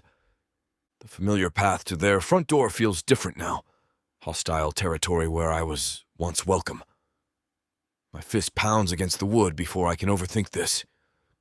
Mary answers, her eyes widening in surprise. Christian. Her voice is tight but not unkind. I need to talk to Ben. I keep my voice level despite the hurricane of emotions threatening to break loose. She hesitates, then steps aside. He's in the living room. As I enter, I catch her expression. Concern mixed with something else. Sympathy, maybe. An unexpected ally in this battlefield I've walked into. Mary's eyes hold a silent understanding that gives me a flicker of hope in this messed up situation. Ben looks up from his newspaper, his face instantly hardening when he sees me. The warmth that once greeted me in this home evaporates in an instant. He stands, body rigid with barely contained fury, shoulders squared like he's preparing for combat. What are you doing in my house? His words slice through the air, each syllable dripping with betrayal. We need to talk. I plant my feet firmly on the hardwood floor, bracing for the storm I know is coming. My jaw clenches as I resist the urge to match his volume. This isn't the time to lose control, not when Caroline's happiness hangs in the balance. We have nothing to say to each other. Ben tosses his paper down with enough force that it slides across the coffee table and flutters to the floor. Get out before I throw you out. I'm not leaving until you hear me out. I step closer, meeting his glare head on, refusing to be intimidated by the man who was once like a brother to me. The distance between us now feels like miles, poisoned by misunderstanding. This isn't just about us anymore. It's about Caroline and what she wants. You crossed a line you can't uncross. His voice rises to a dangerous level, finger jabbing in my direction. The veins in his neck strain against his skin as he struggles to contain his rage. My daughter is miserable. I cut him off, anger breaking through. She gave up something real because you couldn't handle it. She's sleeping on a couch because her father threw her out. Ben's nostrils flare. Don't you dare put this on me. You're the one who went after a girl half your age. My own daughter. I didn't go after anyone. I clench my fists, struggling to keep my composure. What Caroline and I had was mutual. She's a grown woman capable of making her own choices. She deserves better than you, Ben shouts. That's for her to decide, not you. My voice drops dangerously low. But right now, she thinks she has to choose between the man she loves and her family. That's nonsense. And you know it. Mary steps between us, hand raised like a referee at a heavyweight bout. Stop it, both of you! This isn't solving anything. She turns to Ben, her expression softening with concern. He's right, Ben. Caroline's hurting badly. She calls me crying every night. Sometimes she can't even catch her breath, she's sobbing so hard. Ben's jaw works silently, muscles tensing and releasing beneath his skin. Something flickers in his eyes. Pain, maybe regret. Father wrestling with the consequences of his ultimatum. His shoulders rise and fall with a heavy breath. I didn't come here to fight. I exhale slowly, running a hand through my hair as I try to dial back the tension crackling between us. I came because I love your daughter. Really love her. Not like the other women, not like some casual thing. And I'm not giving up without a fight. Not when something this real is at stake. Love? Ben scoffs, the word dripping with disbelief. A man with your track record? You don't even know what that means. I didn't, I admit, keeping my voice steady as I hold his gaze without flinching. Not until Caroline walked into my life. Oh, she changed everything for me. Every goddamn thing. Made me see what I've been missing all these years. Ben, Mary says quietly, placing a gentle hand on his arm. Caroline ended things with Christian. She chose us, chose you. But at what cost? Have you seen her lately?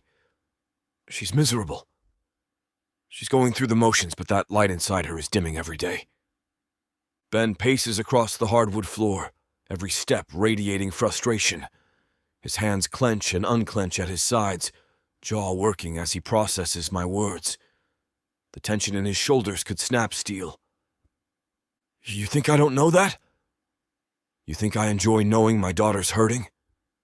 His voice catches slightly, revealing the torment behind his anger. You think I don't lie awake at night, wondering if she's okay?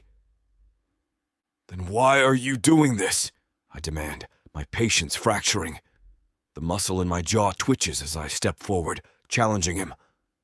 Why force her to choose between her family and her happiness? What kind of choice is that for her? Because it's you! Ben explodes, closing the distance between us in 2 quick strides. He jabs a thick finger against my chest, his eyes blazing with years of accumulated distrust. Of all the men in the goddamn world, she had to fall for you. The man who goes through women like tissue paper. My friend who I trusted with my family, who sat at my dinner table, laughed with my wife, watched my daughter grow up. I know I've messed up in the past, I admit, swallowing my pride and forcing humility into my voice. My hands spread open in surrender. I've been selfish, reckless with people's feelings. But with Caroline, it's different. I swear to you, I would never hurt her. You already have! Ben's voice cracks with raw emotion, revealing the wounded father beneath the anger. She's lost her home, her security, her sense of belonging, everything I've worked my whole life to give her. Because you took those things away! I roar back, my control finally snapping. My voice fills the room, bouncing off the walls.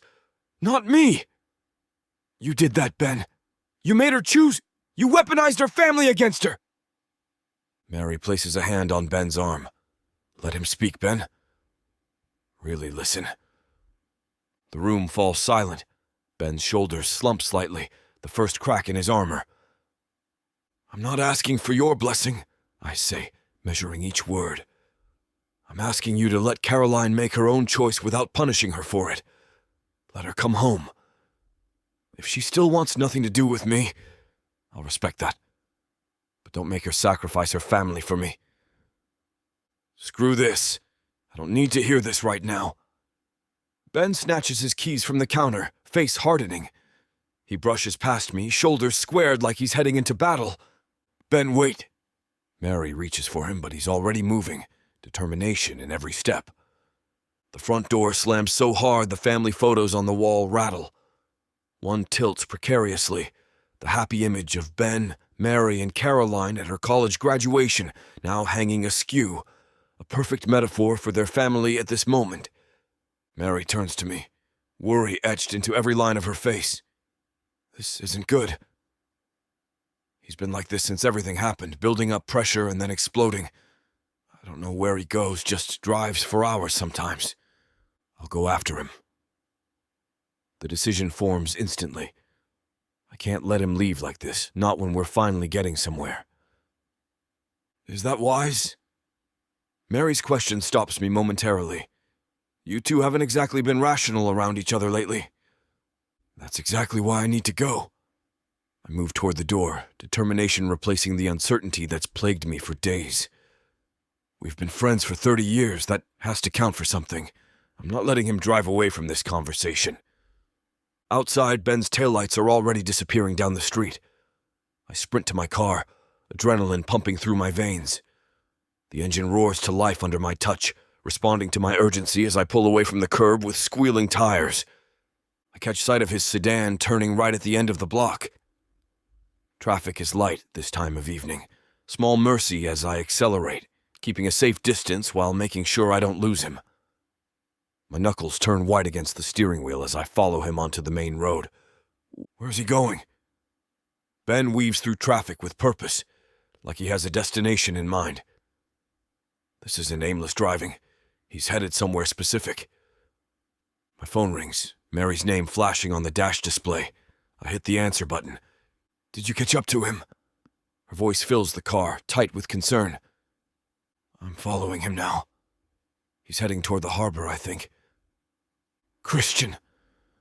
She pauses and I can hear the weight of what she's about to say. Caroline ended things because she thought she had to choose. She's been devastated. I've never seen her like this. My chest tightens painfully. I know. She loves you, really loves you. Mary's words hit me like a physical blow. And I think you love her too. Don't you? More than anything. The admission comes easily now when everything's on the line. I'd do anything to fix this. Then fix it with Ben first. He's hurting too. I watch Ben's car take a sharp turn ahead. I'm trying. I gotta go. Ben speeds up, and I realize he spotted me in his rear view. He's trying to lose me. I accelerate, narrowly avoiding a delivery truck as I follow him through a yellow light. His driving becomes more erratic. Sharp turns, sudden lane changes. What the hell are you doing, Ben? I mutter, matching his movements. Rain begins to fall, light at first, then harder, sheets of water cascading across my windshield.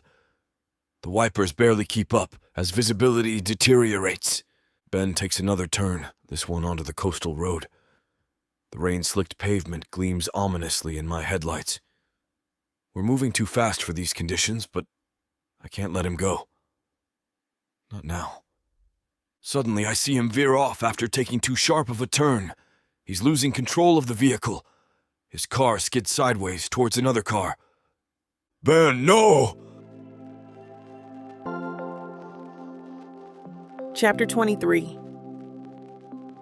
Caroline. And that's why I think you should consider expanding your color line, Tia says, gesturing with her fork. The demand is there, especially for those golden honey highlights your clients keep asking for. I nod absently, pushing my pad thai around the plate. We're sitting at Tia's tiny kitchen table, takeout containers scattered between us. The food smells amazing, but my appetite disappeared somewhere between my front door and here. Earth to Caroline? Tia waves her hand in front of my face. Did you hear anything I just said? Sorry.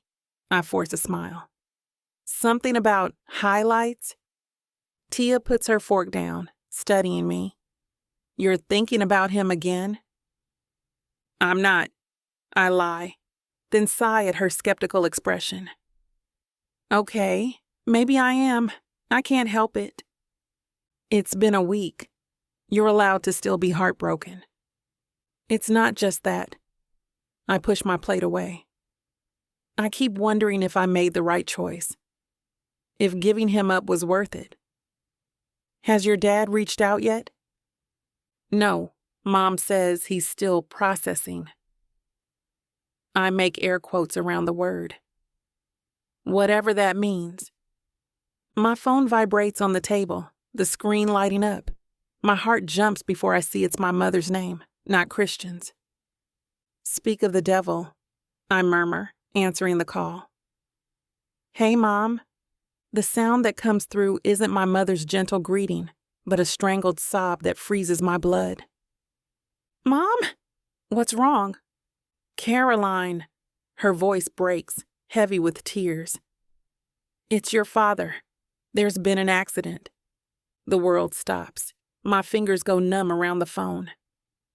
What? What happened? Is he okay?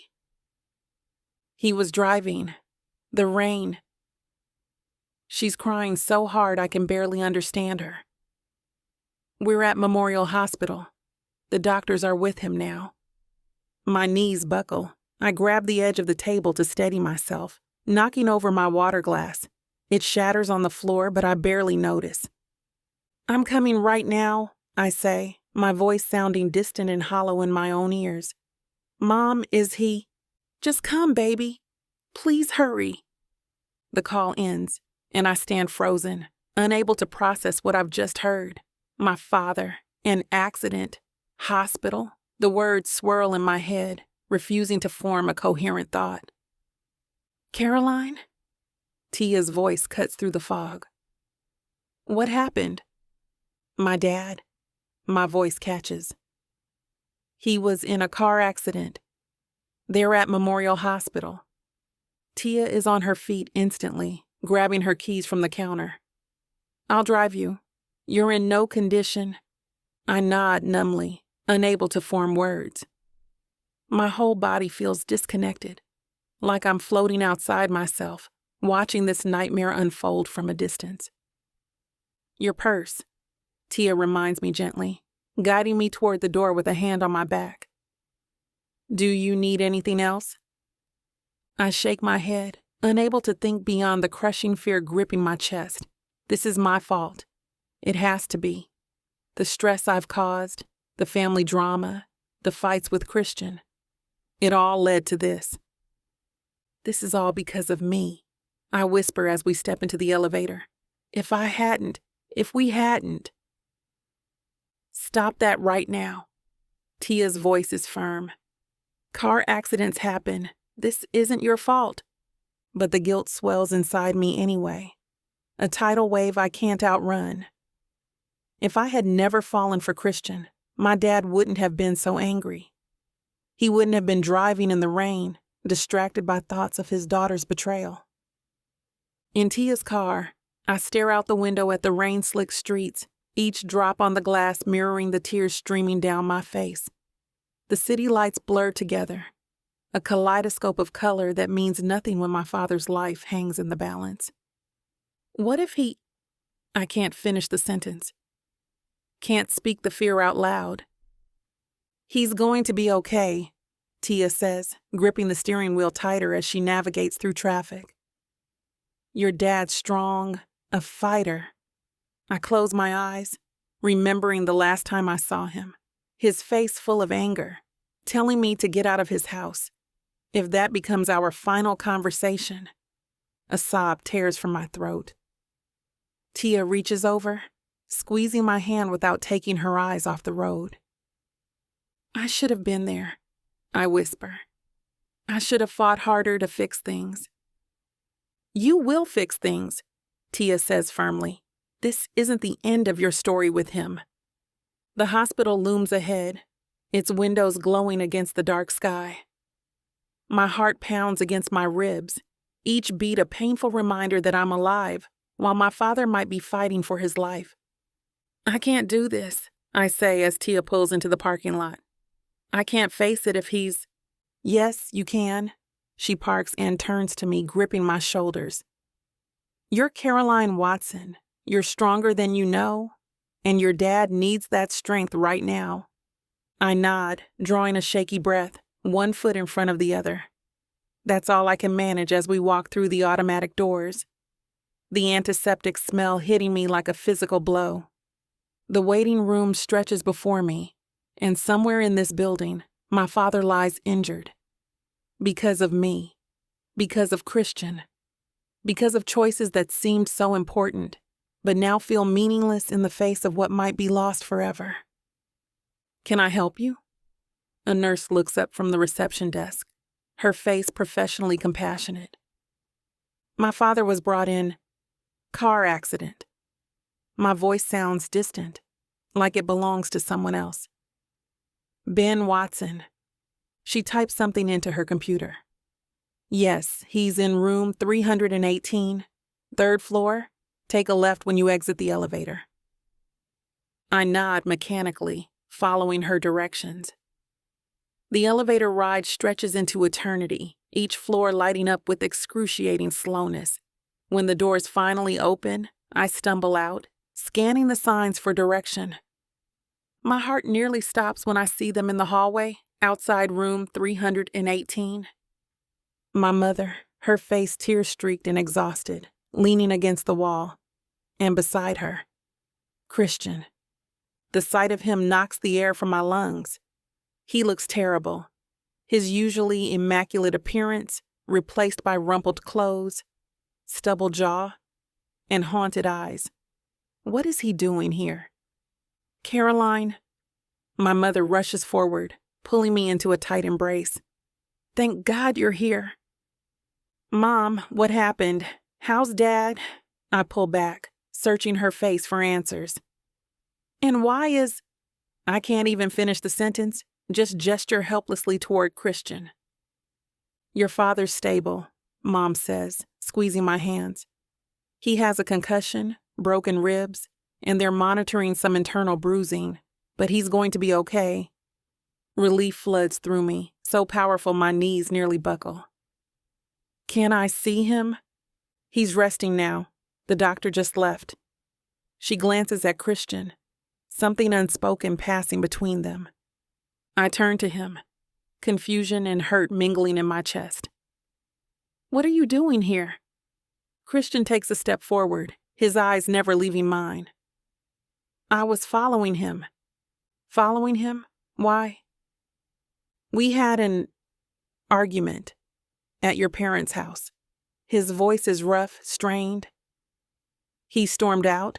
I went after him, trying to finish our conversation. What conversation?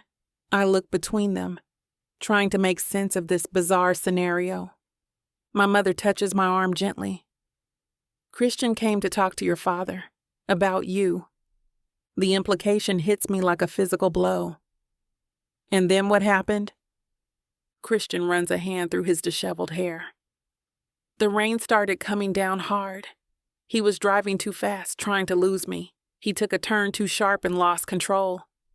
Horror washes over me. So this is because of you? Because you were chasing him? No, my mother's voice is firm. This isn't anyone's fault. The roads were slick and your father was upset. He wasn't thinking clearly.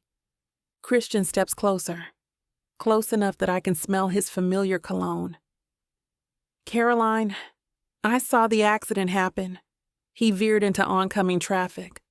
I called 911 immediately and stayed with him until the ambulance arrived.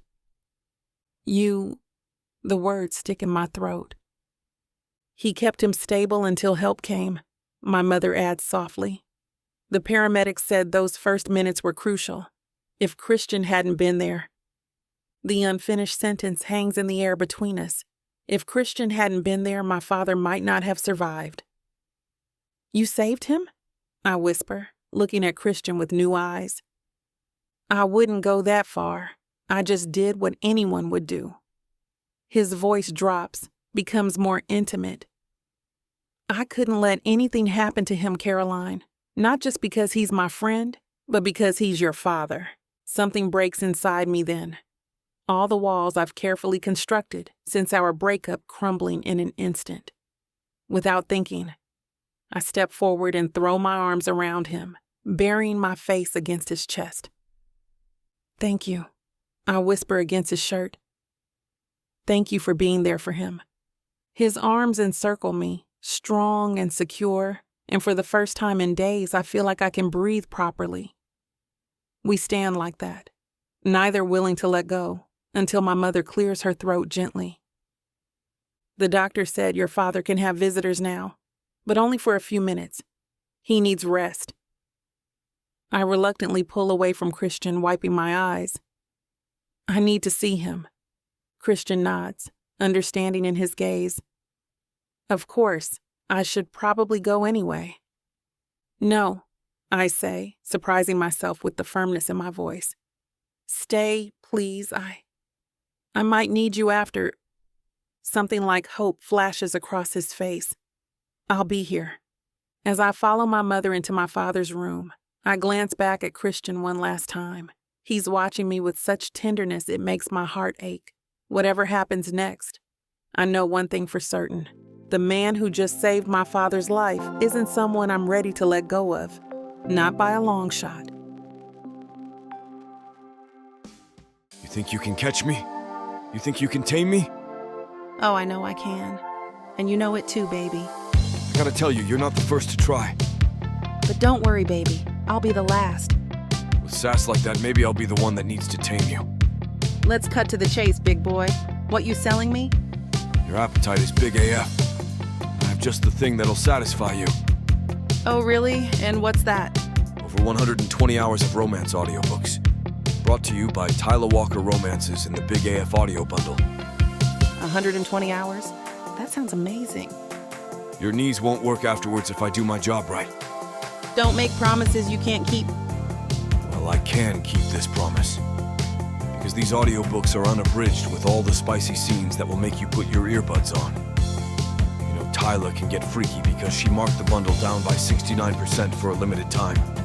I can't wait to take this bundle for a ride. Visit TylaWalker.com and get this audio bundle.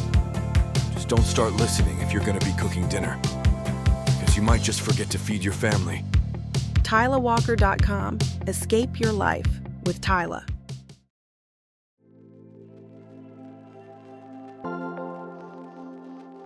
Chapter 24. Christian. I pace outside Ben's hospital room, my heart hammering against my ribs. The antiseptic smell burns my nostrils, mixing with the lingering scent of Caroline's perfume from when she hugged me. That moment replays in my mind, her body pressed against mine, the first real contact we've had in days. It felt like coming home. The door opens and Caroline emerges with Mary, both wiping tears from their eyes. "He's asking for you," Caroline says, her voice soft but steady. "Just go easy on him." I nod, squeezing her hand briefly before stepping into the room. The sight of Ben hits me hard, face bruised, body connected to monitors, looking smaller somehow against the stark white sheets. "Look at you," I say, forcing lightness into my voice, getting out of our conversation the dramatic way. Ben's laugh turns into a painful wince.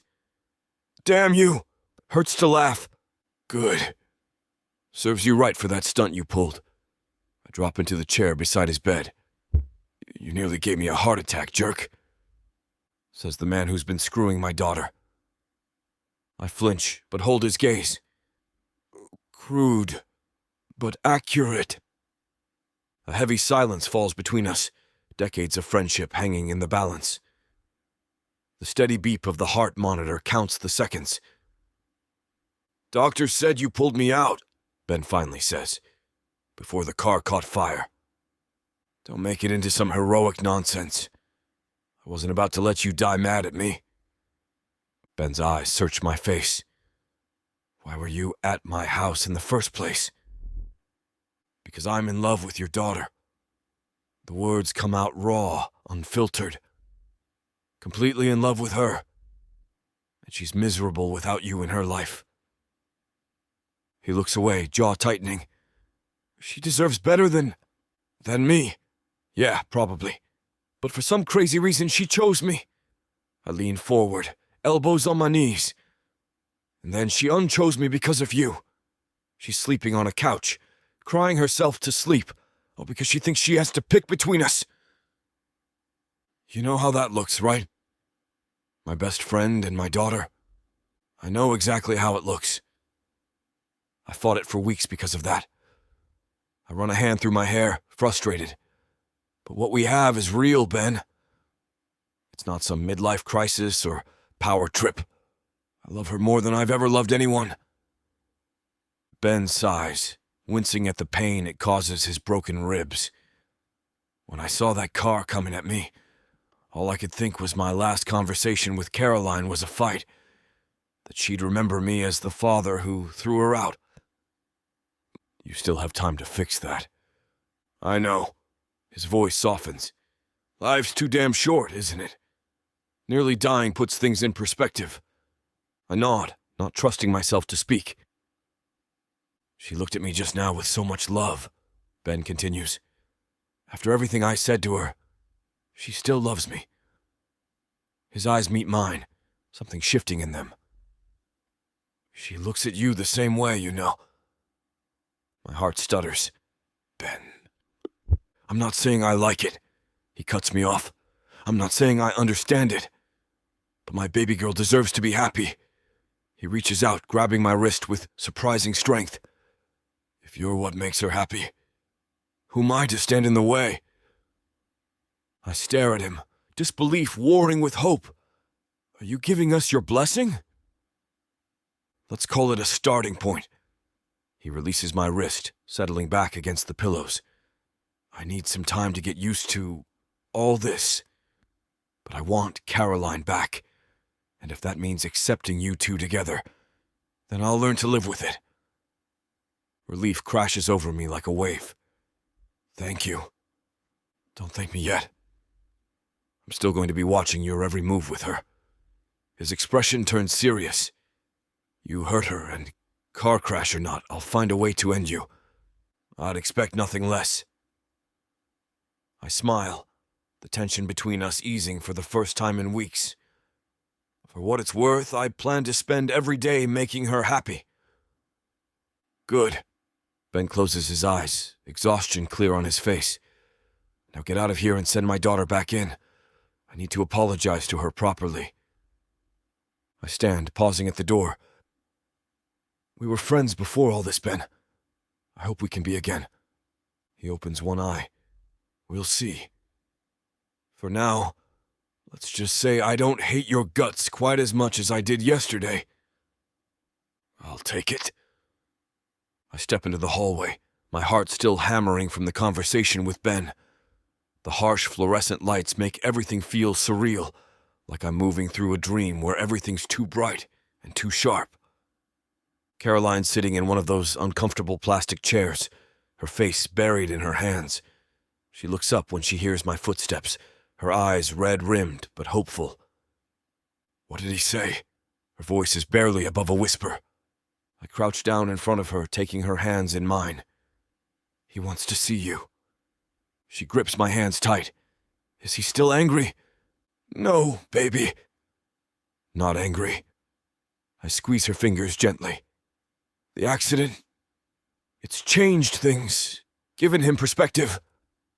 Caroline stands, smoothing down her wrinkled shirt with trembling hands. Will you come with me? I don't think I can face him alone. The request surprises me, but the vulnerability in her eyes makes my chest tighten. Are you sure that's what you want? Yes. She nods firmly. I need you there. I rise to my feet, placing my hand at the small of her back. Then, let's go. We walk into the room together. Ben looks up from the bed, his bruised face softening at the sight of his daughter. The machines around him beep steadily, a reassuring rhythm that says he's still here, still fighting. Caroline. His voice is rough, weaker than I've ever heard it. She hesitates at the threshold, and I feel her body tense under my palm. I give her a gentle nudge forward, and she crosses to his bedside, reaching for his hand. Daddy, I'm so sorry. The words tumble out between quiet sobs. For everything. I never meant to hurt you. Ben shakes his head slowly, wincing at the movement. No, baby girl. I'm the one who should be apologizing. He looks past her to me, then back to his daughter.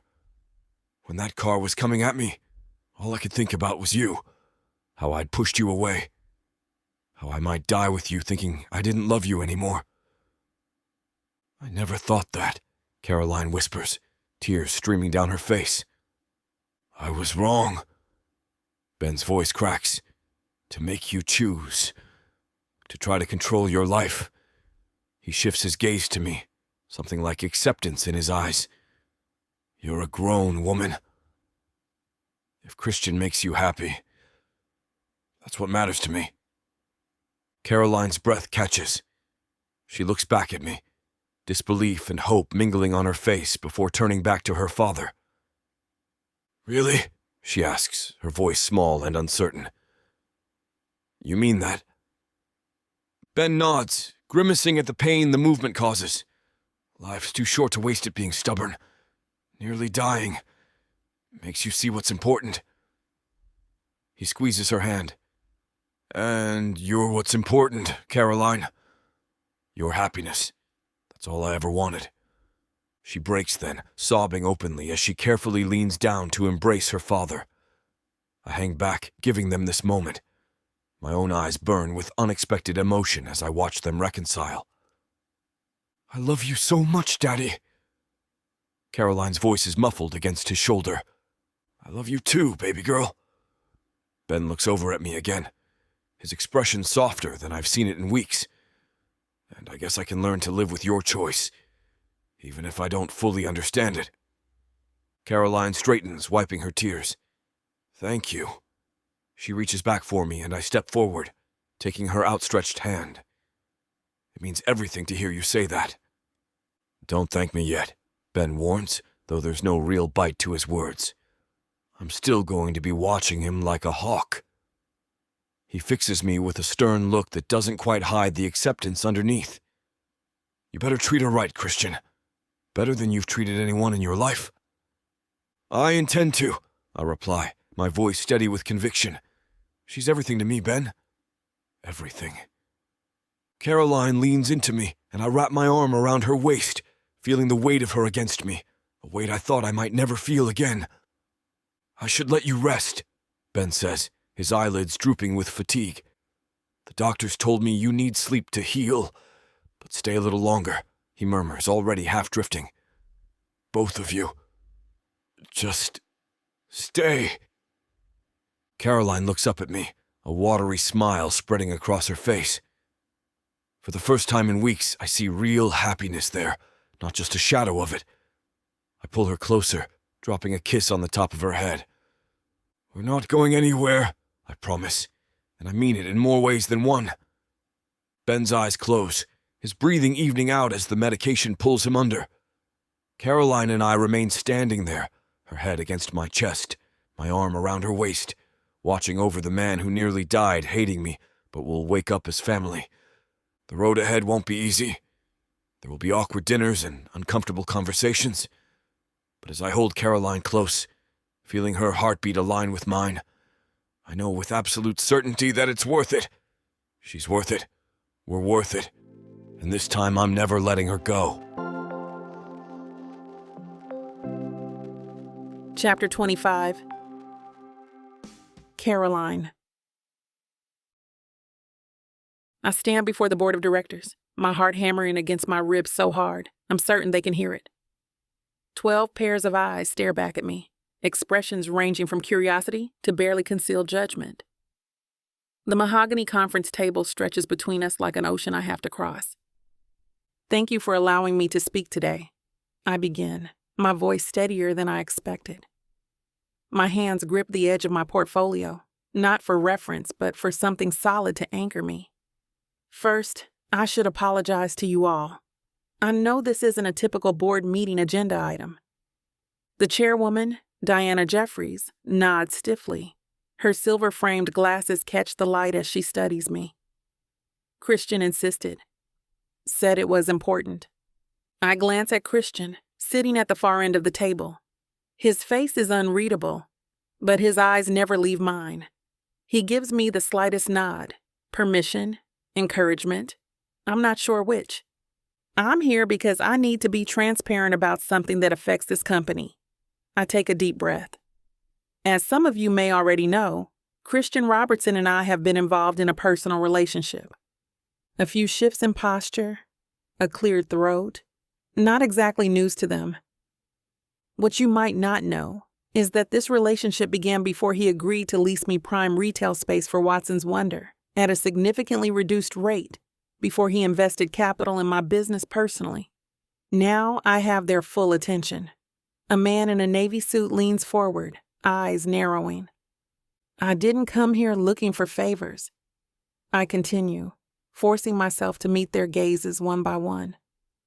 But I can't deny that my personal connection to Christian influenced his business decisions regarding my salon. Are you suggesting Mr. Robertson misappropriated company resources? Diana asked sharply. No, I'm saying we both made mistakes. I straightened my shoulders. The lease agreement should have been vetted by this board. The investment should have been disclosed. We let our personal feelings cloud our professional judgment. I can feel Christian's tension from across the room, his jaw tightening, but I press on. I understand the position this puts everyone in. I understand the legal and ethical implications. My voice catches slightly, but I push through. That's why I'm here to take full accountability for my part in this. And what does that mean exactly? Another board member asks, his tone skeptical. It means I'm prepared to terminate my lease and close Watson's Wonder. The words taste like ash in my mouth. My dream, my baby, everything I've worked for, gone. I'll repay Christian's investment personally over time if necessary. A murmur ripples around the table. This wasn't what they expected. That seems rather extreme, Diana says, removing her glasses. The salon has been performing exceptionally well by all accounts. It has, I acknowledge.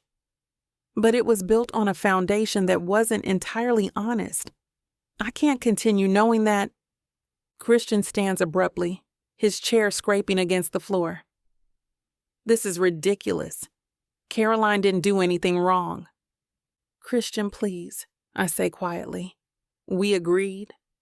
His eyes lock with mine, fierce and protective, but he sits back down, respecting my need to handle this myself.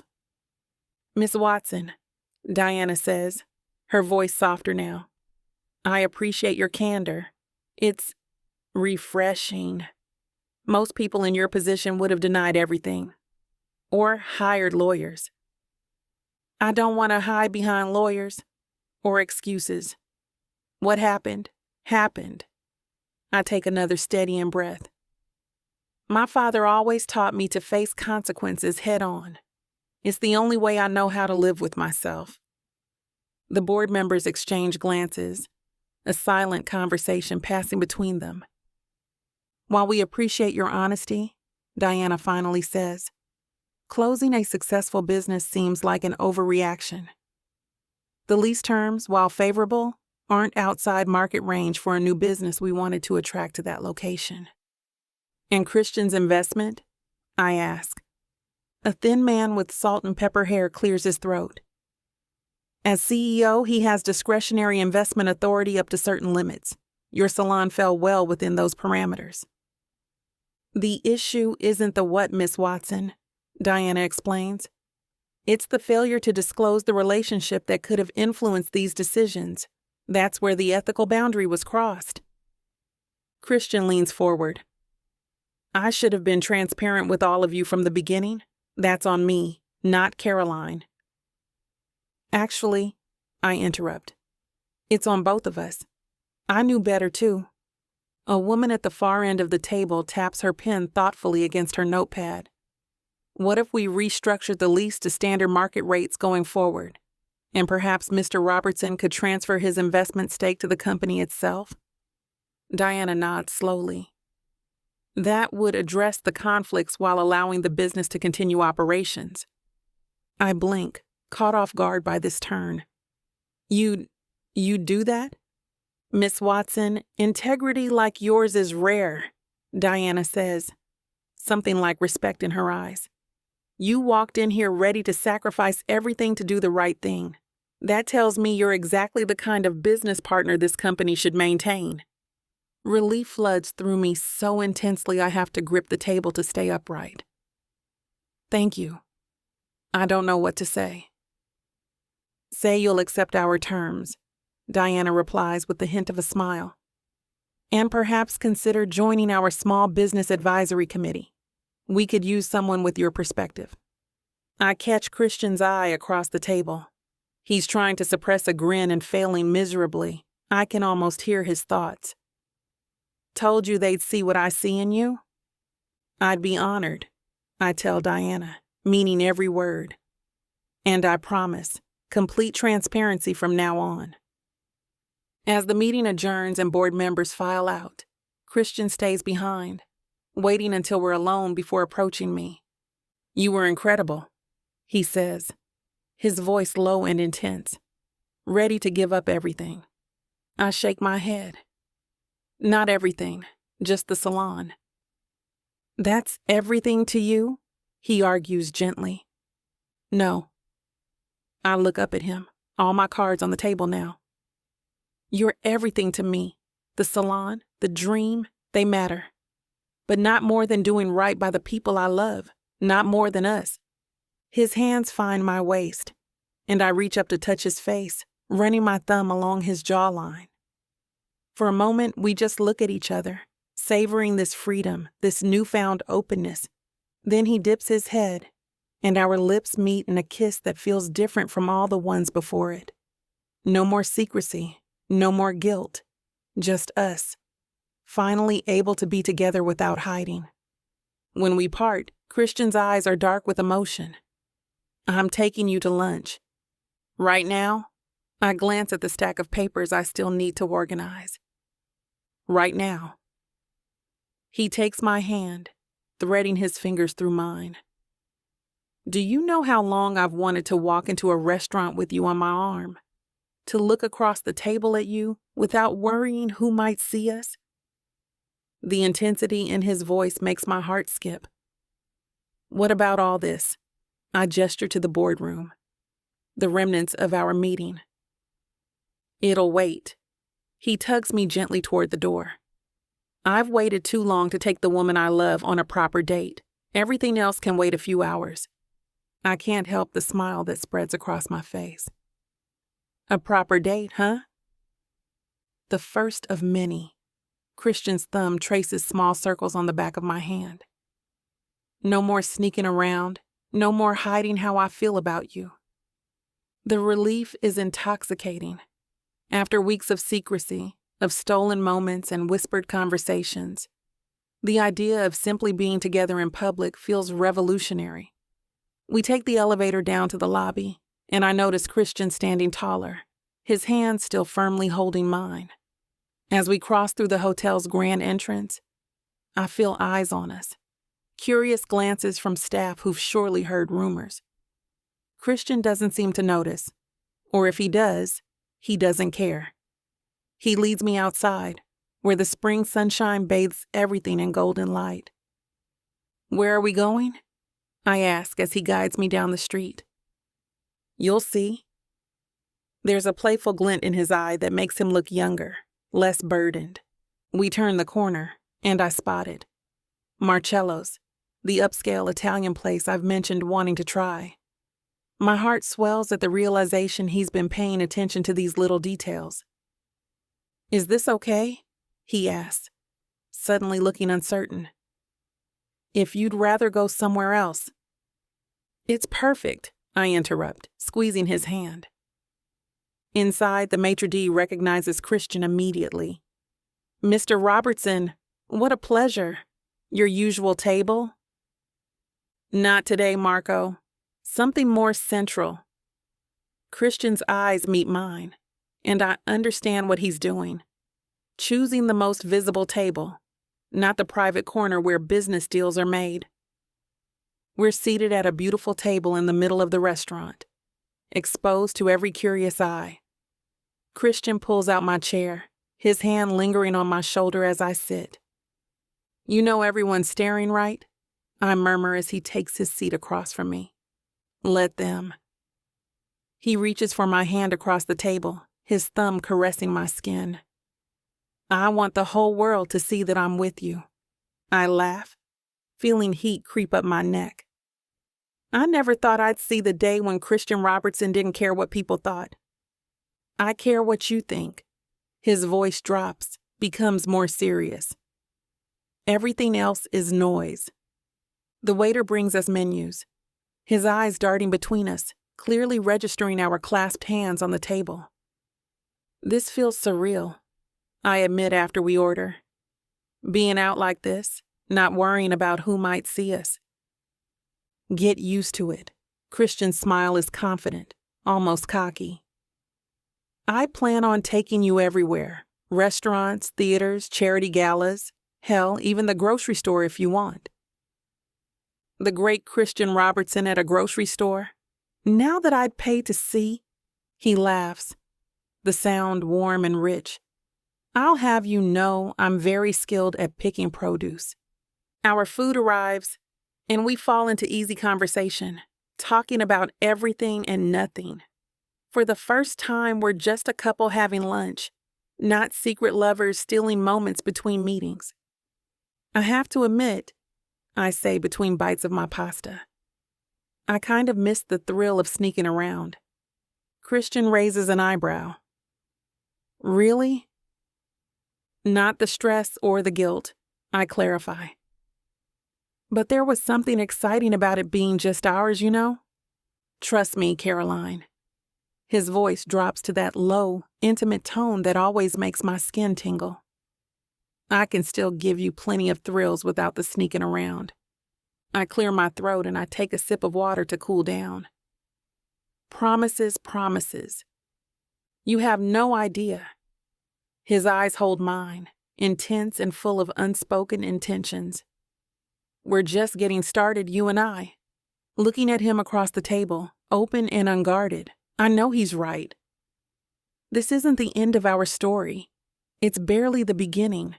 And for the first time since everything started, I feel completely, utterly free to enjoy it.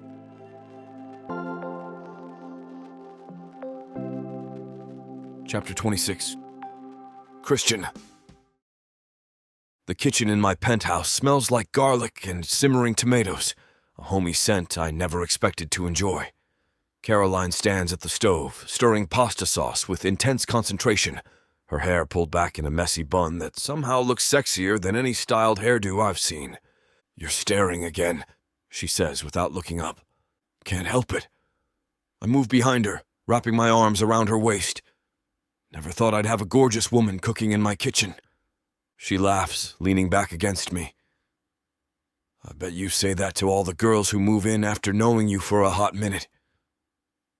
"You're the first." I kiss her neck, lingering at that spot below her ear that makes her shiver. "And the last." "Bold claim for a man with your reputation." Caroline turns in my arms, a wooden spoon held dangerously close to my white shirt. "Now make yourself useful and set the table." "Yes, ma'am." I give her a mock salute and grab plates from the cabinet. It's been 2 weeks since Caroline moved in.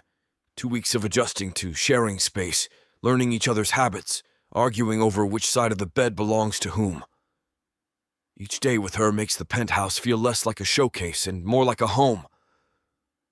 "Did you remember to get wine?" she calls out. "Red or white?"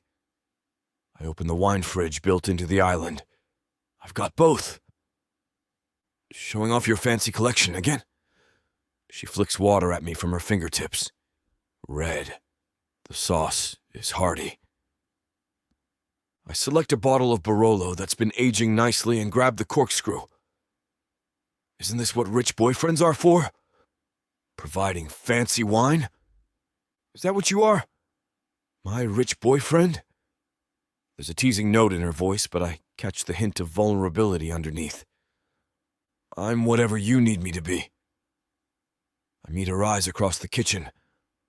Boyfriend, partner, personal wine sommelier, take your pick. She opens her mouth to respond when 3 sharp knocks cut through our banter. They're loud, insistent, almost aggressive. "You expecting anyone?" Caroline asks. "No." I set down the wine bottle, sudden tension knotting my shoulders. "I'll get it." The knocking comes again as I cross the living room. Through the peephole, I see a flash of dark hair and red lips. Damn, I mutter under my breath. Alani. I open the door just enough to block the view inside. What are you doing here? Alani stands in the hallway wearing a trench coat that barely reaches mid-thigh, her hair styled in those perfect waves that used to drive me crazy. She smiles like a predator who's spotted easy prey. Christian, baby. She runs a manicured finger down the front of my shirt. Aren't you going to invite me in? No. I keep my hand on the door, ready to close it. What do you want, Alani? She leans forward, her coat gaping to reveal a lacy black bra and very little else. I was in the neighborhood and thought you might be lonely. Her voice drops to a sultry whisper. I know how you get when you're all alone up here. Get out of here. My tone leaves no room for misinterpretation. We're done. I thought I made this very clear to you. Alani laughs, the sound hard and brittle. Come on, don't tell me you're still hung up on that salon girl. She steps closer, pressing against the door. Heard through the grapevine she dumped you after Daddy Dearest threw a fit. You heard wrong. Did I? She raises a perfectly sculpted eyebrow. Poor Christian. All alone in this big penthouse. You must be desperate for some sugar by now. His salon girl is right here. Caroline appears beside me, her presence steady and strong. And I haven't gone anywhere. Alani's eyes widen, genuine shock cracking through her practiced seduction. She quickly yanks her coat closed, fumbling with the belt. You... For once, Alani seems at a loss for words. Her gaze darts between us, calculating. I didn't realize you had company. Not company. I slip my arm around Caroline's waist, pulling her closer. She lives here. Color rises in Alani's cheeks, not embarrassment, but anger. You moved her in? Already? You should leave. Caroline's voice is calm but firm, her presence beside me unwavering. Our dinner's getting cold, and we were in the middle of something important. Alani's eyes narrow, her mouth twisting into something ugly and venomous. The mask of seduction drops completely, revealing the spite beneath. This is quite the downgrade, Christian. Trading me for what? Some basic hairstylist with daddy issues. I thought you had standards. What happened to the man who only wanted the best of everything? Caroline's eyes narrow to dangerous slits as she looks Alani up and down. I can almost see the wheels turning in her head, connecting dots I hadn't even considered. A sudden clarity flashes across her face, her expression hardening with realization. It was you, she says, voice deadly calm, each word like ice. You sent my parents that note about Christian and me. You're the one who tried to destroy everything. Alani's smirk falters for just a second, a microscopic crack in her facade that confirms Caroline's accusation before returning with practiced precision. Her fingers fidget with her coat belt, betraying her discomfort despite her confident stance. I don't know what you're talking about, she says with a dismissive flick of her wrist. Sounds like you're desperate to blame someone else for your family drama. Typical. Don't play dumb. The anonymous handwritten note that showed up at my parents' doorstep? The one that told them everything about us? Caroline steps closer, and I feel a surge of pride watching her stand her ground. My mother mentioned it was on expensive perfume stationery, the kind someone like you would use. Alani examines her manicure with exaggerated disinterest, the glossy red tips catching the hallway light as she twirls her fingers. Sounds like quite the detective story you've created. Very imaginative. Do you write fiction in your spare time when you're not playing with hair? How dare you? Caroline's voice trembles with anger, each word vibrating with barely contained rage. Her fists clench at her sides. How dare you interfere with my family like that? Do you have any idea what you caused? The damage you did? Listen, sweetheart, Alani says, dripping condescension. her perfectly painted lips curving into a cruel smile. She leans forward, invading Caroline's space with a cloud of expensive perfume. If your little fantasy with Christian fell apart, maybe consider that Daddy Dearest just had good taste. Some men simply know trash when they see it. And darling, he clearly recognized exactly what you are. The crack of Caroline's palm against Alani's cheek echoes in the hallway like a gunshot. I wince at the impact and bite back a smile at the same time. The red mark blooming on Alani's face gives me a satisfaction I probably shouldn't admit to. You brat! Alani lunges forward with claws out, designer heels scraping against the floor. I immediately step between them, using my 6'2" frame as a human wall, blocking her path to Caroline. I can feel her rage radiating like heat as she tries to reach around me. That's enough! I growl, planting my feet firmly on the ground, using my body as a barrier.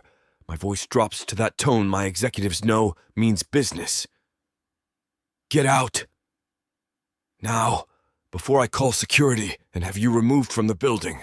Alani tries to shove past me, her perfectly manicured nails digging into my arm as she attempts to claw her way around. Her eyes remain locked on Caroline, burning with murderous intent. You're going to regret that, you little... If you ever come near me or Christian again, Caroline says from behind me, her voice steady and confident, I'll make sure you end up with the worst case of chemical burns on that precious hair of yours. One appointment with me and you'll be bald-headed for months. Alani's hand flies protectively to her hair. You wouldn't dare. Do it, and find out. Caroline steps around me, standing tall.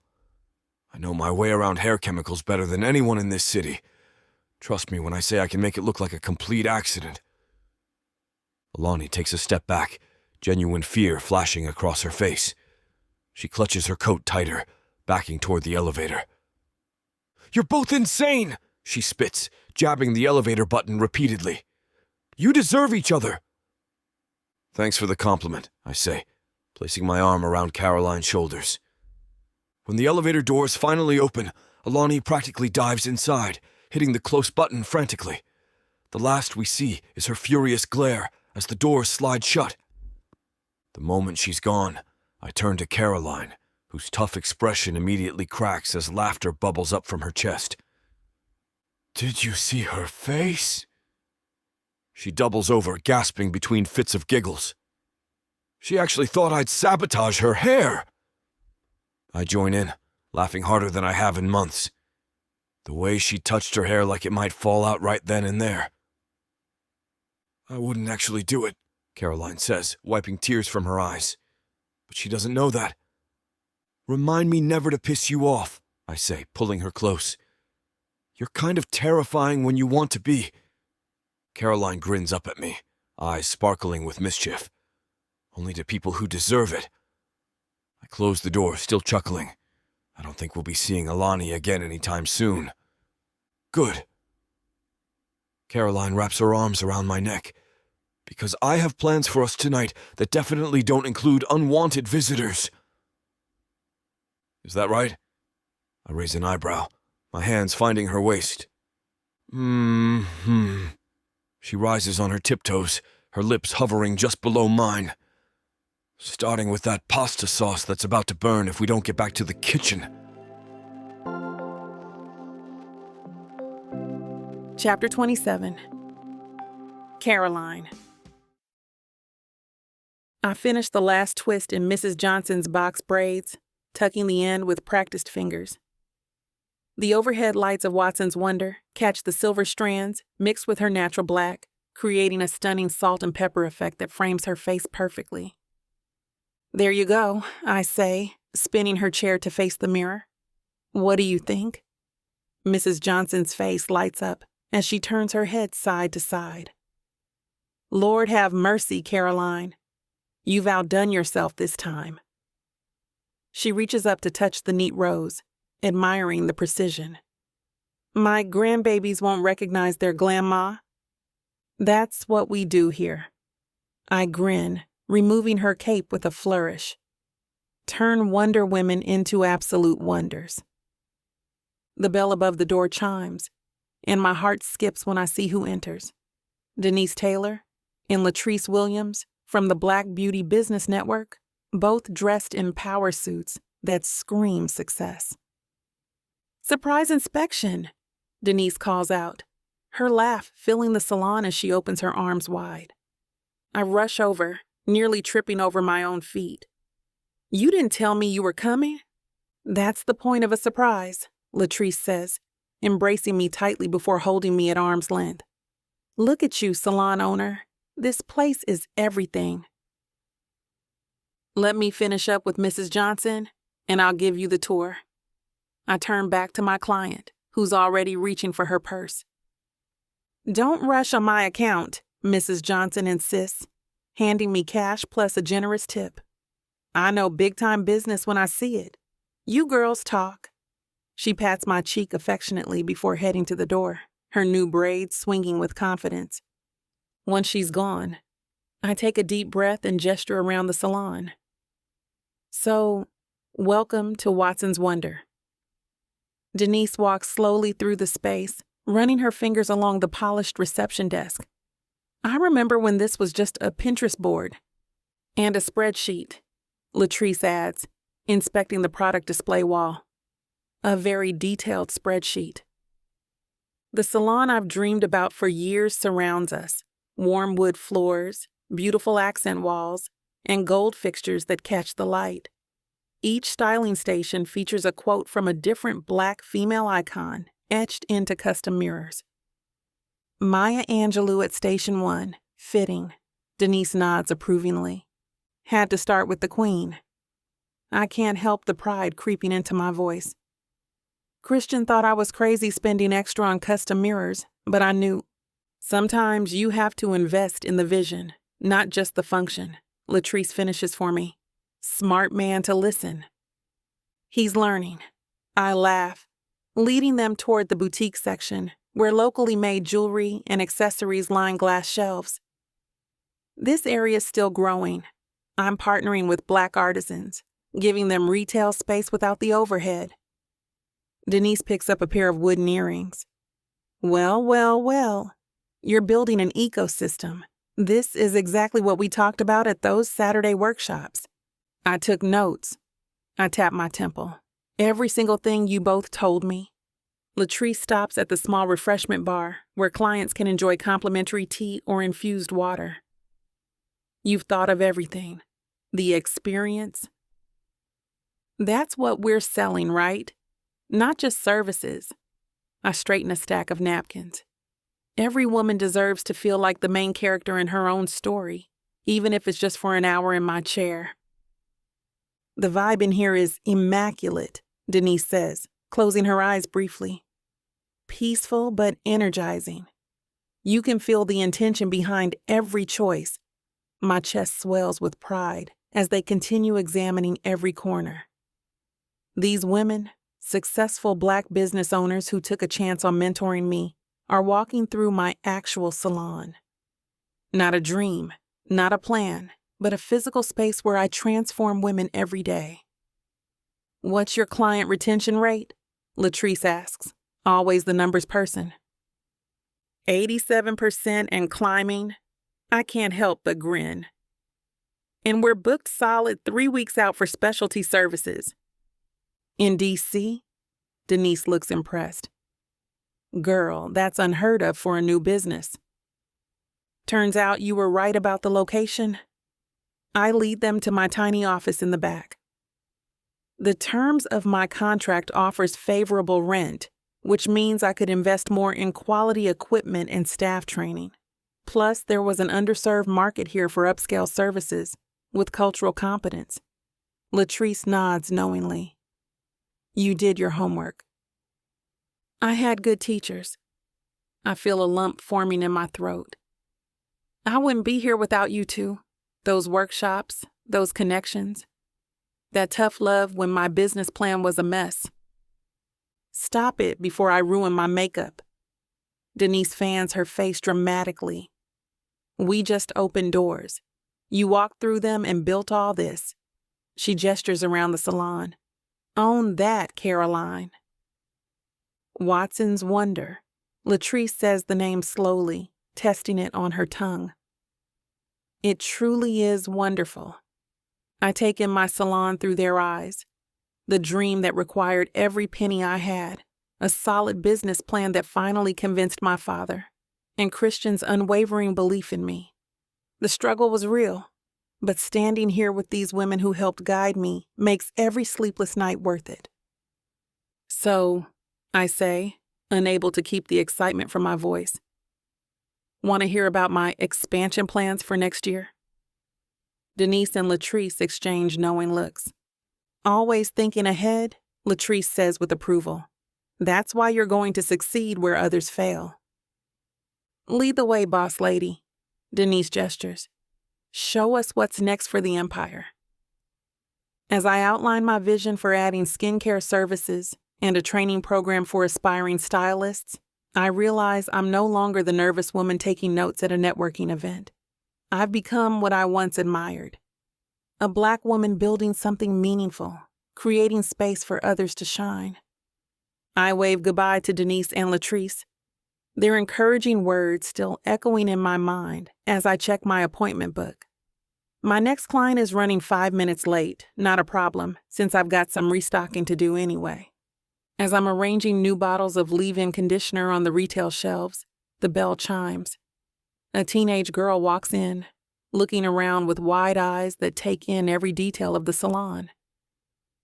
She's wearing an oversized hoodie with flawless printed across the front, and her natural afro is pulled back with a colorful headband. Jasmine? I ask, setting down the last bottle. She nods, clutching her backpack straps. That's me. Sorry I'm late, Miss Watson. The bus was behind schedule. No worries at all. I gesture toward my station. And please call me Caroline. Jasmine sits in my chair, still looking around like she's memorizing every corner of the salon. I meet her eyes in the mirror as I place the cape around her shoulders. So tell me what we're thinking today. The consultation mentioned a trim and deep conditioning treatment? Yeah, my mom scheduled it. She tugs at one of her coils, testing its elasticity. But I was wondering if you could do something that looks more professional? I raise an eyebrow. Professional? Your natural texture is gorgeous. What's prompting the change? She sighs, shoulders slumping under the cape. I have this interview next week. It's for this beauty school program where they teach lash extensions and nail art. My portfolio's good, but my mom says I need to look the part. I nod, understanding immediately. And you think your afro isn't professional enough? My cousin said natural hair might make me look too young. She mumbles, not meeting my eyes. I swivel her chair so she's facing me directly.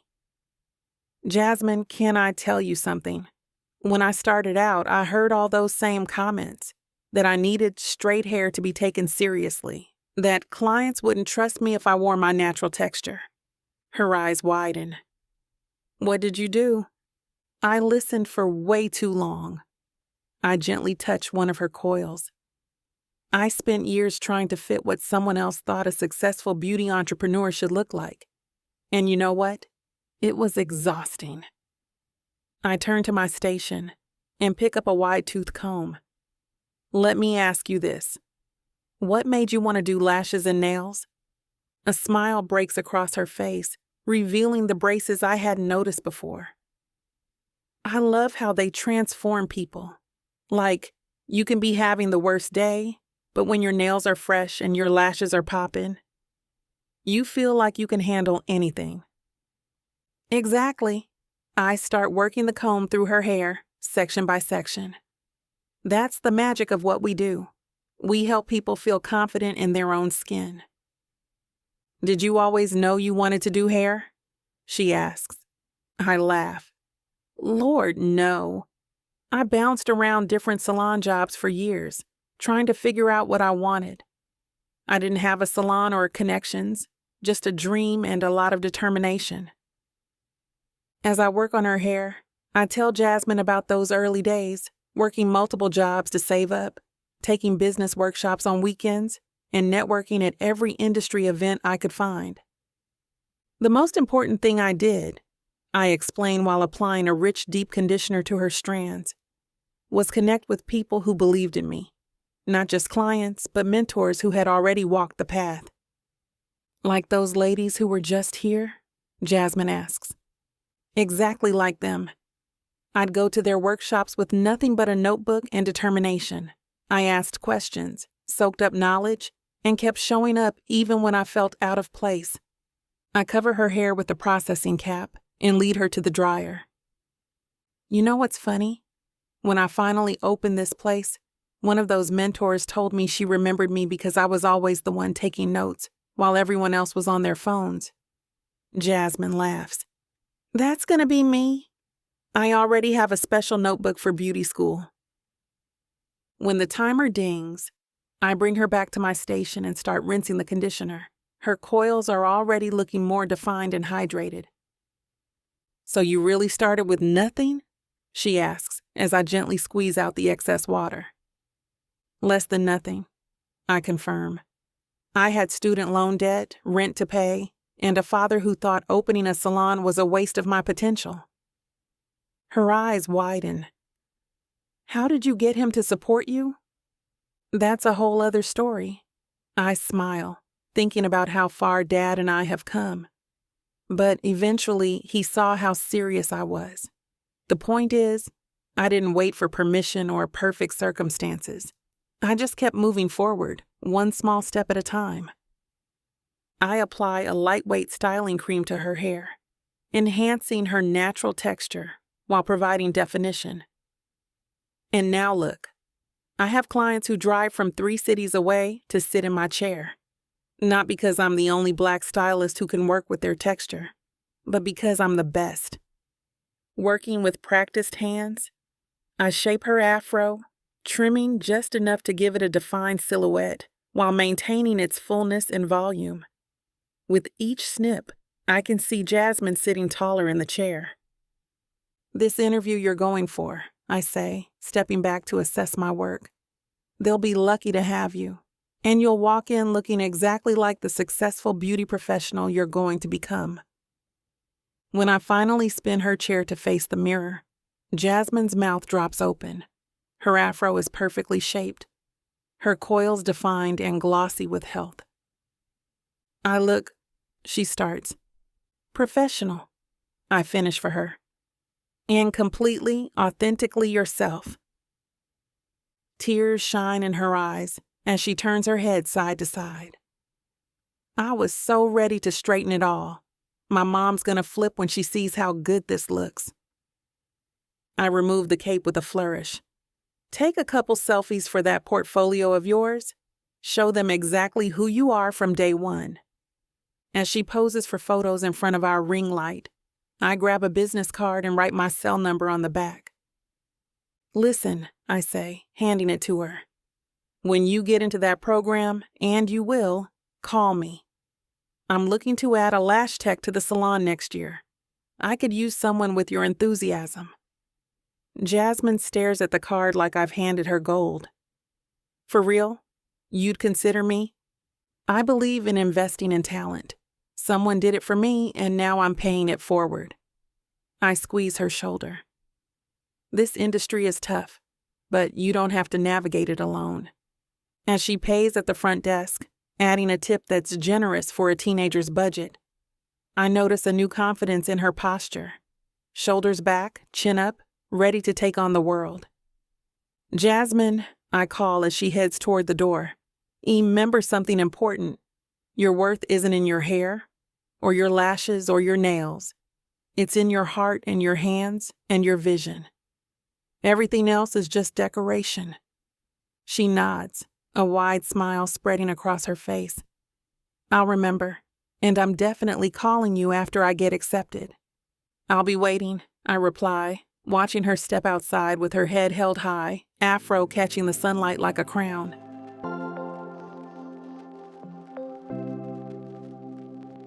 Chapter 28. Christian. I adjust my tie for the 10th time, checking my reflection in the rearview mirror. The small velvet box in my jacket pocket feels like it weighs 100 pounds. Tonight has to be perfect. "You got this," I mutter to myself before stepping out of the car. The restaurant sits perched above the Potomac, its glass walls offering panoramic views of the water and the city beyond. I'd rented the entire rooftop terrace. Excessive, maybe, but Caroline deserves nothing less. I check my watch. She should be arriving any minute. My conversation with the head chef and manager this morning ensured everything would go exactly as planned. The champagne is chilling, the custom dessert prepared, and the string quartet hidden behind a decorative wall, ready to play at my signal. A sleek black car pulls up, and my heart hammers against my ribs when I see her step out. Caroline's wearing a midnight blue dress that hugs every curve, her hair cascading in loose curls around her shoulders. She takes my breath away. "This place is gorgeous," she says as I take her hand. "When you said dinner with a view, I wasn't expecting all this. Only the best for you." I pressed my lips to her knuckles, noticing how her eyes catch the sunset's glow. The maitre d' leads us to our private terrace, where Caroline gasps at the setting. Fairy lights twinkle overhead, and our table sits front and center, offering an unobstructed view of the river below. "Christian, this is too much." She looks around in amazement as I pull out her chair. "Nothing's too much for you." I sit across from her, drinking in the sight of her bathed in the golden hour light. "Wine? Please." The sommelier appears instantly, pouring a crisp white I'd selected earlier. As we toast, I try to calm the riot in my chest. The ring feels like it's burning a hole in my pocket. "You look nervous," Caroline says, eyeing me over her glass. "Everything okay?" "Just happy to be here with you." I reach for her hand across the table. "You have no idea how much you've changed my life." A hint of a smile plays on her lips. "Going soft on me, Robertson. Only for you." Our appetizers arrive. Delicate scallops for her, oysters for me. I've memorized her culinary preferences over our time together. The conversation flows easily between us, touching on her salon success, my latest hotel acquisition, and Ben's improving health. "Dad actually asked when you're coming over next," she tells me. "Says he misses beating you at chess. Tell him I'm ready for a rematch anytime." The fact that Ben and I have rebuilt our friendship still amazes me. Maybe Sunday? It's a date. As our entrees arrive, butter-poached lobster for her and aged rye-bie for me, I catch the manager's eye across the room. He nods discreetly, confirming everything's on schedule. Caroline takes a bite of her lobster and closes her eyes in appreciation. "This is incredible. How did you find this place?" "I have my ways." I lean forward. "There's no restaurant in this city I wouldn't search out for you." She laughs, shaking her head. "Damn, you're really laying it on thick tonight. Is it working?" "Always does." Her foot finds mine under the table, sending electricity up my spine. The sun dips lower, casting long shadows across the water. Now's the moment. I signal the waiter, who disappears momentarily before returning with 2 flutes of champagne on a silver tray. "We didn't order these," Caroline says, confused. "Special occasion calls for bubbles." I raise my glass. "To us, to everything we've overcome, to everything waiting ahead." Her eyes narrow suspiciously. "What are you up to?" "Just drink your champagne, woman." She takes a sip, then stops suddenly, her eyes widening as she notices something at the bottom of her flute, a custom-made chocolate with "Turn Around" written in gold leaf. "What's this?" She fishes it out carefully. "It says turn around." I'm already standing, moving to her side of the table. When she turns, I'm on one knee, velvet box open in my palm. The hidden string quartet begins playing softly. "Christian." Her hand flies to her mouth. "Caroline Watson, you knocked my world sideways from the moment you sat across from me at your parents' dining table and talked to me about your dreams. You challenged me, fought me, believed in me, when I didn't deserve it. My voice catches. You showed me what real partnership looks like, what real love feels like. Tears well in her eyes as I continue. I promised myself I'd never do this again, but you changed everything. I want to build a life with you, to watch you create your empire, to stand beside you through whatever comes next. I take the ring, a 3-carat oval diamond flanked by smaller stones on a platinum band, and hold it up to catch the last rays of sunlight. Will you marry me? The terrace falls silent except for the gentle music. Caroline's eyes shine with tears, her hand trembling as she reaches toward me. Yes, she whispers, then louder. Yes, absolutely yes. I slide the ring onto her finger, my own hands shaking slightly. It fits perfectly, just as I knew it would. When I stand, she throws her arms around my neck and kisses me deeply, uncaring of the restaurant staff watching and smiling. The quartet shifts to a more celebratory tune, and champagne appears for everyone. Caroline can't stop looking at her hand, at me, at the view, as if trying to memorize every detail of this moment. How long have you been planning this? She asks, wiping away happy tears. Long enough to know I couldn't wait another day to make you mine. I brush my thumb across her cheek. Your parents have known for weeks. Her eyes widen. They knew? Even Dad? And he kept it secret? He did more than that. He helped me pick the ring. I laugh at her shocked expression. We've come a long way, baby. Caroline shakes her head in disbelief, then looks at her ring again. It's perfect. Everything about tonight is perfect. She meets my eyes, her gaze full of promise. I love you, Christian Robertson. And I love you, future Mrs. Robertson. I pull her close, feeling more certain than I've ever been. Ready for dessert? There's a chocolate soufflé with your name on it. She grins, leaning into me. I thought you were my dessert. That comes later, I whisper against her ear. We've got all night, and a lifetime after that. The waitstaff brings out the dessert with theatrical flair. A massive chocolate soufflé paired with homemade vanilla bean ice cream, melting slowly over the warm surface. A hazelnut praline sits atop the creation, surrounded by drizzles of caramel and chocolate that form intricate patterns across the plate. Damn, Caroline whispers, her eyes widening as they set it between us. You didn't tell me they were famous for desserts. I lean back, enjoying her reaction more than I'll enjoy the actual dessert. I wanted to see that exact look on your face. She dips her spoon into the soufflé, moaning softly as the first bite touches her lips. The sound goes straight through me, stirring something primal. Watching Caroline eat dessert is practically foreplay. This is incredible. She takes another bite, closing her eyes to savor it. I might need a minute alone with this plate. Should I be jealous of a chocolate soufflé? I try to sound serious, but fail miserably as she dramatically licks her spoon. Absolutely. She offers me a bite, holding her spoon across the table, though I'm willing to share custody. I take the offered bite, but my attention remains fixed on her lips, now slightly smudged with chocolate. You've got a little... I point to the corner of her mouth.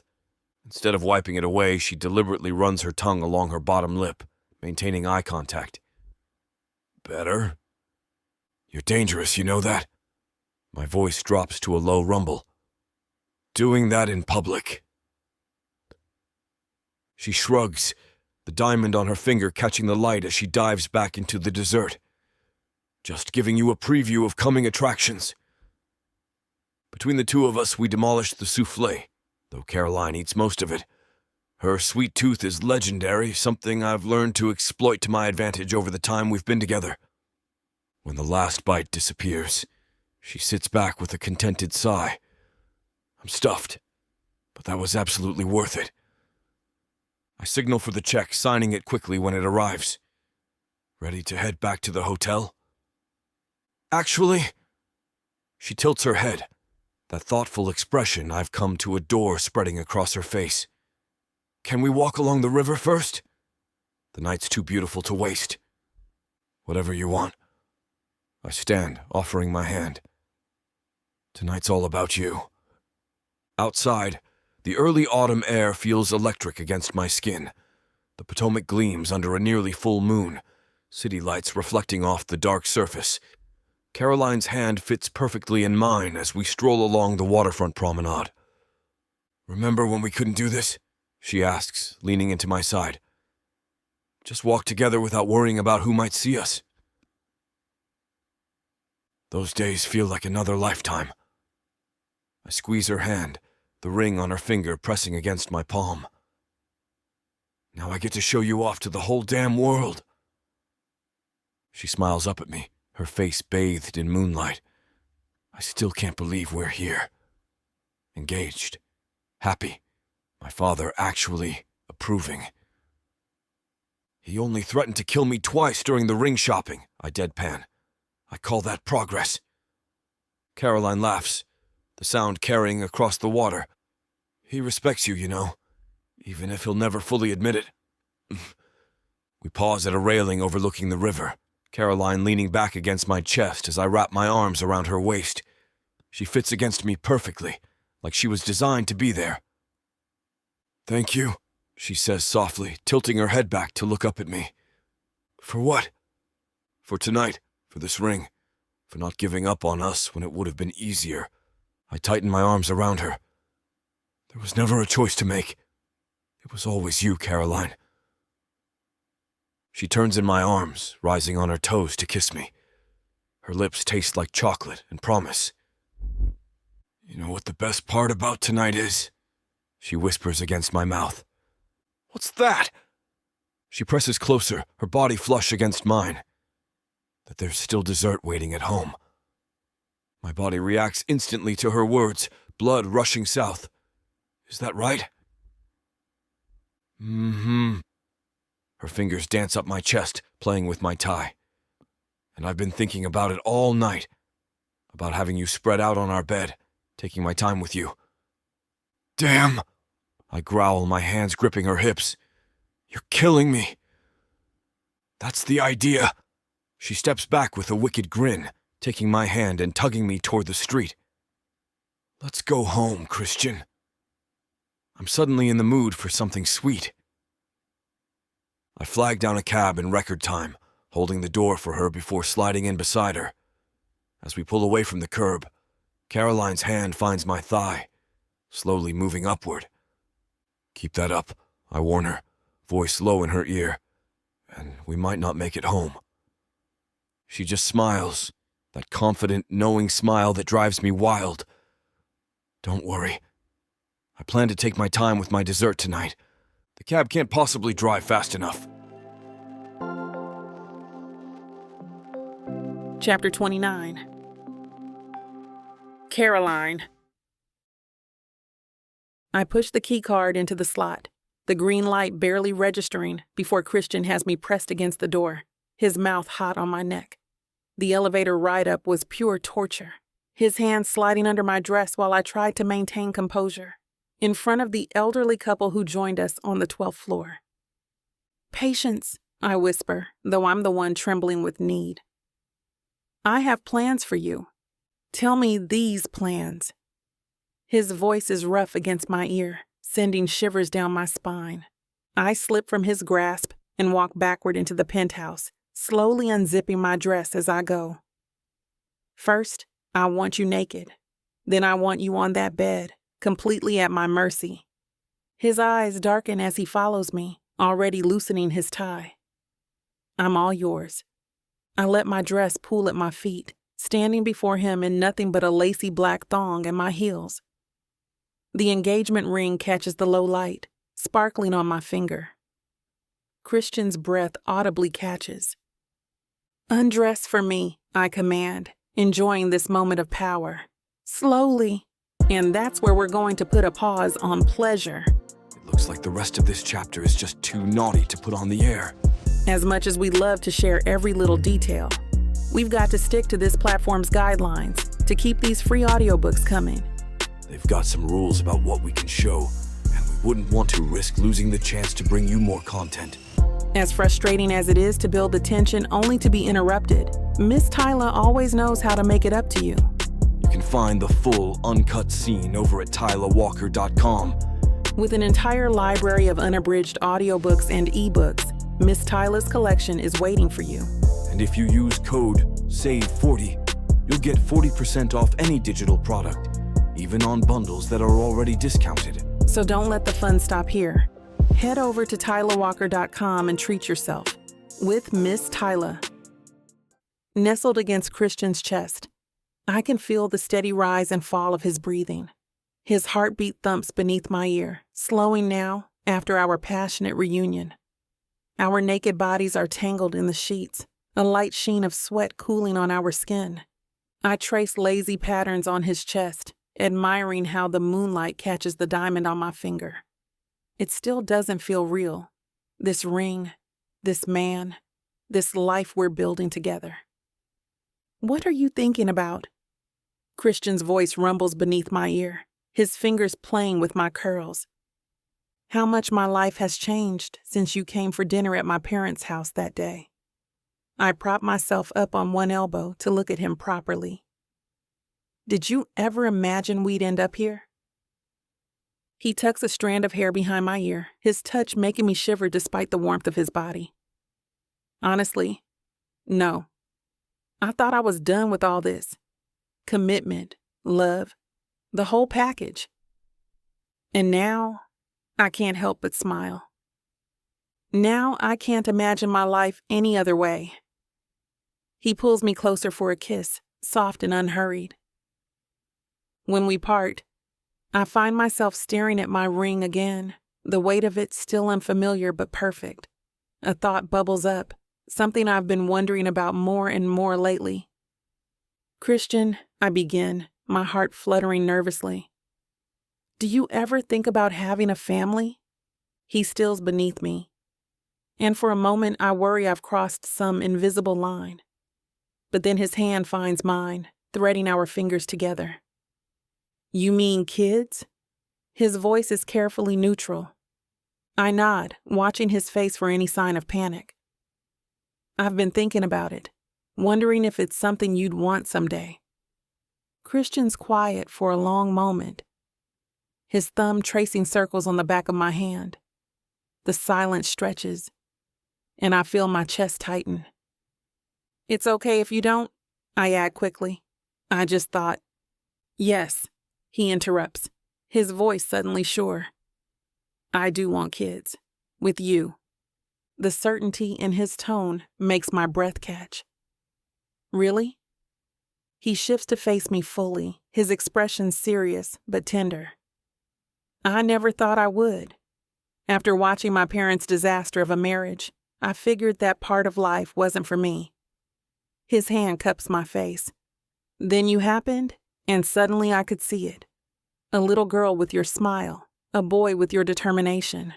Warmth blooms in my chest, spreading outward until I'm practically glowing. I've always wanted to be a mother, I admit. Even when I was focused on building my career, I knew someday I wanted a family of my own. Tell me more, Christian encourages, his eyes never leaving mine. I want to teach them about heritage and resilience, show them how to dream big and work hard. I smile, imagining it. I want to see you teaching our daughter how to negotiate, or our son how to tie a tie. Christian's eyes darken with emotion. I want to see you braiding our daughter's hair, telling her stories about her grandmother Mary. Our children would have the most amazing grandfather in my dad. I laugh. Can you imagine? After everything, he'd spoil them rotten. No doubt. Christian's hand slides down to rest on my stomach, warm and possessive. How many are we talking about? 2? Maybe 3? I cover his hand with mine. Enough to fill this place with noise and toys and chaos. I'd need to child-proof the penthouse, and the mansion, and all other properties of mine. he muses, the practical businessman emerging even in this intimate moment. The penthouse would be fine in the beginning, but we'd need a bigger place eventually, one with a yard and rooms for them to grow into. Christian nods thoughtfully. I know the perfect neighborhood, good schools, close to both our businesses. The fact that he's already thinking about logistics makes my heart soar. This isn't just idle pillow talk. He's actually planning our future, our family. When would you want to start trying? He asks, his voice dropping lower, more intimate. The question sends a thrill through me. Not right away. I want to enjoy being your wife first. Get the salon fully established. I lean closer, my lips brushing his. But maybe after a year or so. A year sounds perfect. Christian's hands begin to wander, tracing the curve of my waist, the dip of my spine. Though we could always start practicing. I laugh against his mouth. Is that what we've been doing all night? Practice? He rolls me onto my back, hovering above me with that predatory look that makes my pulse race. I think we need more, to be thorough. The mood shifts, playfulness giving way to desire as his mouth finds my neck, my collarbone, moving lower with deliberate intent. You'll be an incredible mother, he murmurs against my skin. Beautiful, strong, passionate. My fingers tangle in his hair as he continues his downward path. And you'll be an amazing father, protective, loving, teaching them to go after what they want. Christian looks up, his eyes dark with promise. Like I'm going after what I want right now? I smile, parting my legs as his hands grip my thighs. Exactly like that. As his mouth finds me, sending waves of pleasure coursing through my body, I let my mind drift to the future we're building together. A salon expanding across the city, our wedding day, a house filled with children's laughter and tiny footsteps. But right now, there's just us, Christian and me, newly engaged, creating the foundation for all that's to come. And as the night stretches before us, full of promise and passion, I know with absolute certainty that this is exactly where I'm meant to be.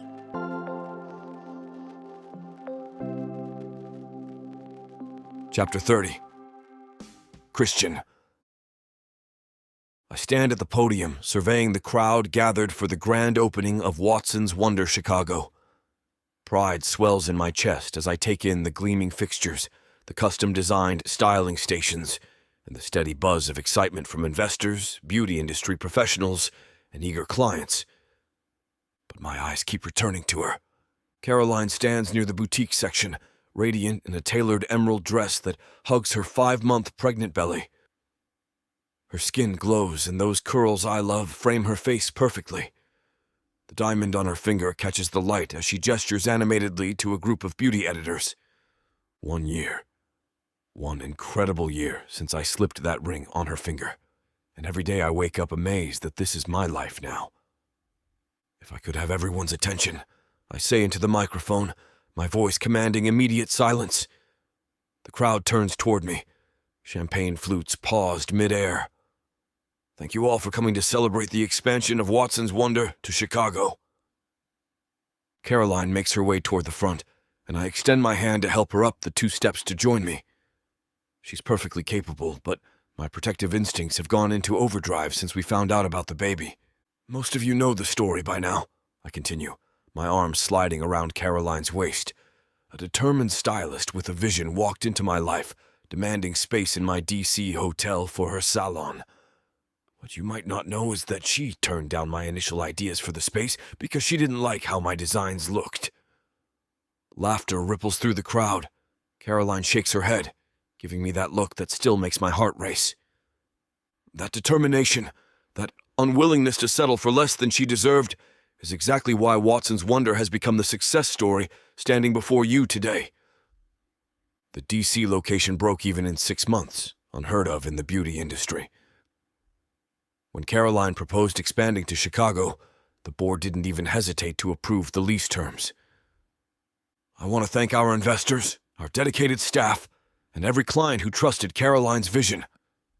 I raised my water glass, but most of all, I want to thank my wife, who continues to prove that when you combine talent with hustle, magic happens.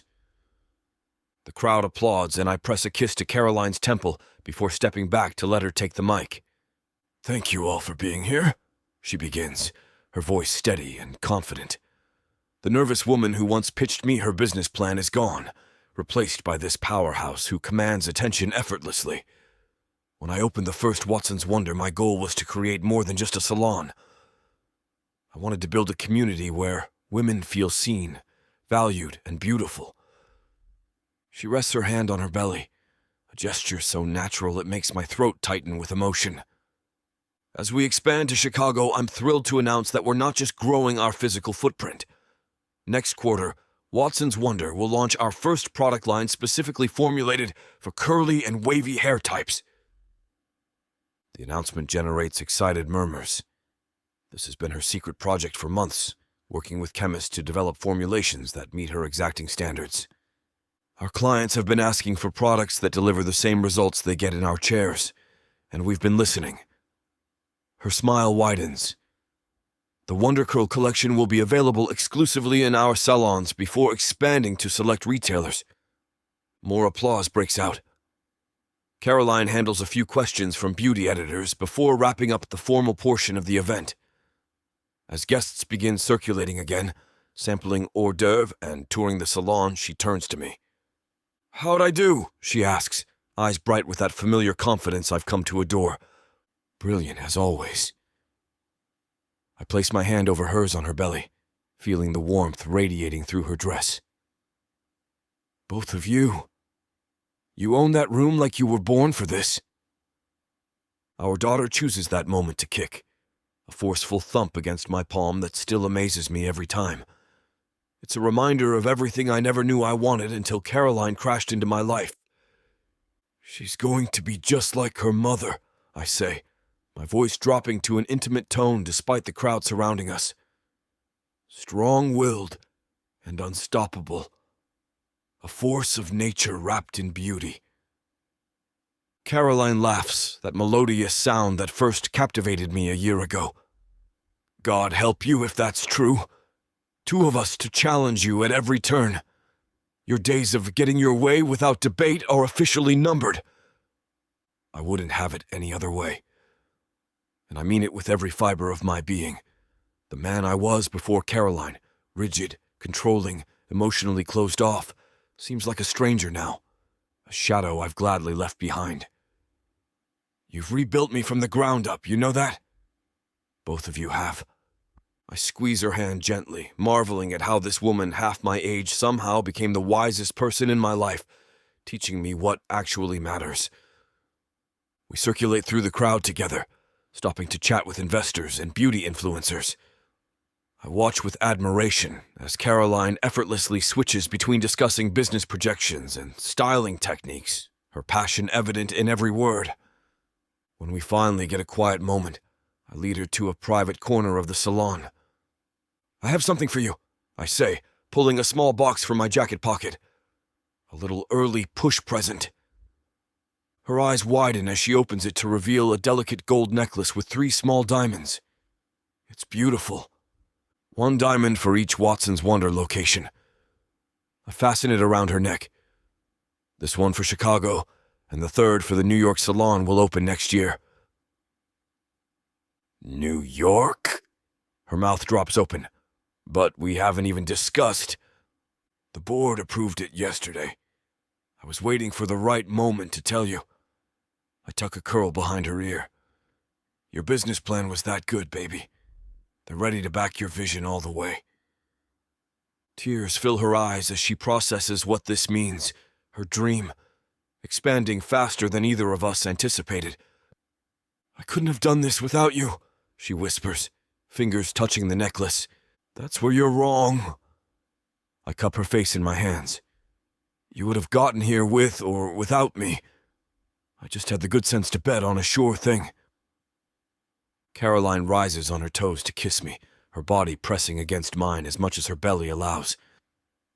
When we part, I keep my forehead against hers, savoring this moment amid the celebration around us. I love you, I murmur, words that once seemed impossible for me to say now, flowing easily. I love you too. Her smile lights up her entire face. Now let's go sell some overpriced shampoo to these rich women before they leave. I laugh, taking her hand as we return to our guests. 1 year ago, I took the biggest risk of my life by choosing love over caution. Looking around at what we've built together, a thriving business, a marriage, a baby on the way, I know it was the best investment I've ever made. And this is just the beginning.